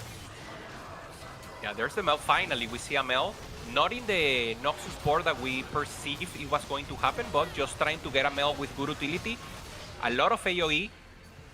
She gets the huge damage when she casts, but in the meanwhile, she's trying to get additional utility. Artists take a huge loss here, and Shoma is just obliterating the lobby here, Necra. Yeah, Shoma has been doing pretty okay for now. I just wonder if this can actually keep up. Because as we look at Upset Max, for example, this was the board that we thought we would see the Mel on. And in fact, he has the Silas 2, Mel 2. Upset Max might be running away with it with the Money Monsoon and that 3-win streak put together. JRC needs the Brock here, trying to fight the Brock 2-star, has good items, doesn't find it, and this could be the end. Only 1 life, 8 HP here for JOC. His comp is good, but it's just not good enough for 5-6. It is tough. I think that JRC just didn't have enough money to actually get through this endgame. And see, you know, as you look at like players like Dink Memes that are getting all their Slayers online, and you also have that Giga board from 1v9 Peter, who has all the Shurima champions. I'm like, he's a Xerath. I don't know where the Xerath came from for 1v9 Peter, but there's a Xerath on that board. JRC at least takes the win, but yeah, I don't know. Great positioning. I mean, this is the difference. Before, that means wins because he gets everything on the weak side and gets the additional ramp up. Now, the Skarner was the one getting all the damage from the Velvet, getting all the damage from the Ambessa, and they just stood there, so they couldn't get the refresh. So in this case, it's positioning diff. Look at Arctics. Okay, so everybody in this lobby is really close. Shoma, JRC, Arctics, and 1v9 Peter are all on 1 life left. Upset Max seems to be the player that's going to upset the lobby. He's on a 4-win streak, and it doesn't look like there's any signs of stopping. Level 9 has enough gold. He could go level 10 in this next stage, Hupe. Yeah, 100%. Great position, trying to keep running against the rest of the lobby. And on the other hand, Artix needs to roll here, trying to find something else, anything that works out for him. There's the Fiddle too. So good utility right now, getting a little stun, and just trying to get as many additional damage as possible. No more gold and something here. Okay. Has the Radiant from the Mel already. So this could be a huge difference right now for Artix. Yeah, that's just going to allow this Mel to cast like crazy. And that would be amazing outside of just getting this Mel upgraded. But Arctics has no extra life left to give. Goes up against 1v9 Peter, who's put this Ishtal Shurima board together. Xerath is 2-starred, so is the Azir. Wow. We got the Rise that's going to be sitting at 1-star, but I feel like it feels paltry against the rest of this comp. Xerath is casting. This front line feels like it's shattering. The Golem right now for Arctics does have to try to get through this. But the Brock? I think it's fine. Oh my goodness. The Golem slowly goes into the backline, trying to help the team. And 1v9 Peter falls. Again, a slow Golem and a fully capped board here for Arctics. I mean, I believe JRC was 1v9 Peter, sorry, was very strong. He only needed maybe the Rise 2-star, but I mean, we're seeing boards that are just amazing. Yeah, they're hitting the highest caps because we do have this double prismatic augment in the lobby. A lot of people got just great amounts of money. And then, of course, the combat power that can come from these prismatics has helped out a lot. It's 4 players left. Arctics on his last life. Shoma could also fall here, but it's going to be Arctics versus Dank Memes, as Dank Memes has also put together an incredibly sick board. Almost everything is going to be upgraded for him as well. As you look at this Velvet and this Ambessa, going to be 2 of the biggest carries. The Aatrox could still use an upgrade. But I think with the way that we've actually seen this board get put together by Arctics, the targeting is perfect, be able to cut through that right side. And Arctics is going to get another win as Shoma falls on the right-hand side. And for Shoma, this means that in terms of points, he will be on middle table. He was already 14, so he will not be able, maybe with a first, he will be able to advance the list for tomorrow, so he will have to play 2 additional games. And now Dang means Arctics and Upset Max are the ones going for the min. Upset Max didn't have a good games in the last 3 games, and now with this top 3, he will avoid the elimination in this sandwich cut, and we will see him once again in the next 2 to see who qualifies for tomorrow. Hupe, this might be a double kill again. Depends on who Upset Max faces off against. It's gonna be Dank Memes as the real boards, but who is Arctics actually facing? I'm preparing myself that Upset Max is just gonna take a victory lap right now. This Nox's board Oh, look at has looked Sylas. impressive from the day it started. 10 levels, Arcmees is down, and it's gonna be Arctics on the receiving end of a knockout as well. Look at that celebration from Upset Max. He knows he earned it. He's keeping himself in the running to make it forward to another day of competition here for the regional finals. The sheer show of emotion here for Upset Max. When things are not going for him, he's upset. He's not happy. And now he knows he's able to play 2 more games. And I mean, the show of emotion, it just feels perfect. I'm loving the cameras once again, Snekra. I love this too because remember the game that we had for game 2 where we actually saw Upset Max upset that he missed on the Ari like he had the RE3 in the Ari reroll for the Ionia board, and he got 4th place. That's a composition that a lot of pros have put towards the top of their tier lists because Ari, strong champion. And sometimes when the Ionia path also goes your way to make that Ari's damage even stronger, I feel like you should expect to get more than just a 4th place in your lobby. So I think rightfully Upset Max in that game too was pretty upset about his placement. I love seeing that flipped around for him, and so congratulations on the first. Yeah, 100%. With this game, there will be, again, that sandwich coach that we mentioned. This will be explained by our analysts. But, I mean, I love it, Negra. Everything is on the line. Now 4 players will advance, 4 players will go away, and we'll have 2 more games coming up to see the rest of the detail. And, I mean, the comps are all over the place. Players are cooking. It's just a great planes. Hope, what's been your favorite comp that we've seen so far from our games? You can't say Seraphine 3 because that's a cop-out answer.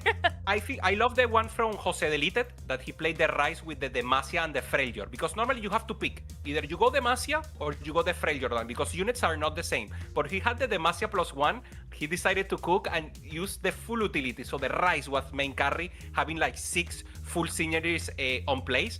So it's great that the new unlock system being everything easier, you get some additional help from the game, maybe an emblem, and then you can start cooking something different. My favorite comp is one that we haven't seen yet. I want someone to unlock this Vhagar and show us the business with this unit. He's so cool. I feel like he's gone through a roller coaster of changes throughout the set, but the fact that you only need 1 cap now to unlock him is like, come on, it's right there. Somebody do it. I feel that people haven't figured out how to optimize him, because you only play him maybe vertical Yoro, and there's not like a line like, I don't know, maybe Demacia with the guard with the silent and maybe a splash of Vhagar. But I feel it hasn't been discovered. I feel it will be discovered throughout the weekend or next weekend, and we will see Vhagar, if not now, on the Tactician crown. I'm ready to see like an A Arcanist board. Maybe that's asking for a lot, but I'm thinking like the old shades of what we saw from like Annie and Silas. Just splash a Vhagar in there. What could go wrong? Someone is going to figure it out for me. We're going to take a short break, and when we come back, the analyst desk will break down this 4th round and tell you who is going to be moving forward directly to our next day of competition. We'll see you soon.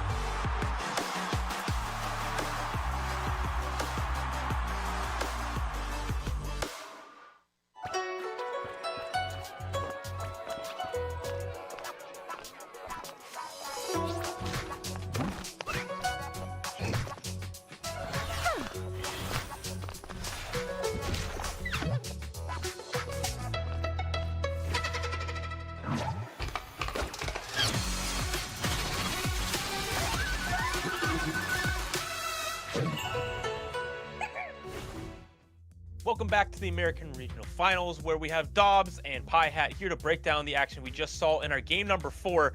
And this is a very, very important one because after this, we have 4 players being promoted to the next day and 4 players dropping out of regionals altogether. Dobbs, what did you think about this last game? Well, I mean, I love the way the game finished. Upside Max, like, full of emotions.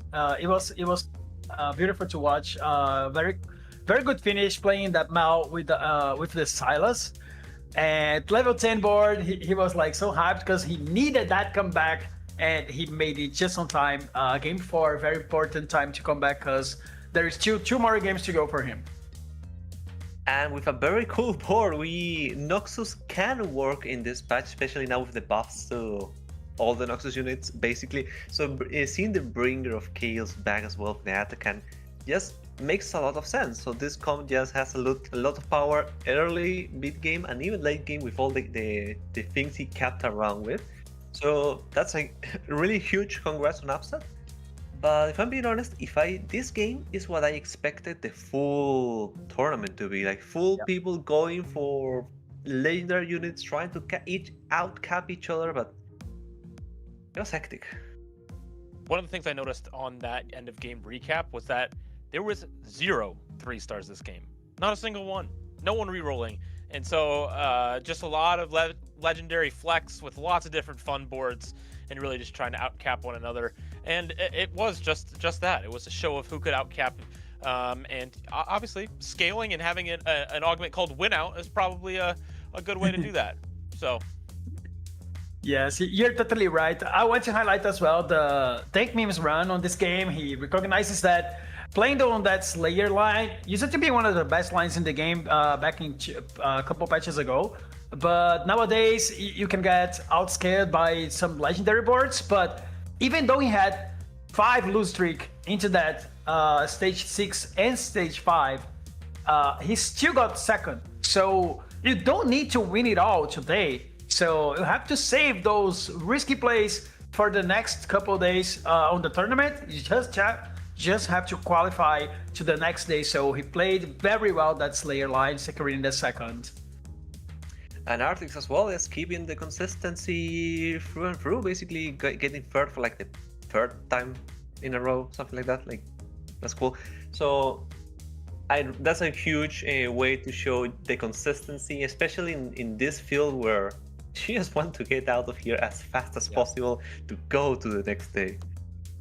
And one of the coolest things about these tournaments is seeing the players' reactions and all their emotions that come with that. And you saw how excited Upset Max was. And it's not even that he has not qualified for that top 4 advancement, but he is sticking around, but now knows that he can continue to fight for his chance to compete in the battle stage tomorrow. And so the format going forward is there will be 2 more games with just 8 players in our plans moving to get their spot, where top 4 from those 8 will move on to the next stage. And it's gonna be absolutely crazy because we've got good news. The standings are ready. So let's take a look. Dob, why don't you break this down for us? Oh my God, I'm super excited to watch this. Let's see who is making it in the last two games. We have to say goodbye to Milk, Santi, Vapacasa, and Juan. It's very sad though. Two Brazilians on the line, and another player from Latam. What do you think about that, Hat? Anything to highlight in the middle of the pack? I mean, in the upper echelon of the table, the people that qualified. Jungle Book, really consistent, extremely good scores. Artix, we've seen him the whole day. Dang Memes also with the good ups and downs with his scoreline. And Josué Litted making it through, proving that he belongs in TBC. He's trying to build back up his way back to the top. So it's a good showing for him. So hopefully he can carry that through. And now there's only 8 people remaining. There's still someone from Brazil though, so go Brazil, go Conda. We'll definitely hold on to that. And around these cutoffs is the most interesting part. So we have Citadel Gaming probably being pretty happy here with Dank Memes getting that promotion already, Kai Wang being top of points, but also Solus still having a chance to get through if they can bring it back after winning the tiebreakers with Vapa Costa there at the bottom. And so our middle 8 players will be fighting it out, and it is so incredibly close. We have 4 players at 18 points, which is going to make these last 2 games do or die for so many of our players here in this tournament. Yes, it's important to remember that the points the points reset for tomorrow, right? So there is a lot for the next 2 games, but qualifying is all that matters at the end of the day. It sure is, and we will have those 2 games coming up just after the other side of this break, so stick around. You're not going to want to go anywhere.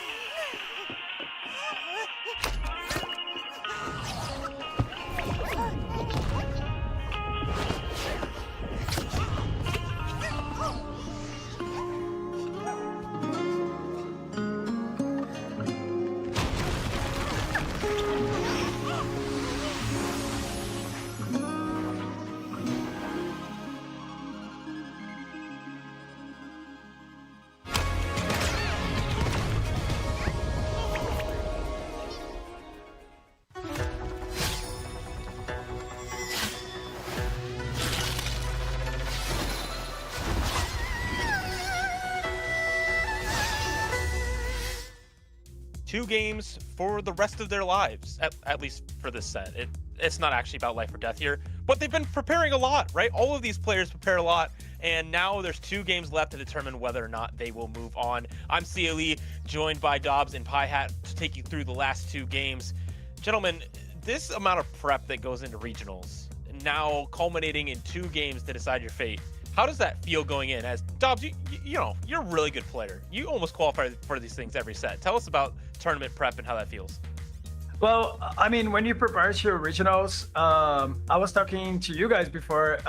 Knowledge is one of the most important things that you need. You have to know which line you have to pick, but you have to be mentally prepared for the challenges throughout the whole tournament, because you either play 4 games and you're out, or maybe you can just play 6 and you're out as well. So you have to play the best that you can do on every single game. So it's important to stay calm and then just pick the line that you actually need in order to score the most points that you can get. So it's important to stay focused all the time.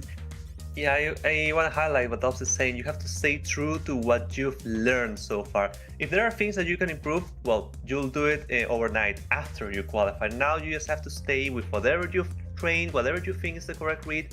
And we've seen like buried at 2 sides of the coin for this meta, or at least for throughout the day, which is like either you reroll free costs, or you go for the highest cap in legendaries. We've seen games go either way. So now the question will be, which of the sides of the coin they're gonna choose, because if they choose incorrectly, that may just be lights out for them.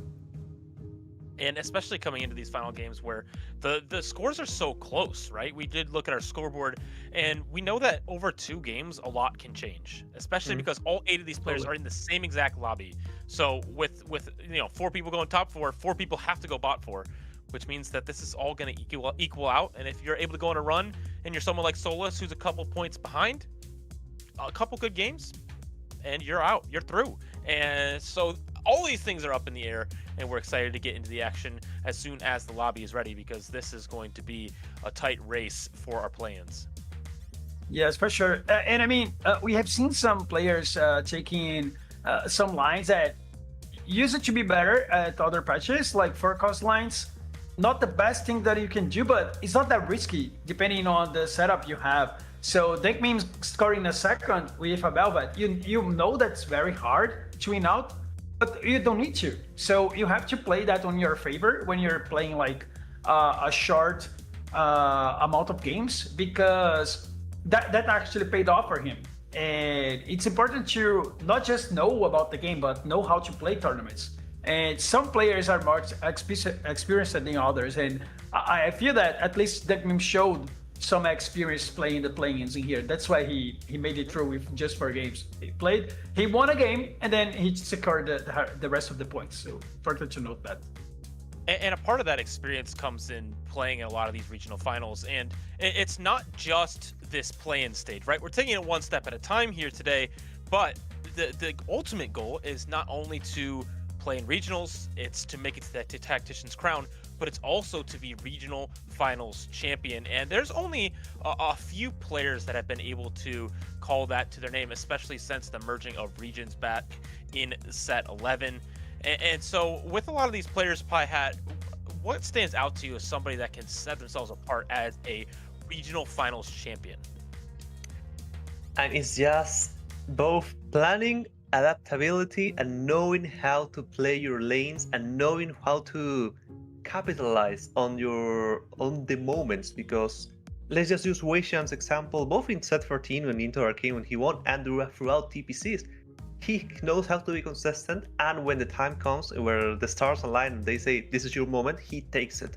And we've seen that throughout all the regional finals we've seen. So I'm really excited to see if any of them can actually just continue this, especially on a patch like this, which just gives you a lot of advantages if you know where to see them or to find them. Yeah, another thing that we can point out is that every single regional final since the merger of the regions was taken by someone different. So yeah, let's see if it's this one, it changed the history. And we've seen Wajan actually taking 3 titles on the TPC, so why not getting the everything on the regional finals as well? So It's the we final have, boss. we have a lot of narratives on this weekend. Yeah, and Weixin has won 2 regional finals. Robin has won 2 regional finals. Yes. You know, the other one coming before the merging of regions. So I know that they're Of course. hungry for that again. Yeah, and I'm really excited, looking forward to the 4 players that qualified for play-ins, because I am still thinking about CMB's run throughout last set. Can they do the same thing? But let's not get too ahead of ourselves. Let's just focus on the present and on these 8 players that are still fighting to make to make their season carry on at least until tomorrow. Yeah, another thing that I want to highlight here, Konda, last player from Brazil playing the play-ins. Last set, he was on that run as well. So I wonder if that comes into his mind. So how does that will pressure him? Like, I was here before, played the play-ins, not able to join the secondary competition. And that might go different way this weekend. So let's see. One of the other points to talk about is just, as you can see, the points on the screen. They're so incredibly close. Between 20 and 18, you got 6 players that are just within 2 points, with Upset Max and Solos right behind. And so it is actually anyone's game to go forwards. This game 6, or game 5 specifically, will be huge to set up how you need to play in game number 6. When it's either, hey, I need to play for first because that's the only chance I have making it out, or hey, I'm just gonna play top 4 oriented. So for people like Kai Wang, who are a little bit of an advantage being at 20 points, it's very interesting how your tournament status and your points can affect the way you play the game. Yeah, though Kai Wang is one of the players I want to highlight for this game, because he didn't make it due to tiebreakers. So he's I don't want to say angry, but he has to continue the amounts of points and the play that he's been doing. So hopefully he can just continue the streak. Yeah, and as we jump into game, it's going to be a very interesting portal to get started, because 3 costs, as we've seen all day, are extremely, extremely important. And so if you get a high roll one like an Ari, or maybe even a Jinx, or something of that sort, maybe even an Ixtal start, you can have a game plan shaped just from 1-2. Yes, I don't think the Sejuani is the game shape, so okay, another Sejuani. I don't think it's not the way that he wanted to shot. Maybe 2 Aris would be the best. That would be amazing. I want to see if anyone got something like Draven. I feel Draven is gonna be very powerful in this portal, because, as you know, if you can get an early Draven rolling into an early Darius, that just is a recipe for success. Also a Jinx early plus a Moon. That's a really huge opening from Konda. Yeah, he also has a Gangplank. Gives really good direction here, obviously. That Jinx being able to help. It's one of the hardest parts about playing this line sometimes, is being able to find the Jinx and the Vi to unlock Warwick. And so already having the Jinx in line is half that battle. So across our lobby, though, it's going to be interesting as we find out what the Ionia is this game, to see what people are holding, but also the ability to unlock early Darius through having Draven and all these different things. Oh, we might see a Trinamir here. Yeah. This is the very strange occasion where 3 number can be like tempting. You now only need 1 item on the Ashe, and you already have an Ashe, so 3 number is going to be very available. Plus the Sejuani, maybe the augment can be something from an artifact or an item or anything that empowers the 3 number. We can just go through that line and finally see it. Ooh, team building. It seems very interesting. It is only silver augments to start us off, so nothing crazy. No game warping augments coming through. 1s, 2s, 3s does give you a lot of options here, but team building, as you said, if they are going this reroll line, will give 2 lesser duplicators that can be very, very powerful as we go along. But looking across the lobby, yeah, looks like 1v9 Peter will be going this route. Yes, I wonder if he's actually playing Tryndamere as a reroll, or if he's just going to dupe the Sage and then try to push levels. I feel that Tryndamere looks okay. He just answered that. I mean, that doesn't mean he's playing for levels. It can just mean that he will continue playing through Ashe and Tree but as you run into just too much frontline. And you just want time for units to kill so you can carry on the passive from Ashe and Trinda. So I feel that's a very smart play. I was wondering what he was going to do based on items. He may have gone for Last Whisper, but no, he prioritizes the damage already and just leaves an open bow from possibly an... I don't remember the Kraken's Fury or a Ginsus later.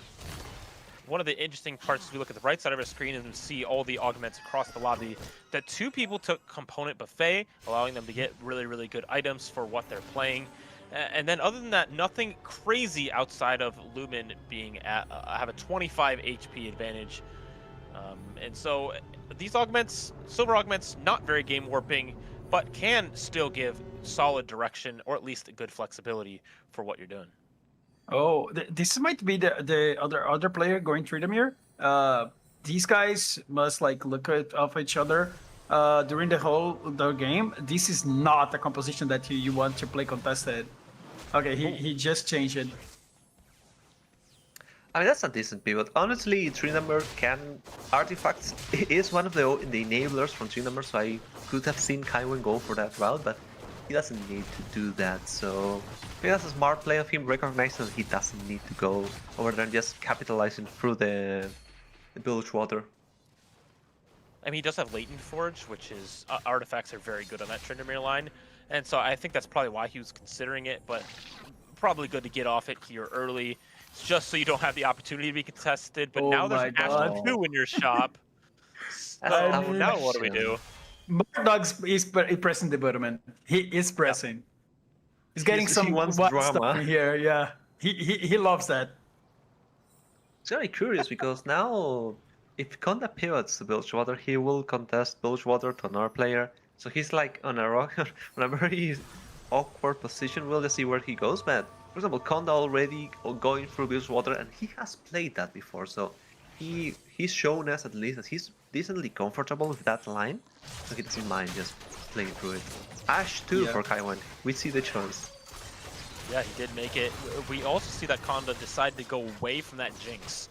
Jinx is gone. We've pivoted back to Bilgewater instead. But for Kaiwen, looking to put together a good 3 streak here, making that Ashe 2 is clearly a statement saying that I want to continue to win, as this is a unit that you would really probably make otherwise. It's not very flexible in terms of your composition. But this first carousel, as we look at the bottom half of our screen, we see a picture of what the whole lobby looks like. Yes, I've seen it upset max with H-Tall. Pretty good comp that you can like cap very high. And I wonder if he's aiming to the reroll line or he's pushing levels to unlock the Brock. It can be very similar to what we saw last game. I believe it was on JRC, that how he was handling all the loose tricks into the Brock, into all the units that he made. Sadly, it wasn't enough. I believe he got 5th, but that is a play, especially for someone like Lumin that likes to go through that style and just wants to do like a very hard first place and just try to use that and be enough to just qualify and not have to worry during the 6th game. Across our lobby, seeing the complexion of it shape up. Upset max on 3 loss. Playing around Ixtal, so want to get confirmation of what that quest is, just to make sure that we know what it is. And it is lose 4, so it makes sense that they're losing. But across the top, we only have Kaiwen, who's still on a streak, and maybe another person. Is this a 3rd person playing? No, it's the same person. No, it's the same person. Yeah. Okay. I was like, is there 3 people playing Tryndamere? That's not. There's no way. I mean, even in the Tryndamere meta, I didn't see 3 people playing it. Like, just 2 of them. Yeah, that's a little too much. Oh man, yeah, it would be absolutely insane to go back to that line. But this will be, it looks like a battle between Upset Max and Lumin for who's going to lose. And it looks like Upset Max does win. Not the big deal, because it is not lose 4 in a row. It's just lose 4. So we didn't get griefed.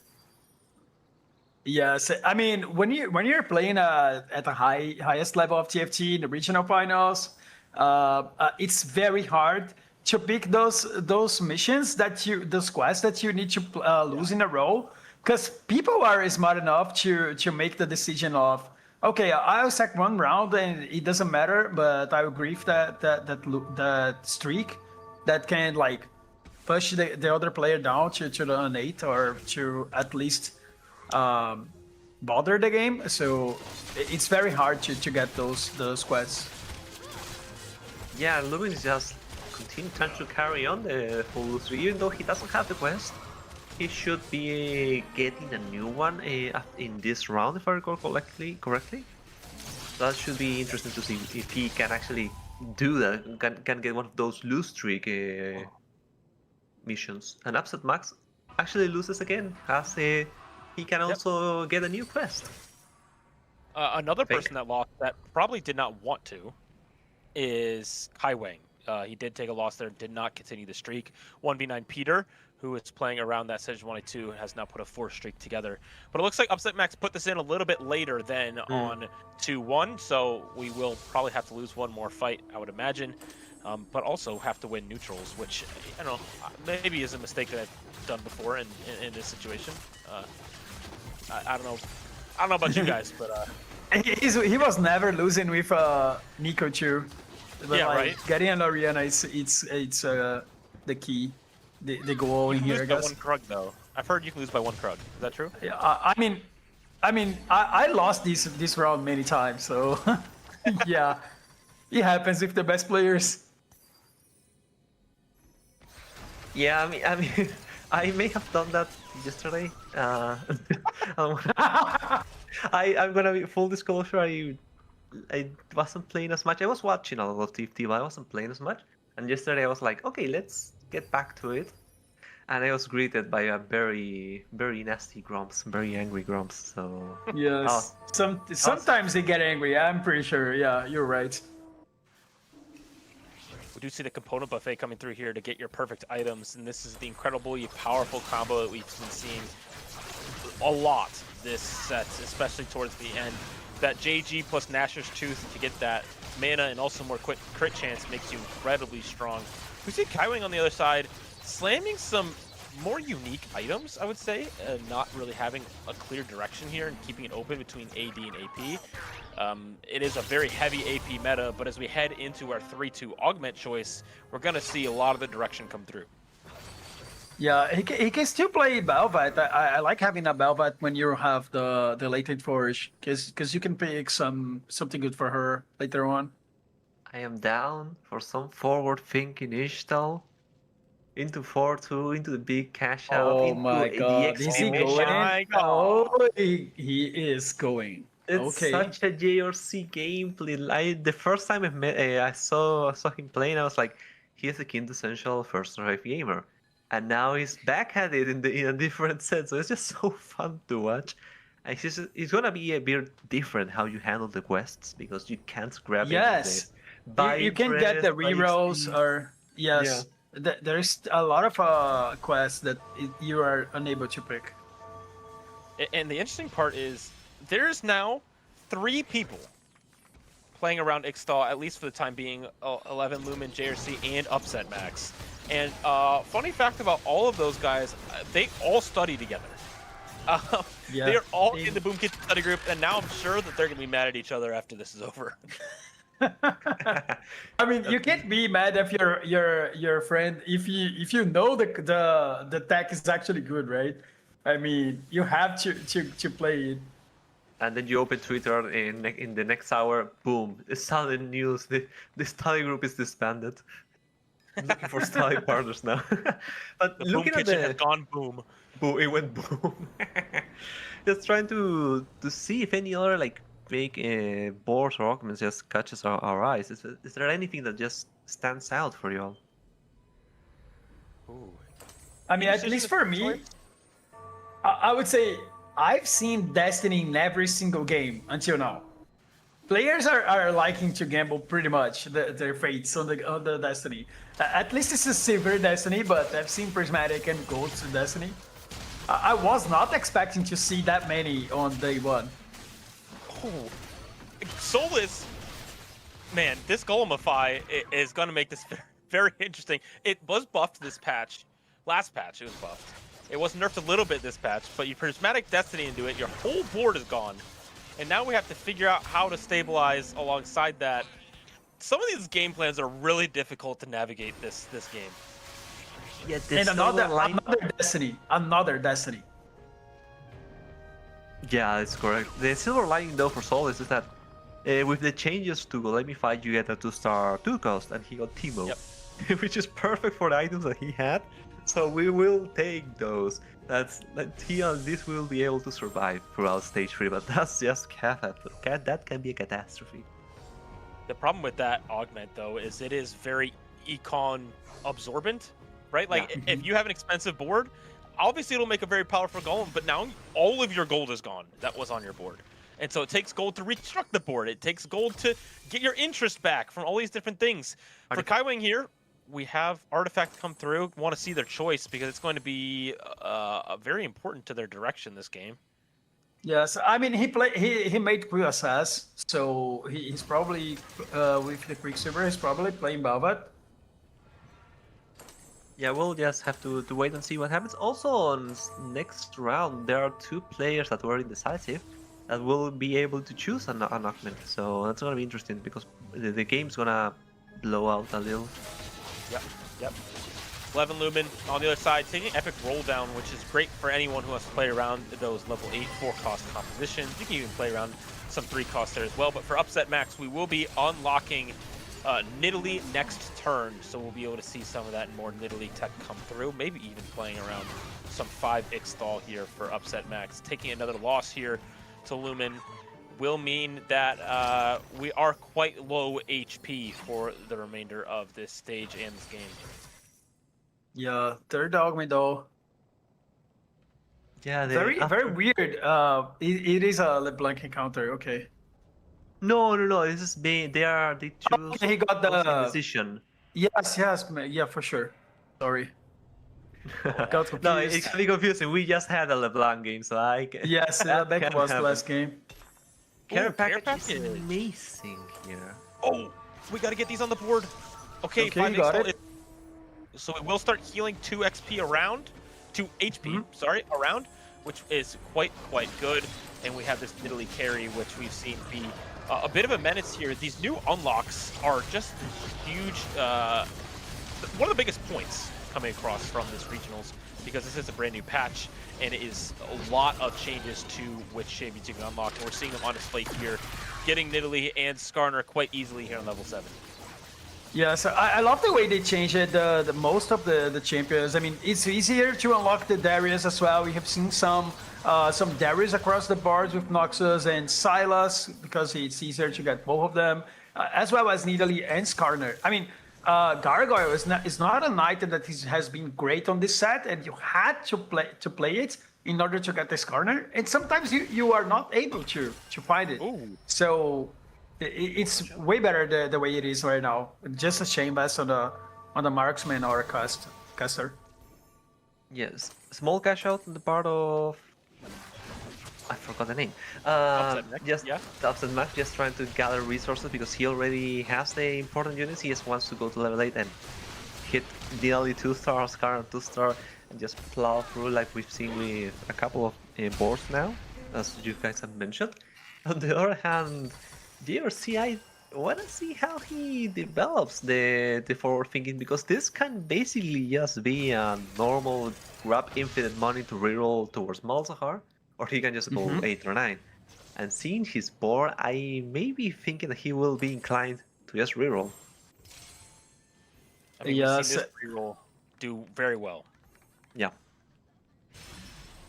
Yeah, I mean, we've seen this reroll doing very well, but not from this spot. I'm really curious how because if he does very well on this game, it means this comp is very good. Because we have seen multiple players having multiple setups with these and getting good placements. But yeah, he's gonna have a lot of gold next round. So let's see.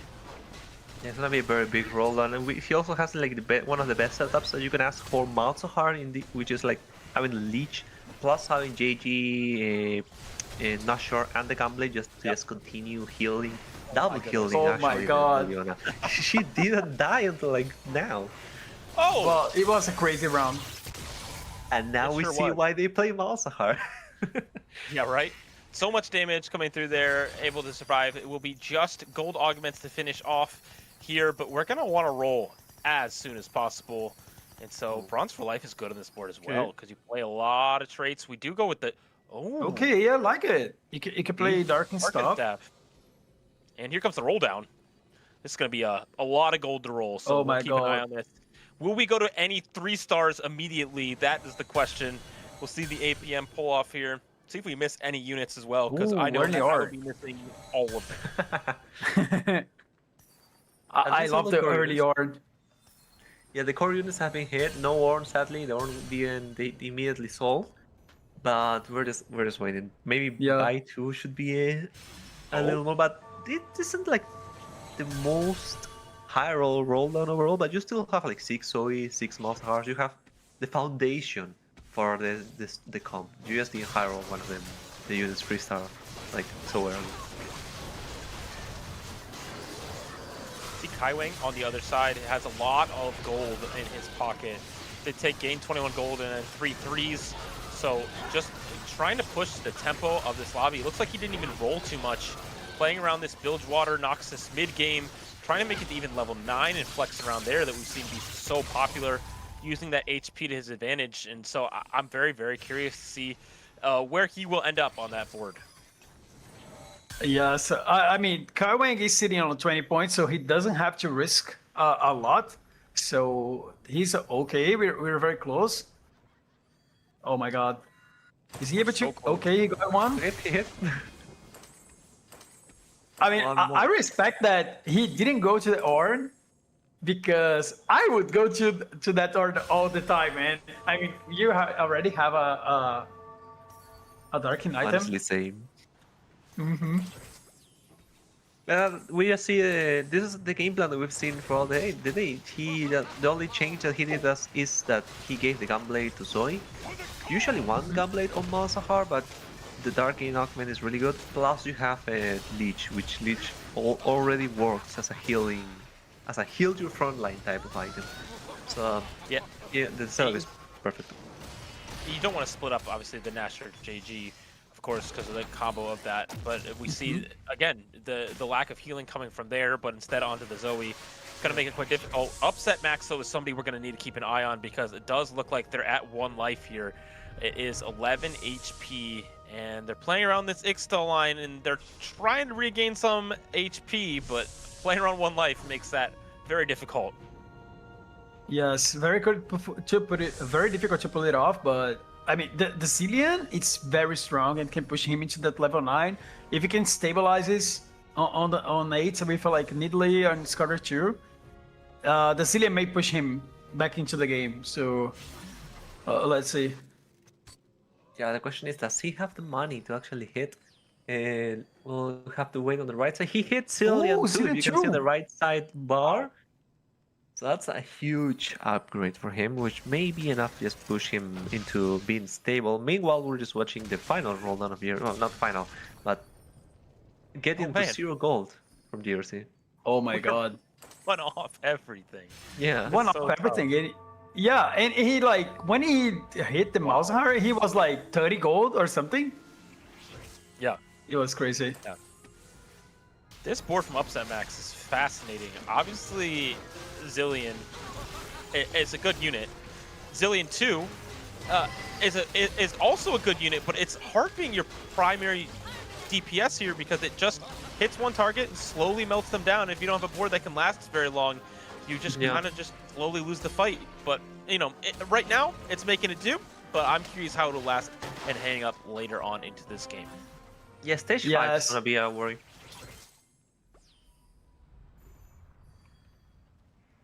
Yeah, well, it's very curious because we've seen this is like the beauty of this type of boards where you just can play almost any legendary unit that can work. That's the beauty of AP, at least in this patch, which is what makes it so engaging but so difficult at the same time. Because you can't just use every legendary unit that you see. You have to be very specific. Obviously, getting a Sealant 2 is very good and just gives you the direction you need. But looking on the other side, I just want to see. Finally, we've seen Peter. Haven't seen Peter in a while. But we're back to him. He has Ash free, he has Trina free, and just slowly trying to survive. He has a lot of HP and a lot of gold, so Yes, he's playing Tryndamere with TG, not the best way you can pull it off.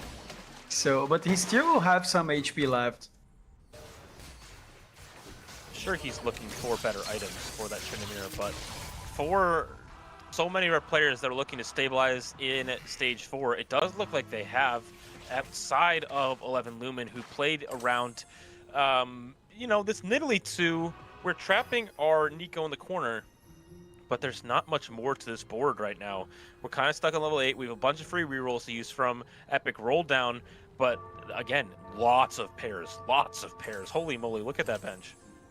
Wow, and he's looking for a Mel as well. So a little bit late to get the Mel, because he's very unlikely to hit the Radiant, but still a great unit to have on your board.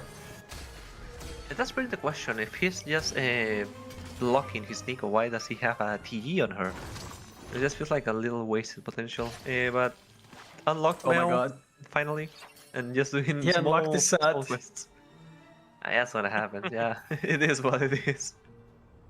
Using his rerolls here, he had clicked the 7 reroll quest, I would imagine. Able to complete that very quickly. We do have a major tank upgrade, as well as now this Mel on our board to add Disruptor. Gonna complete our items here. Maybe make another tank item, possibly make a damage item as well, but we're not gonna get what we're looking for. You can get Nashor, double Nashor GAG if you want to go that way, or you can just go full under damage. Giant Slayer, Fort Nidalee. Oh my god, look at that golem. He had a plan. Bro's trying. Bro did his best. He unlocked the Nico. He sure did. Yeah, but this Nidalee does not care. Solus, though, is quite healthy, so that Golemify may have actually been a good game plan that the game gave him. And also having Gilded Steel to go along with that to give it some durability. It is going to be a pretty scary board once Solus figures out exactly where he ends up. Looks like he's going to go to 9 here and roll down there. Yeah, I mean, we didn't have a chance to talk about his game, but I noticed that when he clicked on the Virtue Augment, he was able to get any Azir, if I'm not mistaken. So he stabilized it so much. So he was able to, with that one single augment, get his passport to level 9.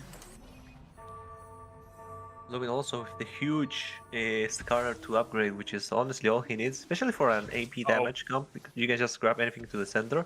But now Upset, he's gonna have to survive Malzahar, because you want a comp that stalls, but Malzahar also does that, and maybe even better than Zillion, so the Leona will die eventually. Eventually, the Zillion will help that a lot, because at a certain point, it just explodes, but the Malzahar continue to ramp up and heal as much as possible, but the Zillion might be enough. No, it's not! Oh my god. Upset Max down here in 8th place, putting himself very much in jeopardy of not making it through in the next game. That's a heartbreaker. That was so close. It was so close. I mean, if last game was great to see on his camera, and now it was not great. I mean, we could see his emotion on here. It was tough. I mean, I thought he would have won because the Zillion targeted the Leona first, but it was not. It was just not enough. I mean, there's still one game left. He can do it. He just pulled it off a first out of thin air last game, so he just has to repeat the script. I don't know where that's gonna put him in the standings. Looking at who's on the top right now, we'll just have to wait and see. He'll just have to clean it out. Those crash test dummies stunned the whole board from 1v9 Peter, which is quite unfortunate. Also still playing TG Tryndamere 3, so not great here, but Ashe has been buffed multiple times, so using Ashe as the carry will be a little bit better, but it's looking like this reroll is just not holding up to some of these higher capped boards that have been built. It looks like Lumen also just dropped out in 7th. Yes, I mean, when you're playing Tryndamere, not the best way, like having like Morello win air change, it was like, right? It was such a bad TG in that round, and that could be a huge difference. Sometimes you get crude items out of TG, but when you're like level 7, the combinations are not great. And unfortunately, that fight cost a lot of HP for him. Yeah, a couple of other key points I want to point of people that we haven't seen a lot. I mean, Solid we already saw with the Azir from Guild Steel, slowly catching up, and Konda starting to build an HP lead, just playing Bilgewater again, playing comfortable, bringing back what we talked at the start, before even the game started, about just playing to your strengths and to your comfort, and that may be enough for Konda to just push him into day 2. Let's not get ahead of ourselves, but that's just a good start for him. Stoma's board playing around that Demacia AP flex. That is definitely one of the stronger lines if you can get to that Silas cap. Maybe even we just decide to sell that 2-star Garen later on to unlock Silas now. But on the other side, Konda's board is playing around this Bilgewater tempo that we've seen have some success. But also a lot of 8th places, but this is definitely not going to be that here in this game. That is a Senna Lucian 2. Oh my god, when you have Senna Lucian with Emblem, it's very good. That's because you can equip items from Bilgewater. Oh my god, that Malzahar unit's so cool. Seems a deadline for Kai Wang. Yeah, Kai Wen just unfortunately has to go 6th. He was on a decent point lead, being the guy on top with 20 points, so that should still put him in the contention, but that's going to be a little harder now. Solis Azir 2, he's making it. He is trying to survive and just go to day 2, especially with 15 points he needs to play for the win. And the board he has may as well do it, unless JRC just like destroys his momentum with the Malzahar.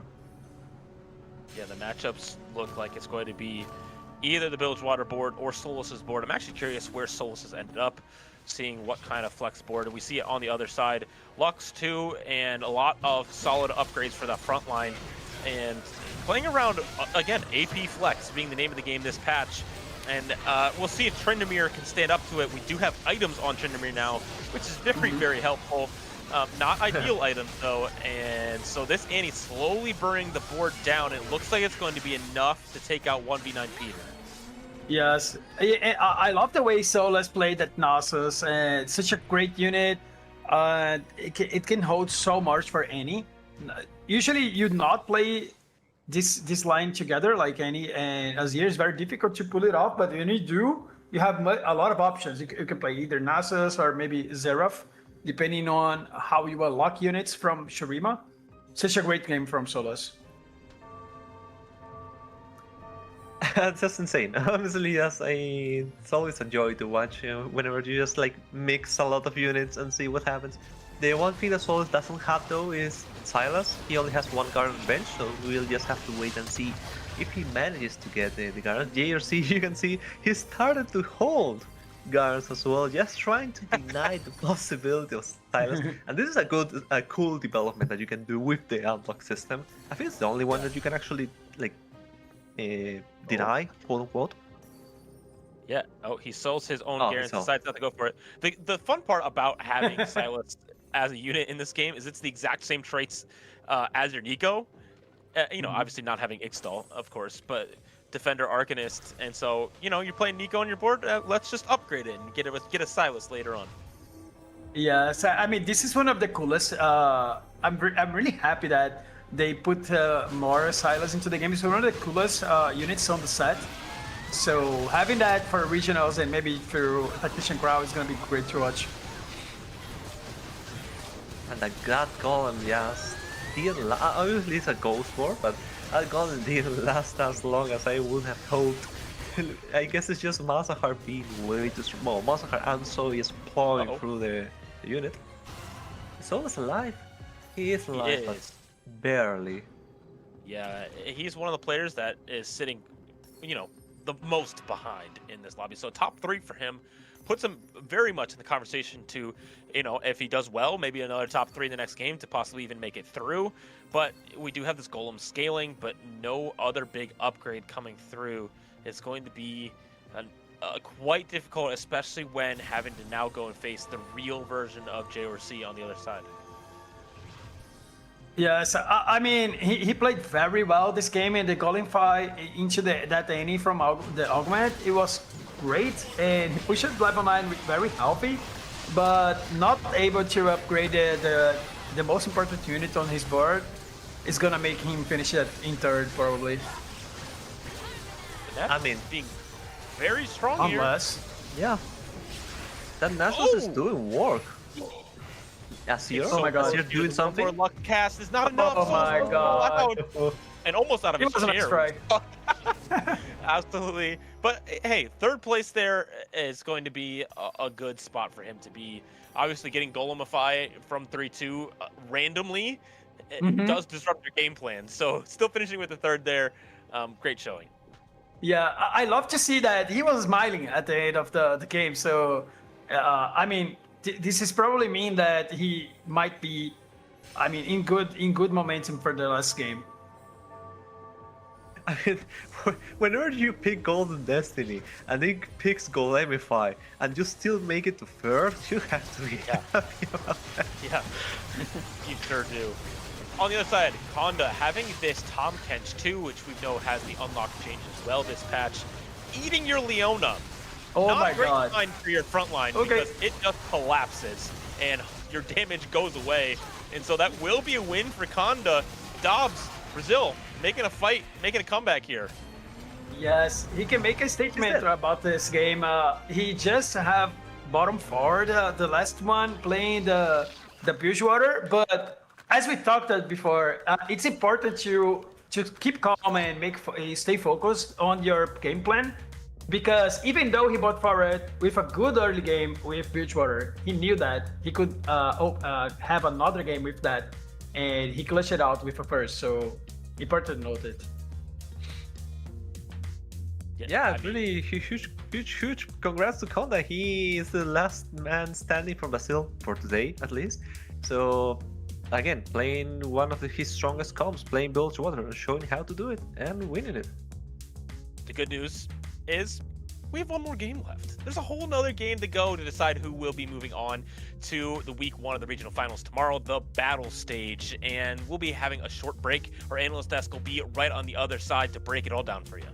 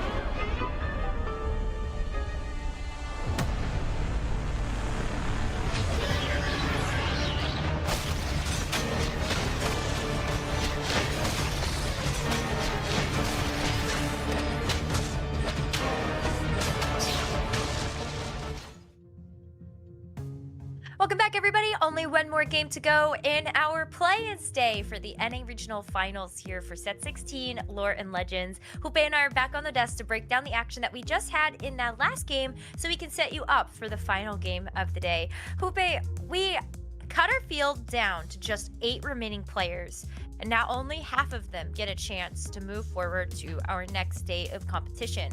And I feel like we saw some really high risk, high reward choices coming through. In particular, I am beyond shocked that Solus took Gold Destiny, got Golemify, and like still got top 4. Yeah, it turned out great for him because he didn't find the Tivers. He ended up with Annie 1. So he needed a tank. The Golemify was the tank, then the Nasus that's also not used to having it. And I mean, it worked out for him. And he was laughing. When he lost the final round, he looked like for a slim margin. And he was laughing because he knows it's a good game for him, taking into account everything that happened. For Upset Max, though, we had 2 Ishtal players, Lumen and Upset Max, that ended up holding hands in 8th and 7th place. And I feel for Max because he comes into this and he really needed a good game. Ended up getting that first place in game number 4 to even give himself a chance to play out this 5th game, and then ends up in an 8th place. And again, Ishtal is one of those choices where it's high risk and can be high reward if you get it right.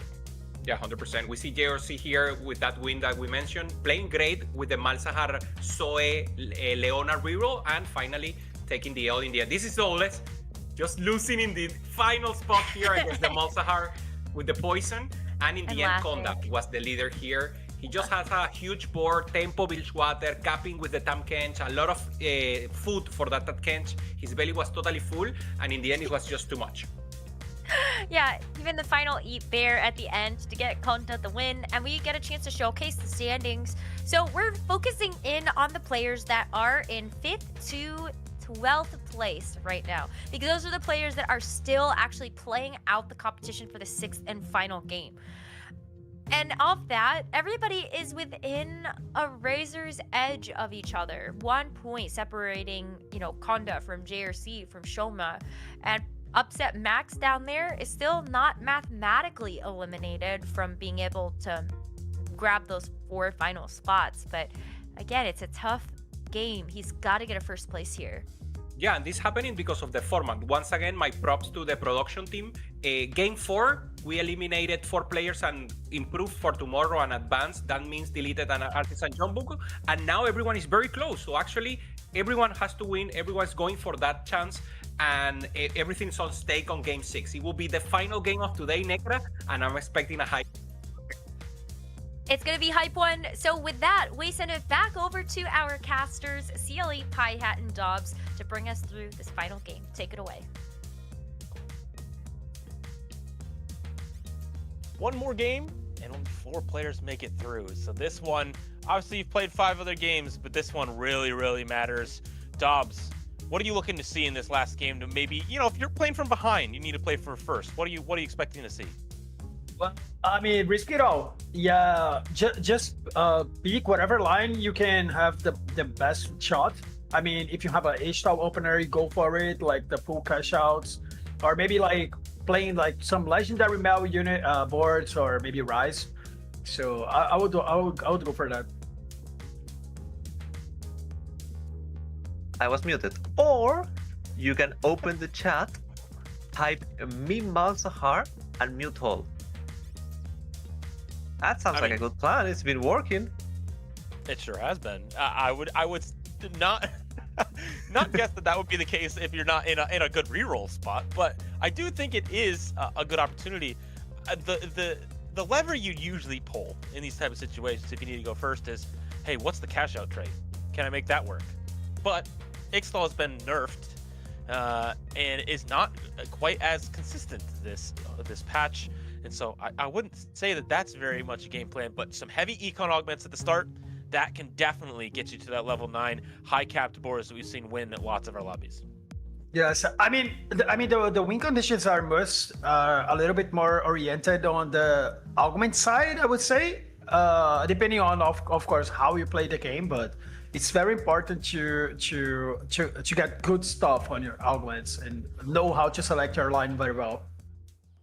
We are loading into game number 6, Oh. and yeah, What we a- got three Yeah. random emblems. This is the way to decide our last game.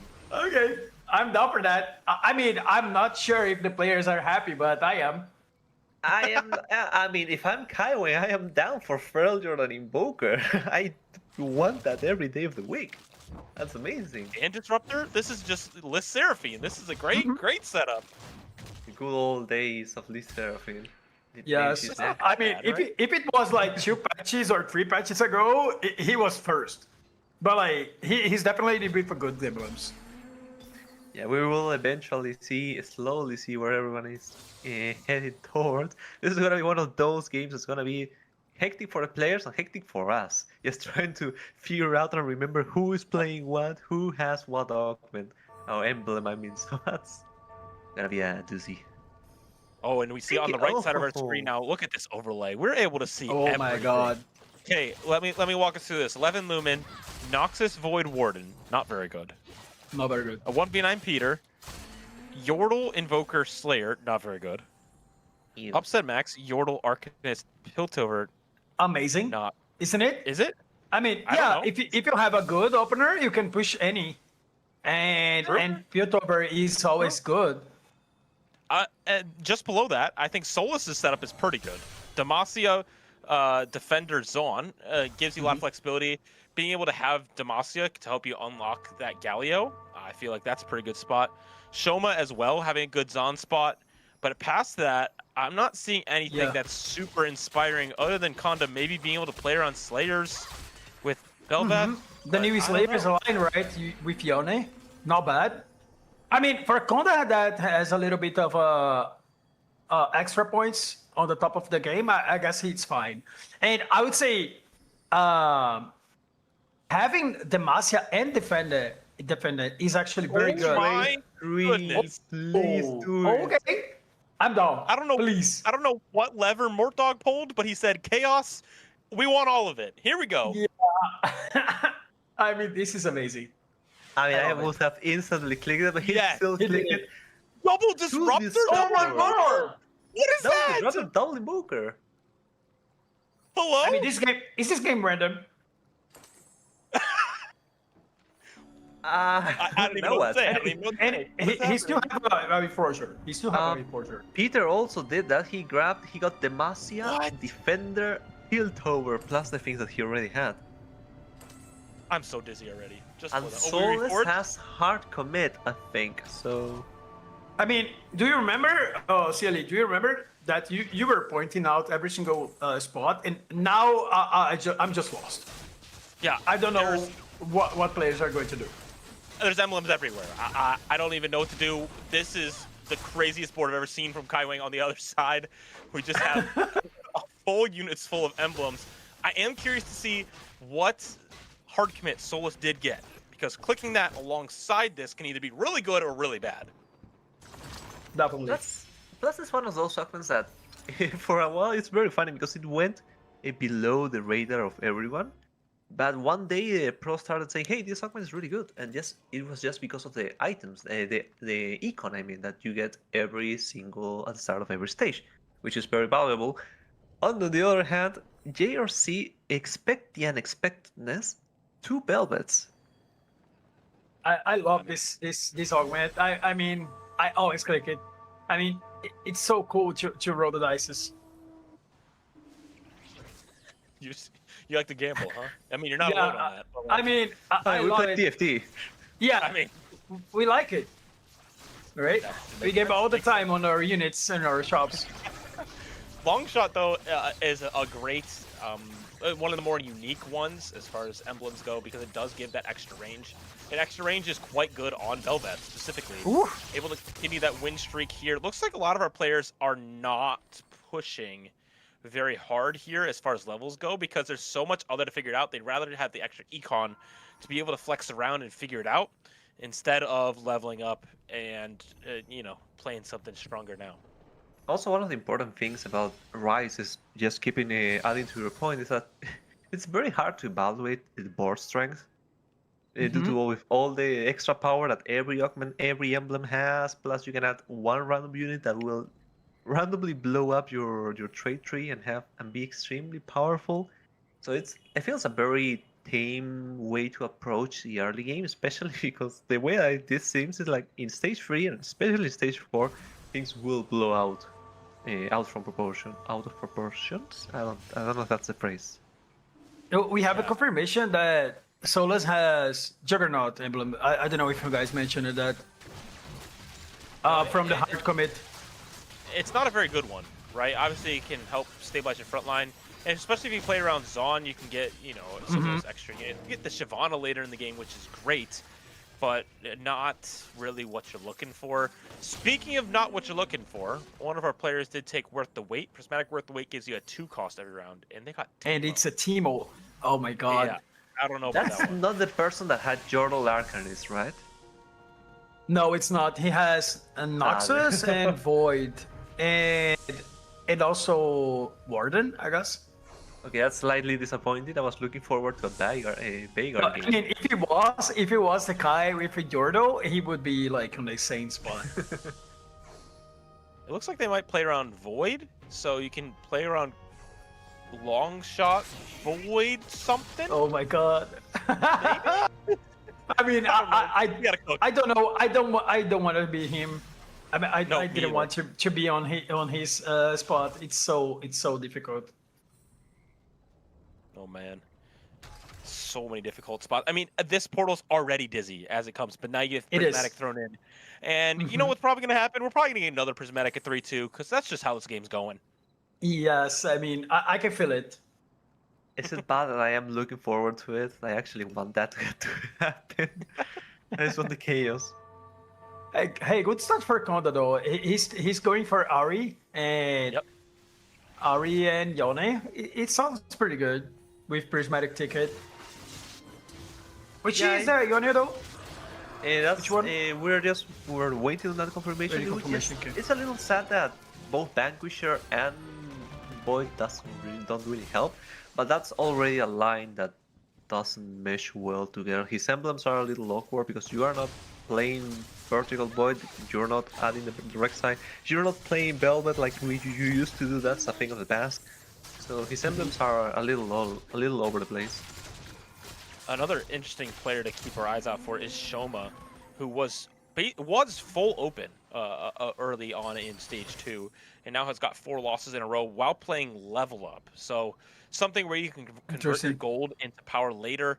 But Shoma is someone that's currently in that top 4 moving forward. So playing a very risky strategy to try and get themselves to move forward could either be highly rewarded for them, or it could be something that makes them a little bit nervous. What is this board on stage 2? Yeah, I mean, this is the best. Isn't this the best setup across the game? Because he doesn't need much points, and this comp is like, it's very unlikely he to go 8. You can like easily get a 4th out of it and go for tomorrow. I mean, I would bet on him like having the best spot. I mean, not to win the game, but best spot to qualify. Yeah, to qualify. We're building the narrative, so we can caster curse him by accident, and then we'll just be on a clip, and then they'll just blame it to us. Oh man. Shoma able to complete the 5 loss, Kaiwang able to complete the 5 win. Good news for both of their game plans, and it was between Konda and Shoma, so very big, important battle there. But Konda, with the XP Ionia, giving him 2 every round, is going to be very good. He got 5 Ionia online really early because of this emblem.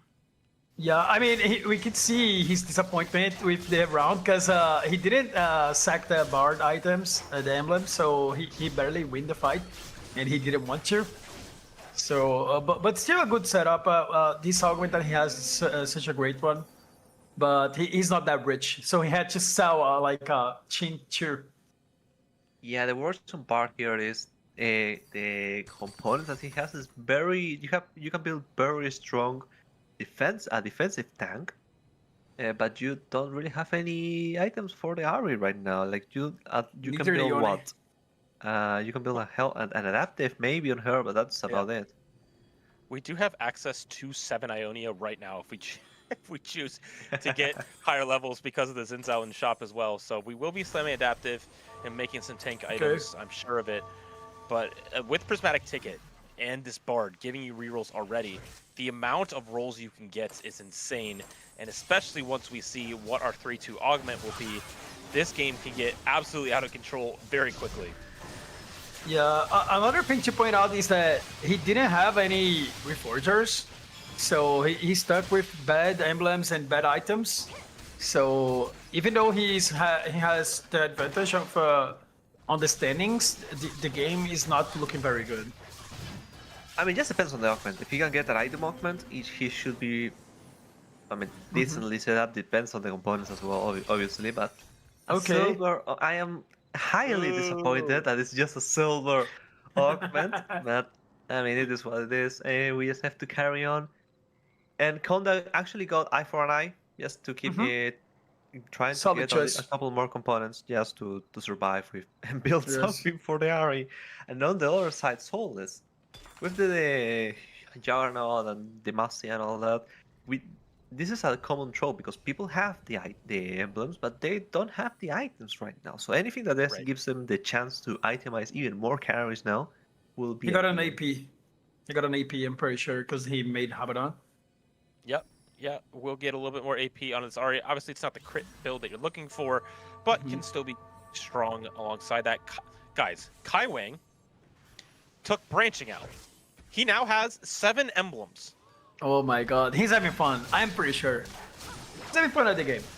I need to know what it is. I need to know what it He is. needs in 4-2 sweet treats because he has already like Oh my god, it would be 148 crazy. additional HP with the emblems. Uh-huh. That would be a nice combo.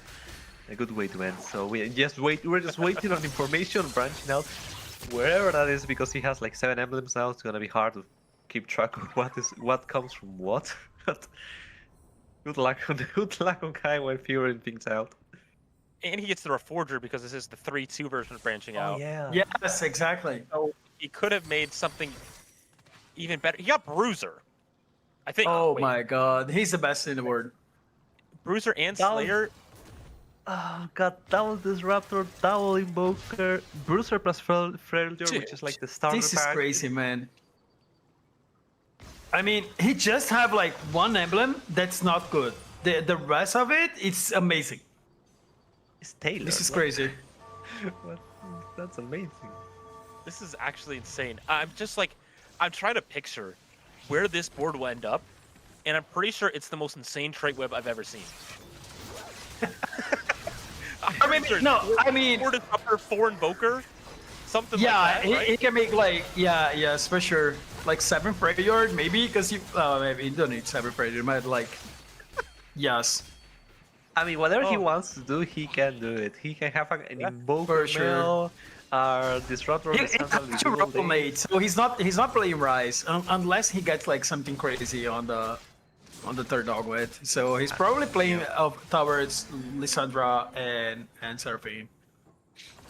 But for sure, his bird vibe is gonna be insane. Good news for the rest of the lobby is that he did lose that round. Bad news for the rest of the lobby is Teemo is on top right now. That Water Hex giving him Teemo the extra power. The Void Emblem being on Teemo, meaning you can put the Void mods on the Teemo, makes that Teemo real scary. I don't know how many times I just said Teemo, but I'll keep saying Teemo for as long as this Teemo keeps winning. The big Yeah, no. I mean, I didn't expect the team to be that good, but he found a good early game out of it. And let's see. I wonder if actually he's finishing the game with the Teemo or if he's changing that for something else. If he sells the team, I'm gonna be extremely disappointed. I will understand it, but I will be disappointed because the Teemo is carrying him throughout this stage. This is an interesting game as a whole because we were just discussing about rerolls and 5 costs and level 9 and all that, but having a lot of emblems incentivizes you to roll on 8 a little more because you want the immediate power with the emblems, with the... Yeah. You can just build a snowball of that, so maybe this will be a game slightly similar to what we're used to from former patches. At least that's what I think. Yeah, Yes. I think it does make you want to stabilize as soon as possible because there are so many other variables, right? It's not just your gold and your HP. Now it's I have so many things to work on in my trait web to make it work synergistically. And it's going to be very interesting to keep our eye on. But for Lumen, this win streak does not look like it's going to stop anytime soon. Unlocking both Rift Herald and Kaisa now, meaning got 2 forecasts for basically free here on level 7, Yeah. ready to roll. Another thing about Lumen is he has an Ambessa on the bench. So he cannot unlock the Mel right now because he's level 7, but as soon as he goes 8, he will be able to get the Mel very soon. And we all know that the Mel can get you a free Radiant, so he's in a very good spot. We did just see on Solus' board that he is stuck in Jinx or in Vi jail. He has the Jinx, but no Vi to unlock Warwick. He's level 7, ready to roll, 50 gold, but just doesn't have the unit he needs to help unlock. Oh, that's so rough because Jinx jail you can expect. That usually happens, but Vi jail. I don't know if he's gonna be able to come back out of this, Chief, but you don't want to roll for Vi usually, so this is just awkward. Especially because Shoma on the other side, he already has the Warwick. No Tundra Wolf, sadly, Dobbs, but just normal Warwick. It's a shame. It is a shame. Kaiwang back on his winning ways here at the end of the stage. This is a board that we'll keep our eye on throughout the rest of this game because he's healthy and got a lot to figure out. Konda and Shoma were both our players that were playing around those lost streaks. And for Konda here, we did roll pretty deep. We unlocked the Yone. We did hit our Wukong too to solidify our front line. But we are very far away from hitting Ari. Yeah, the problem is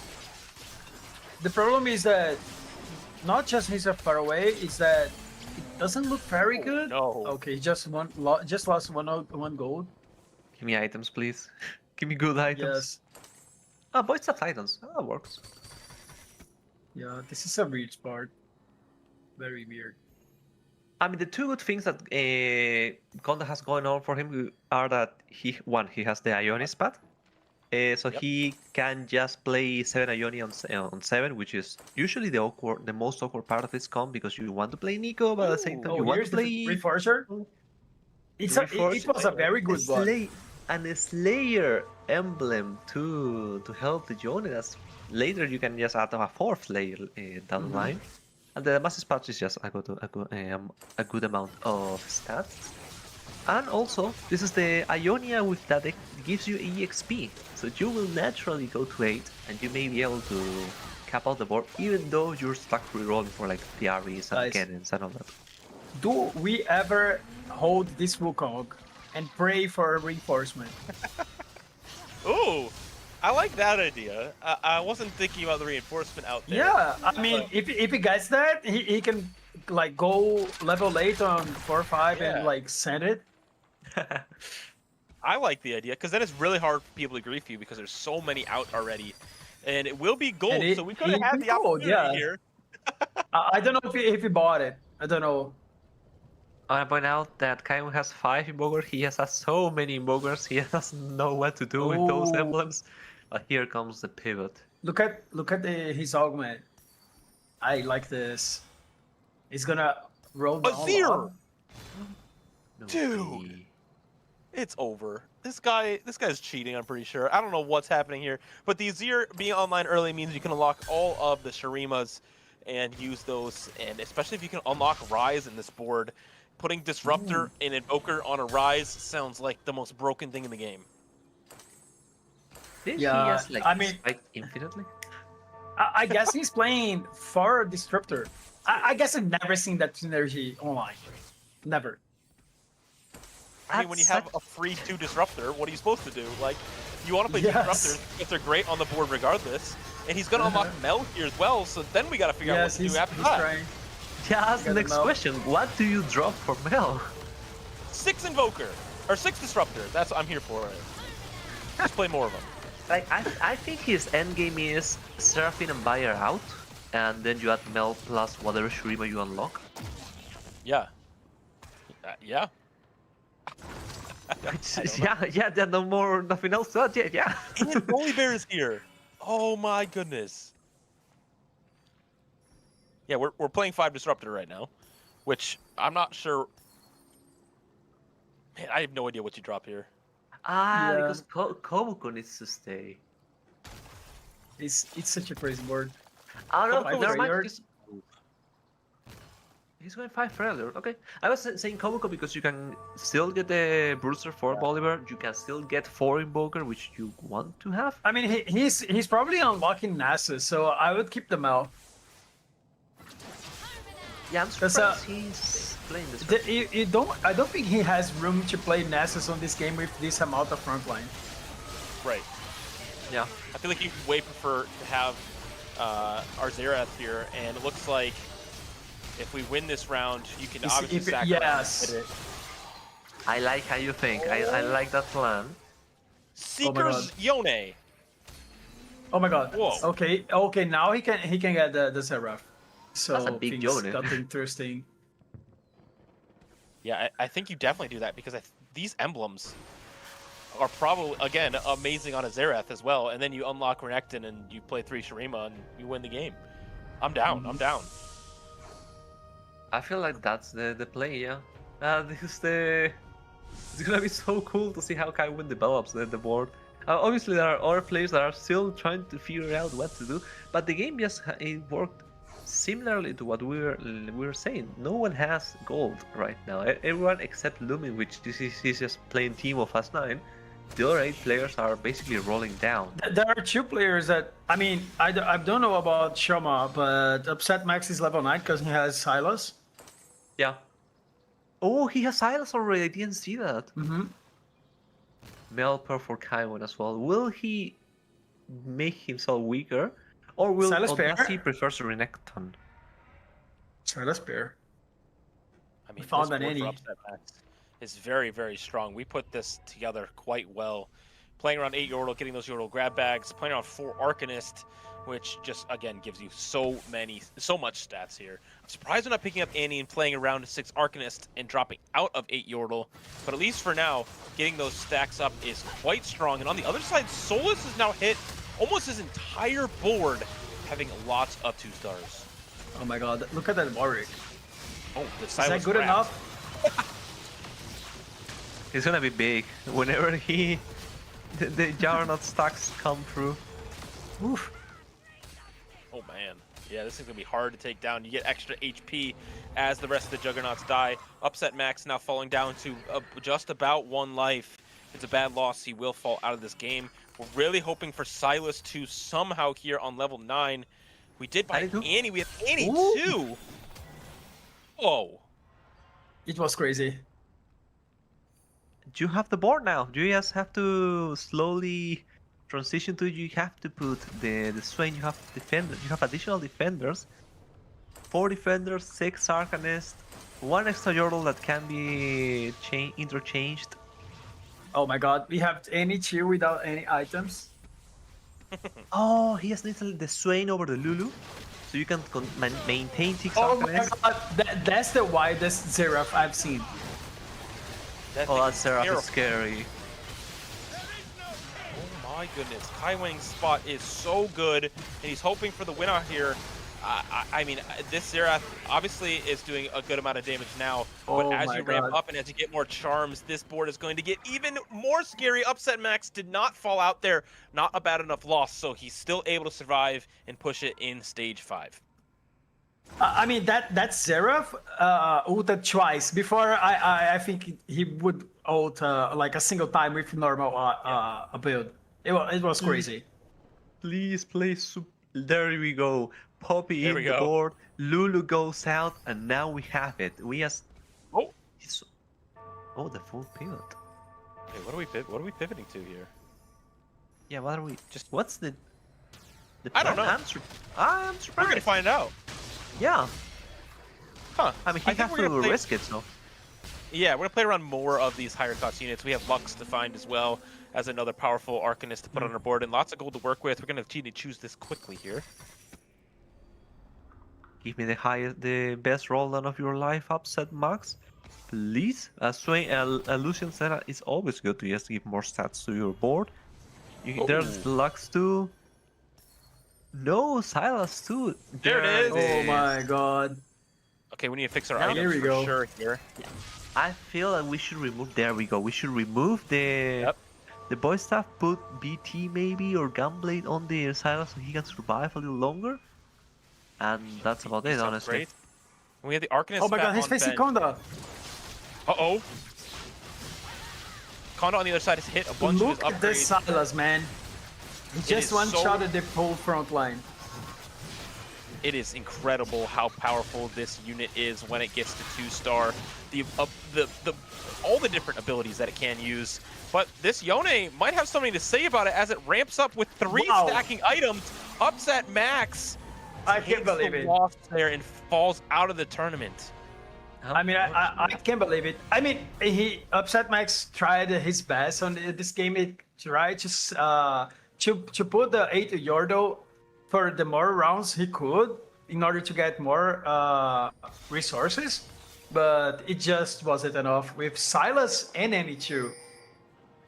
I respect the effort on Upset Max way. Sadly, the game didn't go the way he wanted to, but he did do a great showing, surviving, especially after being on the brink of elimination after Game 4. So that's good. So we have that small wins, some small victories.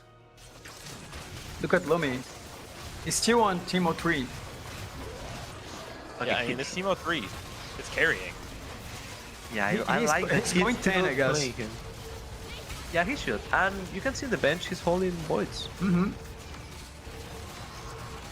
I like Oh, this game he's plan. actually playing Baron. He's playing Baron. Yeah. It's a great game plan because you can really use a lot of that extra gold to push you further. But Konda and Shoma are who we're going to need to keep our eye on. And now 1v9 Peter, who has dropped really low because of Solus's board. We have multiple people that are very close to falling out of this game. Oh my god, this game is so close. Look at the HP bars. Yeah, Peter worries me because he was on the lower part of the standing, so it's not like he can just go 7 or 6 and maybe pray that the standings go his way. No, he needed a big showing today on this final game, and that won't be enough, maybe. With the Demacia board. Eric 2 upgrade in the shop. Very crucial frontline upgrade possible. 1v9 Peter trying to figure out how to beat this board from 11 Lumen on the other side, who is holding on to a bunch of gold right now.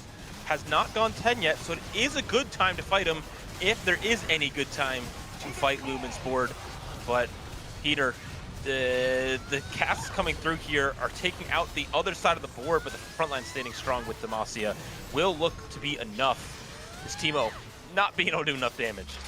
Yes, I mean, this was the best round to face Lumen because next round he might find a Baron. So good enough, maybe he can save him some placements, but let's see if it's enough for him to qualify. Yeah, you have to continue waiting. JRC already hit his Malzahar free and Leona free, just doing the small callouts on how the boards are looking like. Konda already with the RE free. And both Warwicks just trying to survive, trying to hold up, because Warwick can be strong. On stage 4, trying to survive and trying to punish the people that aren't strong enough. But this lobby has been strong throughout the whole game, so that they may struggle a little bit now. Interesting thing about the current lobby makeup is that, hey, now we're on level 10 for Lumen here. Did we unlock Baron? Oh, he doesn't have a 7 Void. He is We're missing something. Either Rek'Sai? Cho'Gath or Rek'Sai. Oh, Okay, so he's just playing. Wait, that's so sad. He's just playing Rise. Would Rice count as a Uh-oh. point? That doesn't count. Look at him. Look at him in the bottom right. He realizes what he's done. He doesn't have the other one. Yeah. Oh no. That's And so bad for him. And Oh now you my put that God. on your planner and just to start rolling on 10 for 2 costs. This is crazy. Oh no. And this lobby is very interesting because so many of the players at the top of our lobby are holding lots of gold, or were holding lots of gold. Solus was. Oh my god. Lumen now taking a huge loss, and he doesn't have it yet. He needs to find the 2 cost.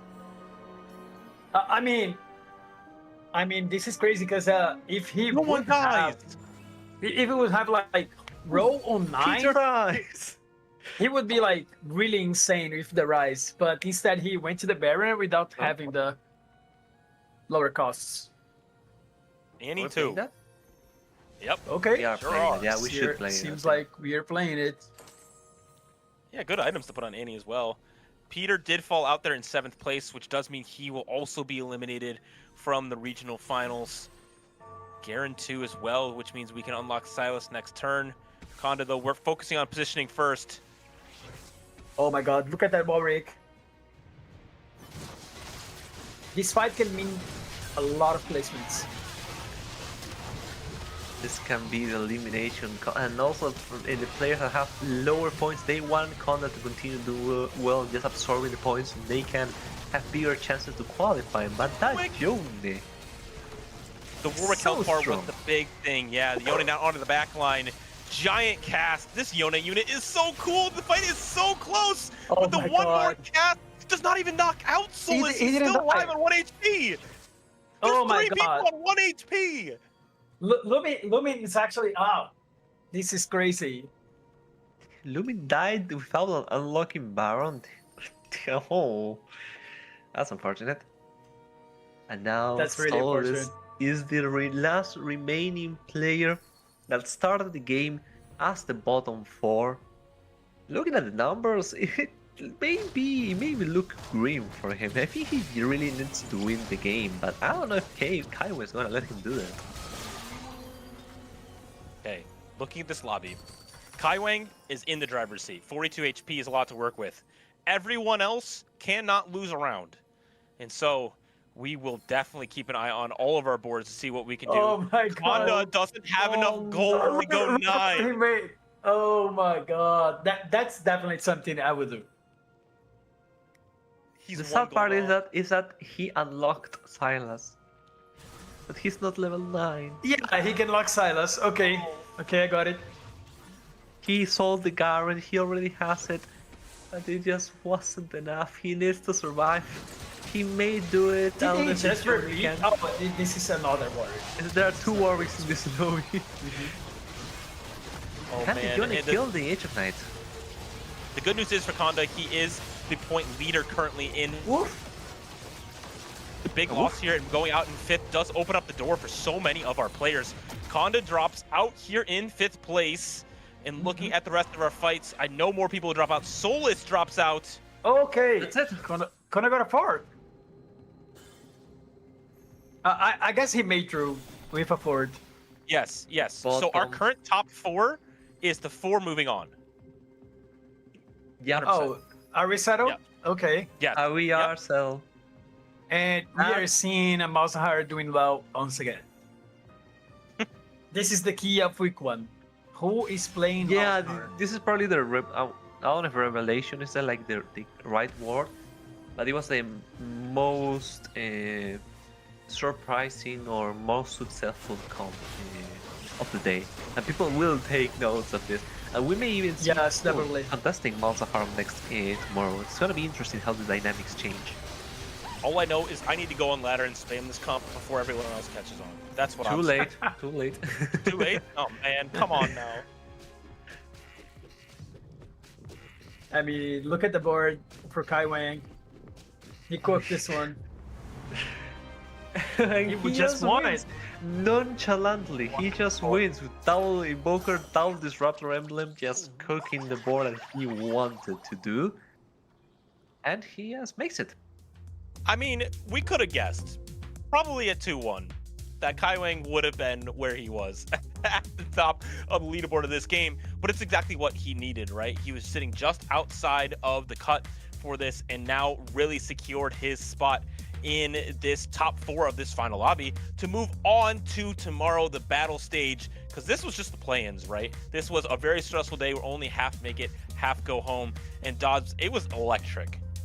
I mean, it was awesome to watch 6 games with like tons of things happening on the line. I mean, besides the players that played Malzahar and have such a great time, the other things that we watched, like tons of moments that things turned around, like this game, the emblems, and a lot of emotions. And it's still week 1, day 1. So there is a lot of things going on the rest of the weekend.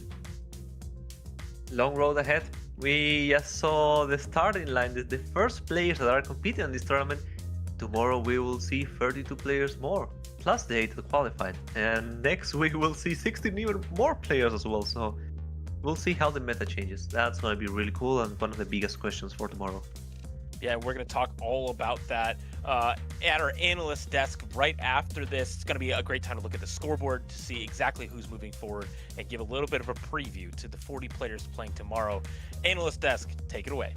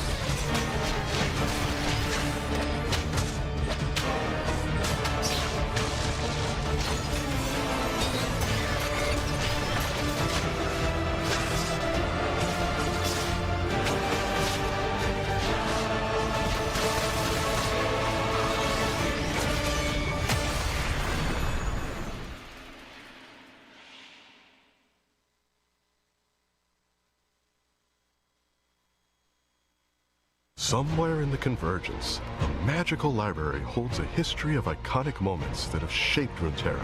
Moments you will bring back to life in the newest TFT set, Lore and Legends.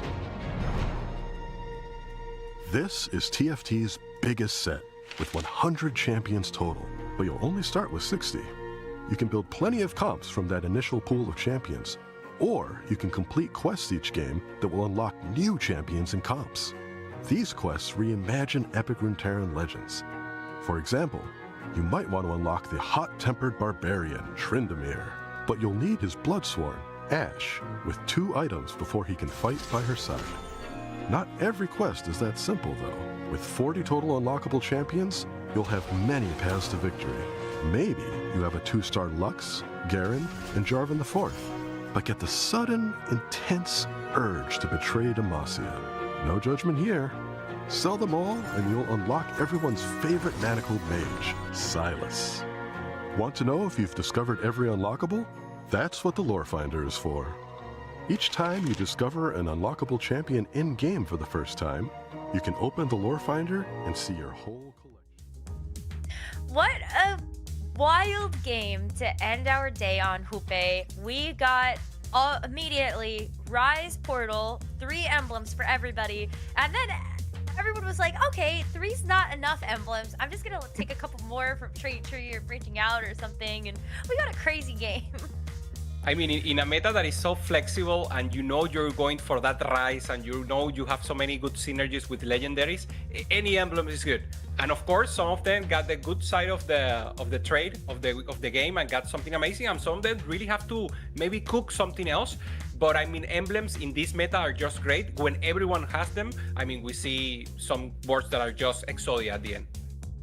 I mean, you say that about every emblem being good, but I also feel like there were definitely some emblems that were not created as equally as others in this particular game. And so when I take a look at boards that have like a random long shot emblem plus a warden, it's just like it ended up getting a little bit wild there. Poor Upset Max goes 8th and unfortunately is going to get knocked out of the tournament with a 7 Arcanist board. I thought like, ooh, finally somebody got the Yordle emblem. We're gonna get a chance to see the Vigar, and we didn't. So that was too bad. I felt like the cards just didn't quite align to be able to see that particular comp, but it was a great attempt nonetheless. Here's the details. So once again, between 5 and 12 are the ones that we're seeing right now. And we see the cutoff. JRC, Shoma, Konda, and Kaiwen are the ones advancing to tomorrow, joining Dan Mims, Jose Deleted, Artix, and Jungle Book. So tomorrow they will meet the ones who already advanced directly to Do It 1, and we have 4 more players to say goodbye to. Yeah, today was a tough competition day. It was very cutthroat in terms of who could actually advance on to the next phase of competition. And tomorrow, there are a lot of incredible players that are waiting there. More players from the TFT Pro Circuit.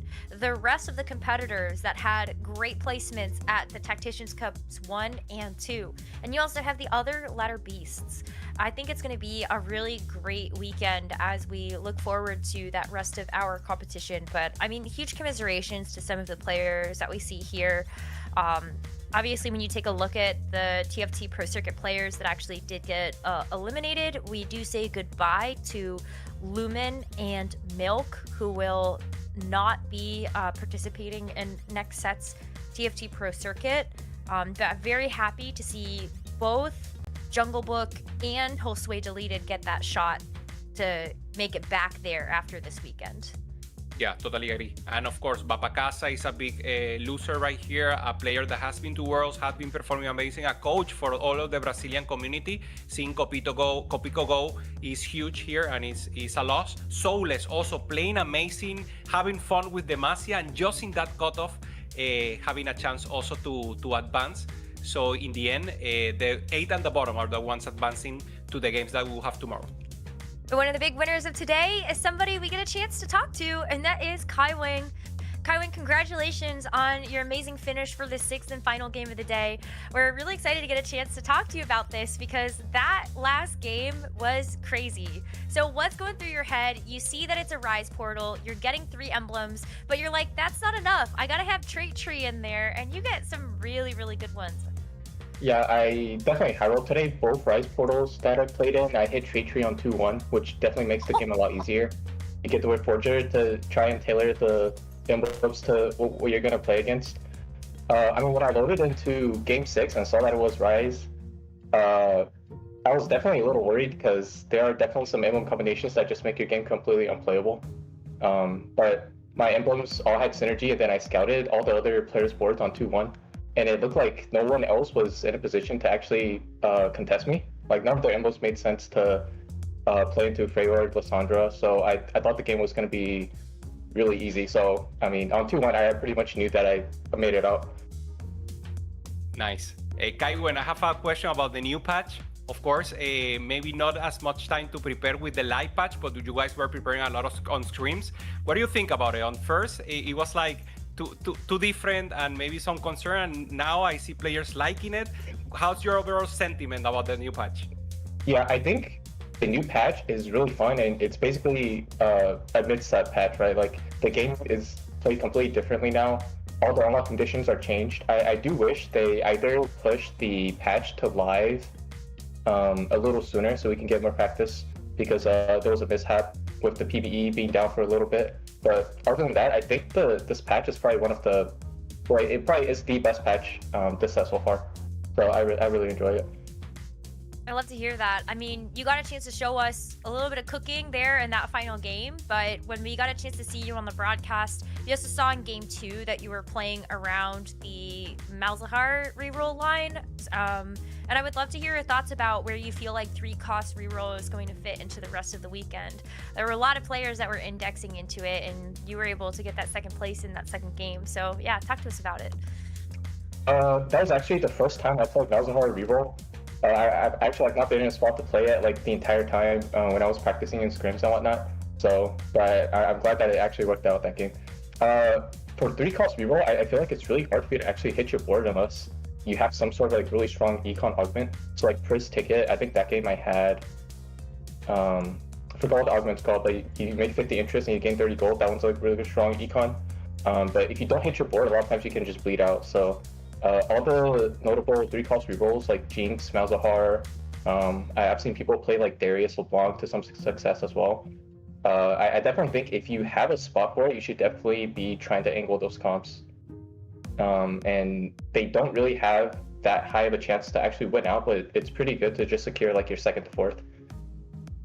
Nice. I have a question about preparation.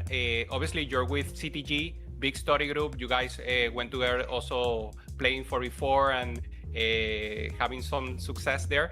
Anything about that study group, or how is the extended study group that you have to get to prepare for this? Okay, yeah, so I actually didn't prep with every member of CTG. I guess I prepped with 3 or 4 of them. I talked to like every single one besides Robin. But I talked to Marcel, Solis, and Dank. They're all in the Boom Kitchen Discord, so we just sit in there every day and then just talk about the game and just play scrims. So yeah, I do most of my prep with the Boom Kitchen. How many members are in Boom Kitchen now? Because I feel like today we were looking at like the Boom Kitchen tournament where there were 7 of you, I think, in the play-in. So yeah, how many people are there now? There's a lot. There's probably like over 20 at this point, and but yeah, there are some members that like I either quit or aren't really playing TFT right now. But yeah, there's definitely a lot of us. I'm hearing a dog. Do you have an IRL chibi or maybe a little legend there that you want to talk about, or is the neighbor's one? Oh, sorry, I have the door open. No, it's the neighbor's dog. I don't have a dog right now. Yeah. We were hoping to get some Kaiwing lore. Okay, so not about your pets then, but I want to know more about you. I mean, I think, especially when we looked at the tournament, of course, you come in, I think, as a bit of a favorite, being on the Citadel team. But when we've looked at some of your past tournament performances, the best one that I can remember was your 12th place finish at the Remix Rumble regional finals. So for you, what would it mean? Like, what does it mean to you today to make it through this first step of competition? And what's kind of the ultimate goal for you in terms of your TFT career? Honestly, going to today, I didn't have that many expectations. Like if I make it through, that's nice, but I only really started prepping since like the last week, after I've had some free time. So making it through is definitely nice. And I would love to make it into tier 1. I really hope I do well tomorrow so I can finally be in tier 1, because I don't know, I feel like I always flop in tournaments. Like for example, the first game today, the line I took, it just makes 0 sense looking back. And I definitely think that I still have like some issue with nerves when it comes to like playing in competitions. But and if I get over that, I think I can start to do really well. That's great to hear. Well, Kaiwing, thank you so much for taking the time to chat with us. We'll let you go get that well-deserved rest, and we'll be looking forward to seeing what you do tomorrow. So congratulations again, and best of luck. Thank you very much. Congratulations, man. It's really great to hear that. I think that Kaiwing is definitely somebody that embodies a lot of what we like to look for in terms of like the couch to crown performance. Somebody who, you know, is hungry to be able to get those tournament wins, right? But I think also speaks for a lot of our pro players where it can be tough having the nerves to be on a big stage like this, to have the camera constantly on and to know that people are going to be watching your gameplay. And so I really hope that this is momentum that Kaiwing can take into tomorrow alongside the rest of the competitors that are going to be joining our field of week 1. Yeah, totally, Negra. And the competition will just keep getting stronger. We know week 1 is playing. These are players that have demonstrated good position, ascending through ladder, ascending through cups, or being in the lower end of the best circuit right now, the TPC. Tomorrow, once again, gets better. Next week, other people are getting in. So, I mean, the game will just keep evolving. I truly believe that we have not, the meta has not been solved. Of course, we know the caps board and some of them, but there's a lot of things, especially in the middle ground, that these players are still figuring out, and we have a lot more to learn with them. So I enjoyed so much today, and tomorrow will be even better.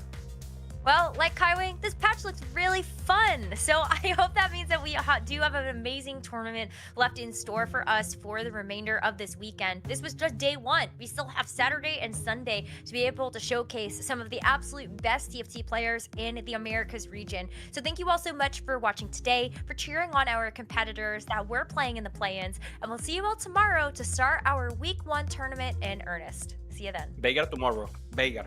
Veigar, yes, please.